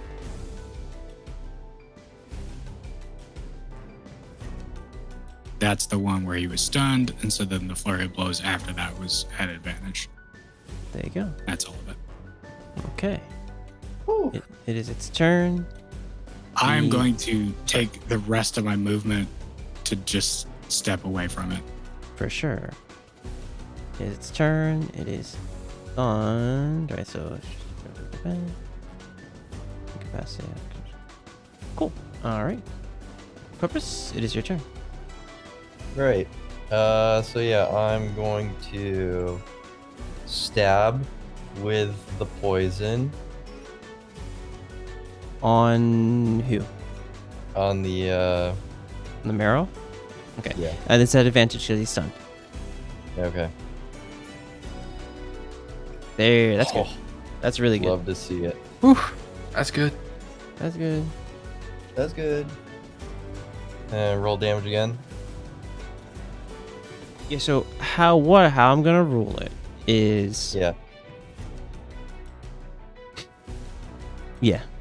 We will crit on it. We'll crit on everything. And Yeah. yeah, we'll crit on everything. That's how it works. Yeah, so roll one more time. All right, so we're gonna add the proficiency bonus to the one here. Oh, it's already in there. Good. Yeah. 17, and it needs to make a DC 15 con save, or it takes 27 points. Is it half on a success? Please, hold on. Constitution save negates, it says right there. Yeah. Okay. All right. Well, I think it's gonna take 27. If it fails a DC 15, there's a +2 here. Yep. I rolled a 12. Let's go. 27 points of poison damage. We love to see that. One shot him. All right, and then we do it again. 14 is Yeah. advantage. Yeah. 15 is a miss. I'm going to use 1 key point. Okay.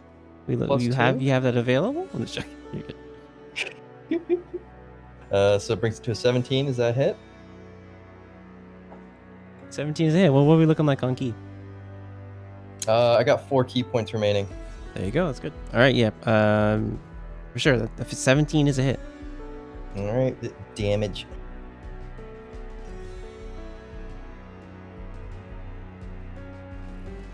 Keep in mind, because this is like the second stab, technically, the poison is no longer Yeah, on the blade. Yeah. No. Dagger Venom is a once per long rest or Yeah. once per day. So on, I guess, once per day. Yeah. Yeah. Okay. Anything else for you? Yes. Yes, there is, Josh. Yes, there is. I'm sure there is. Monk moment. Monk moment. So I'm gonna use 1 key point for key fueled attack. And we're gonna go again with Dagger of Venom. Add advantage. 18 is a hit. Yes. With There you go. that, there we go. I still haven't done my bonus action. That so is we're your gonna bonus go action. That is your bonus Oh, action. is it? Is Yeah. it? No, it's Yes, it is. it's. Oh yes, you're right. Okay, well either way. Oh yeah, as a bonus action. Yeah. I'm stupid. Okay. And, all right. then I think that I'm just gonna fucking stay put, man. Okay. Be Purvis, chilling. down on the beach. You and Shaxana just having a mage duel. What are y'all doing? It's on you, Erebus. Finish it. You see the shark. Okay. See the shark outside of the reach just swimming. You can see that shit though. I would say you passive insight. You know that this guy, he was trying to grab you to pull you closer to that shark. Huh.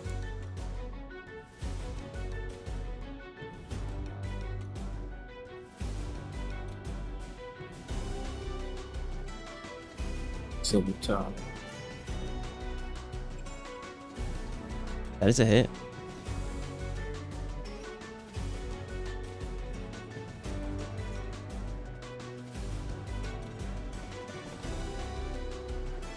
This thing is gone.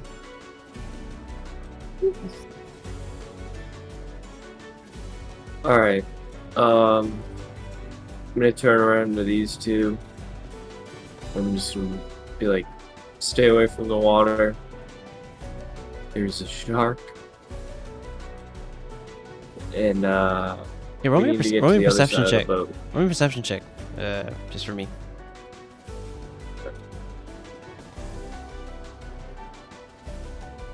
As you look out and you say there's a shark, you know you see out in the water in here. Oops.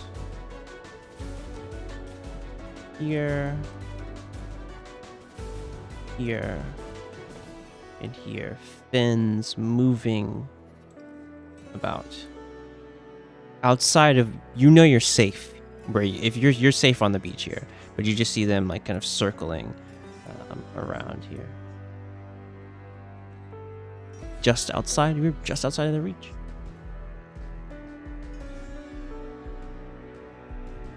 Yeah. You'll be like, we're gonna get to the other side of the boat. Okay, on it. You see as soon Section as kind of possible. quickly kind of done is like, okay, sure. And I'm gonna walk 30 feet. And then I'm gonna misty step. Hell 30 yeah. feet. So can I go like to the sand? I think you need to Here? see where you're going, if I'm not mistaken, with Misty Step. Does it say that? A place you can see Let's within see. 30? What was? I think you need to see. Go ahead. You could definitely, for sure, go up on top of the boat, but not through the boat itself. I don't think.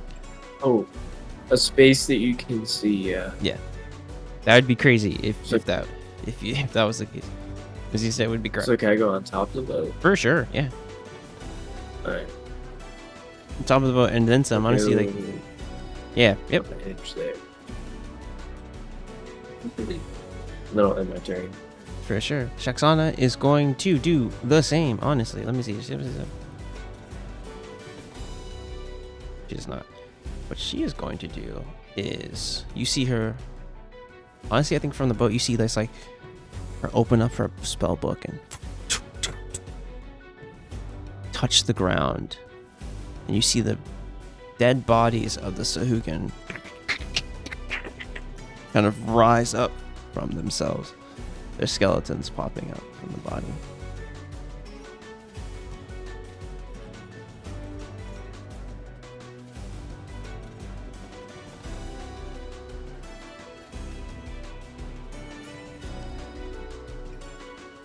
You see them like, oh, what are you doing? He's like, they're on our side. They'll protect us from these sharks that Erebus talking about. Let's move toward the ship.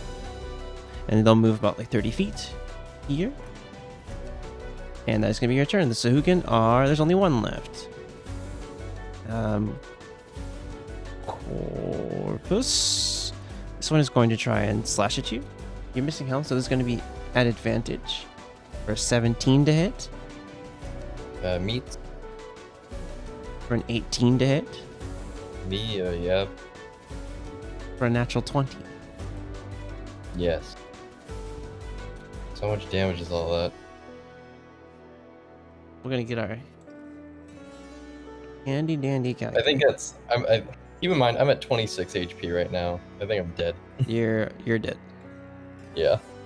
You're taking 41 points of damage as this thing is in a frenzy, like just flashing. 41? Yeah. Fucking hell. As you've been dropped to 0, you're poisoned, and you can just see Corvus' body seizing in paralysis.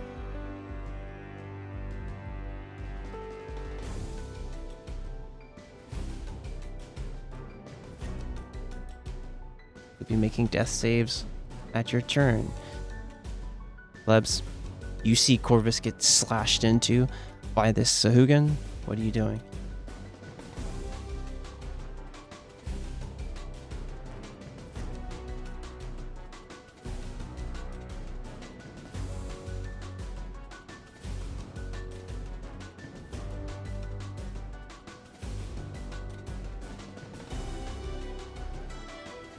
Clever.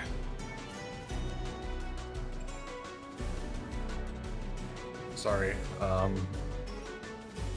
was big thinking, and then I realized I should just kill this guy. You, I was when like, you- I when you have remember the that. chance. I remember that he did so much fucking damage last turn. I should just. Yeah, hey.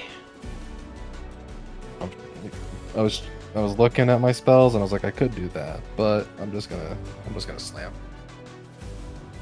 Bam, bam, and slam. Bro, can I have a friendly game moment because I forgot to do something last turn What's up? that I spent a bonus action the previous turn to do, To prep which is for? I prepped my Thunderous Smite, never rolled the damage. No, Thunder Smite. It's a bonus action spell, so you don't have to roll it until you do it. Well, it gets used on the next attack. That's but right, That's that's right. We'll just roll it here, I guess. Yeah, that's fine. Yeah, so make your attack. 24 definitely hits.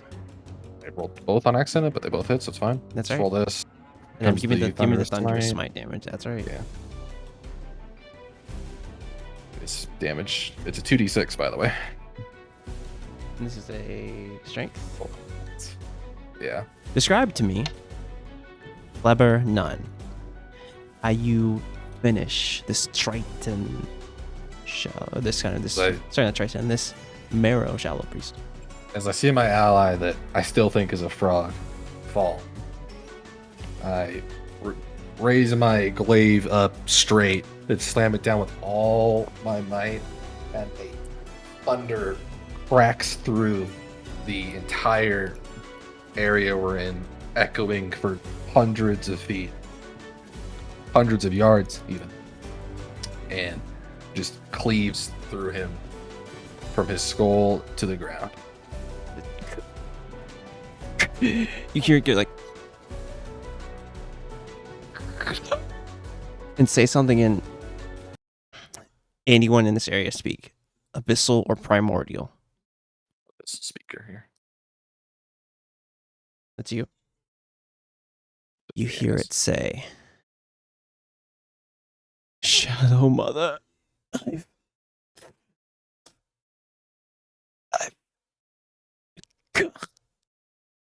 failed. And it falls. Granted, this thing is taller than you, and just falls back onto the cave wall. There's one more Sahuagin in play.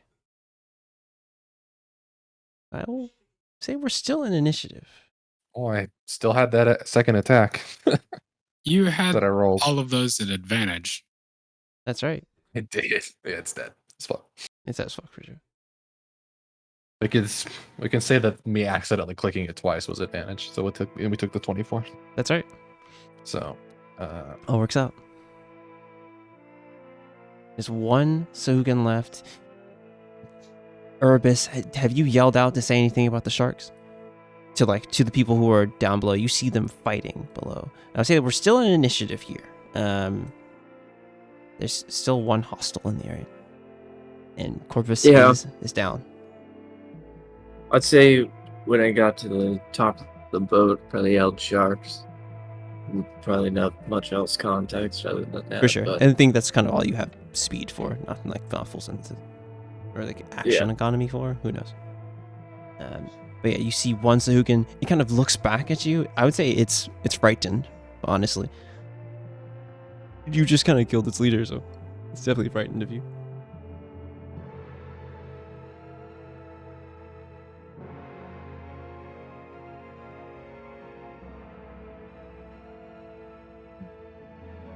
Klebs, is there anything else any other attacks you have?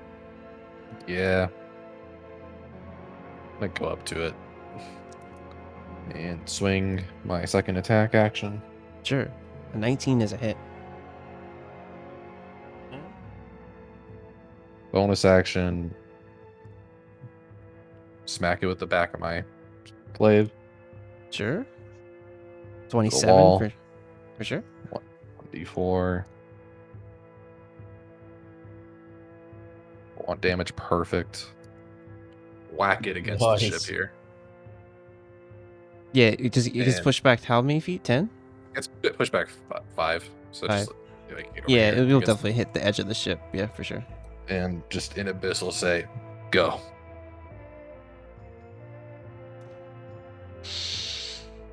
Okay, luck roll for the. Yeah, you see it climb up here, run across, and jump into the water. Urbis, as you kind of look over, you see the sharks. It kind of hops onto the fin, kind of the fin of the shark, and swims away. That's Hugin's gonna remember this.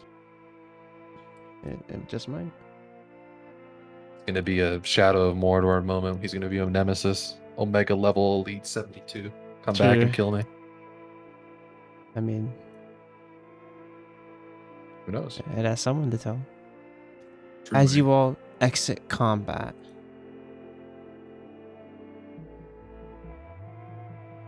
I'm gonna, Urbis, I'm gonna heal this man. yeah, you can however many points of lay on hands you want to give the homie. I'm gonna give him 20, and I'm gonna give Otakoma 20 as well. Just spend it all. I mean, technically, that's a construct. I'm just joking. It has arcane core inside of it, so you can heal it. So I get 20. Yes. And so you're back Hell up. yeah. As that happens, I'm just gonna go. Whoa, fuck. Breathe, dude. frog friend. Breathe. Fucking Christ Almighty. I place my Shit, hand on man. his shell as I say that. Breathe, my frog friend. You see Urbis, you come down to Shaxana, and Don's like, oof, so the Sahugan were protecting this place of some kind? I must look around. And he will kind of climb up here, go near like the lowest point of the ship and just boop, and drop off. Kind of head around here and start doing some digging. Behold, funny hat man. Think you owe us some gold, perhaps? We will handle gold once we get back onto the ship and all that stuff. What here is an interesting place. We need to... He looks around, he's like, your feathered friend said a name out loud that intrigued me. I must ask him. And Otakoma, what are you doing as Walking back and forth in the underwater here. I need you to put a fucking low pass filter on your voice. Yeah. put like some wobble on it too. Some RC. Yeah. Anyway. What the? Skellington. Spotted. Necromancer moment. That's right. Hey, yo. You see, Shexana will kind of head up the ladder and head towards you all. Oh. You see, like, her eye is still having that, like, purple energy around it, because she's, like, holding that concentration for those skeletons. She's like, so, what'd you find, Mr. Tanner? Well, Urbis, I heard you mention a name. What was that all about? Name.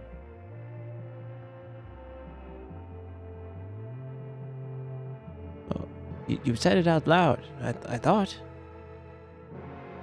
Well, I saw you recognize the ship here. Is it some familiarity to you or something? Oh, no, just vaguely familiar. I need you to roll me a... Are you trying to deceive him right now? Yeah.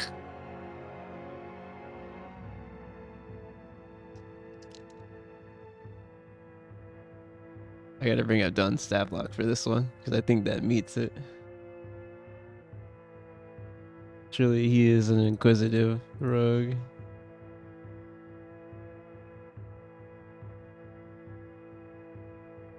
That's a dirty 20. He'll look at you and he's like... Oh, Look at you, he's like, wait, I could have sworn you said a name. Seablade? Seamaid? No. Did I hear it smell?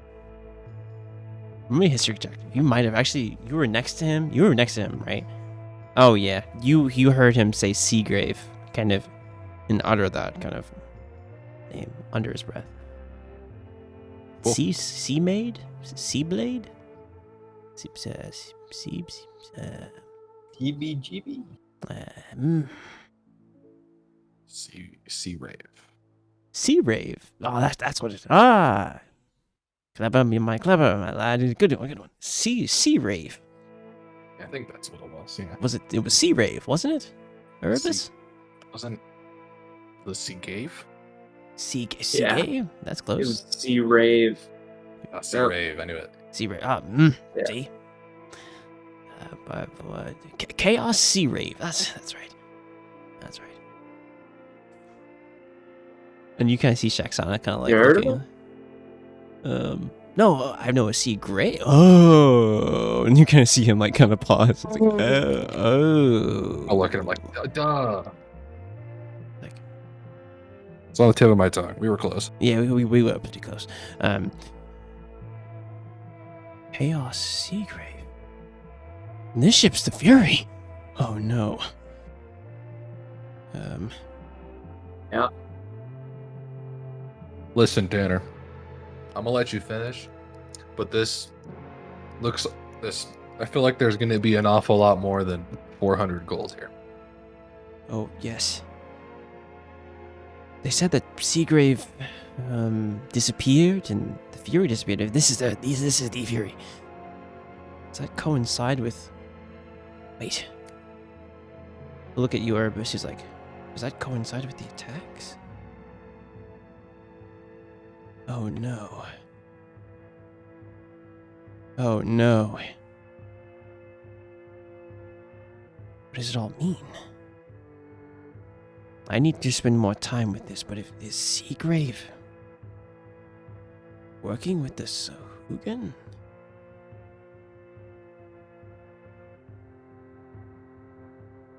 Otakoma, what are you doing on the shores? Or sorry, underneath? What are you See, looking for? you here? zooming down there. Yeah.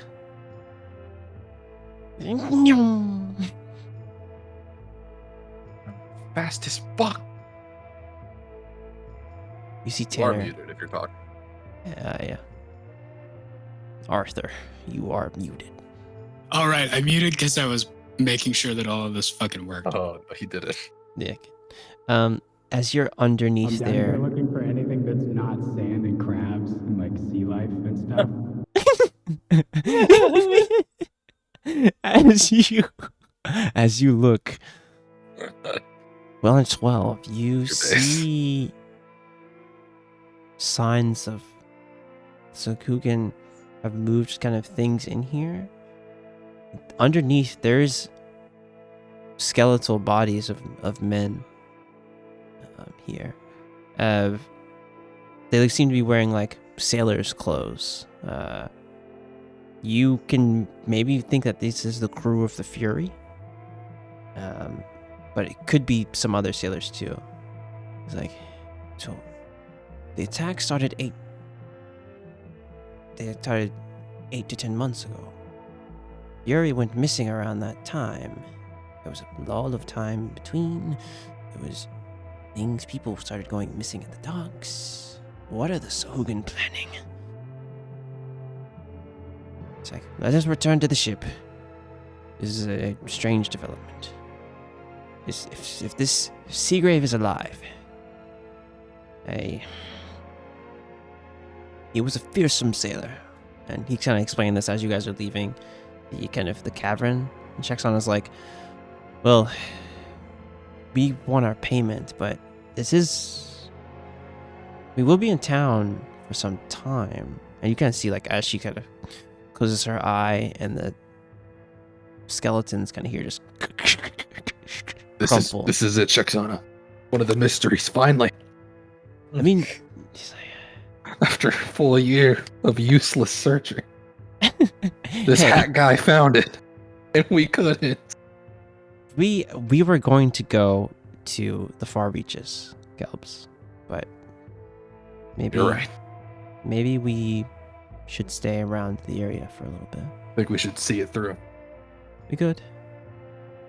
We'll talk about it. Yeah, we'll talk about it for sure. Let's get our money for this. Is like the aside with you guys. Duncan's kind of like he's kind of thinking to himself, and you guys are like, let's just get our money first, and then maybe he'll have some more jobs for us on the way. You know, throughout this.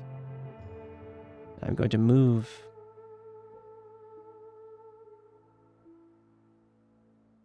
Should I bring these corpses with me? What?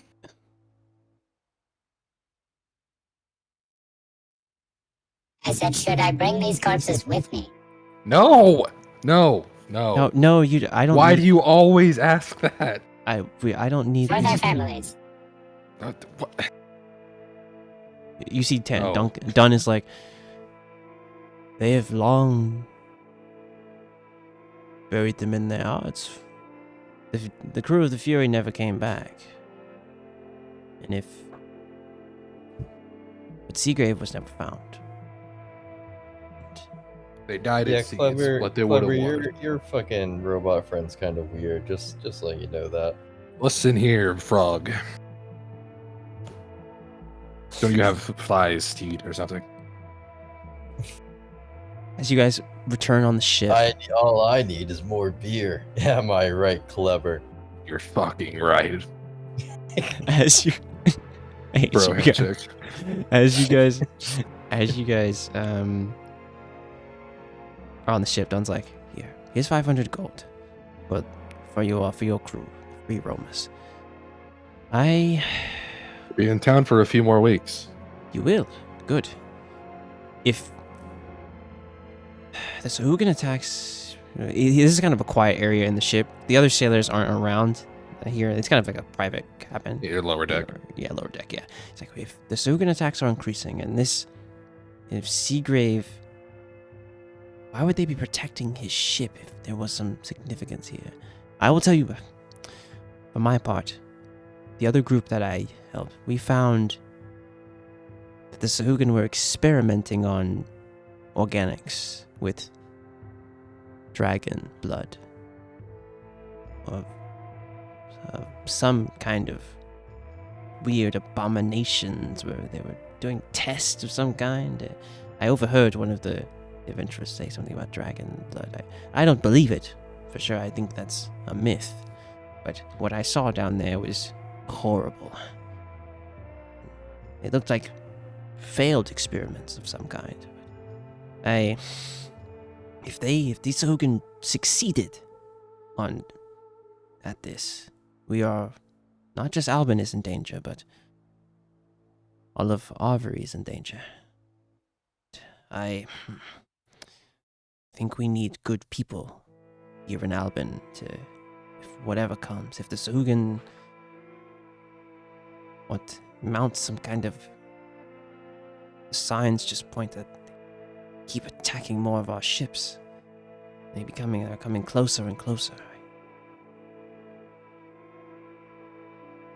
You can see him have hat off, kind of thinking, kind of rubbing his head. Like, we'll need good people in Albane for this. So, I know money is a lot for you adventurers, but I can appeal to your sense of duty. I will. This mystery is one of great importance. Then it must be carried out. It must. And Sakshana will kind of look at you like, well, the free roamers will be in town, like Leb said, for a couple more weeks. We'll keep a watchful eye here. And Tanner's like, very, very well. As you guys sail back to port and make your way back to your hotel, you see that John and Hex are back, and he's like, looks like your turtle friend looks like shit, as they say. Checks out. I hate this guy. Hex, he's a good fighter. And he can be funny sometimes. And you see John... Like what? You see John, like a very kind of long-haired half-elf, kind of hair tied in ponytail, bow at his back. He's like, he can be a lot sometimes. He can be a lot, but it's good to meet you all. It's John Studio. He kind of brings his hand out to you guys. He's like, well, I guess we're back together again, eh? As a full group. That's good. And as you guys kind of you see Lunaria is like still asleep on the bed, like just as you left her. Like you guys hadn't gone through an ordeal. And as we kind of pan out from you all, from the city of Albane, a group of bodyguards is traveling on the road. Not 10 miles out, maybe even 20 out, seeing Albane in view. Emma turns to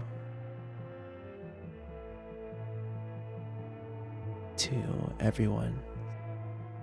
Well, when we get back in Albane, I'll have Simon forge a ring for me. And it'll be good to check in on everyone at the caravan.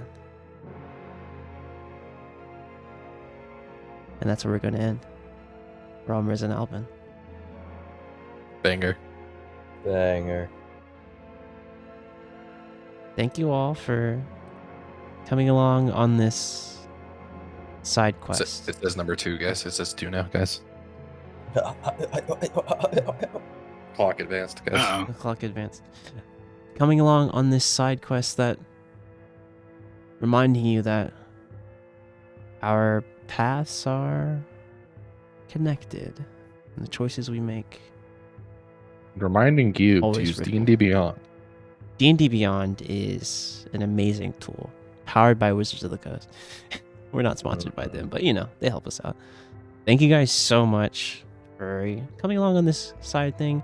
I think I'm gonna get into the writing and try and start part 2 of season 5.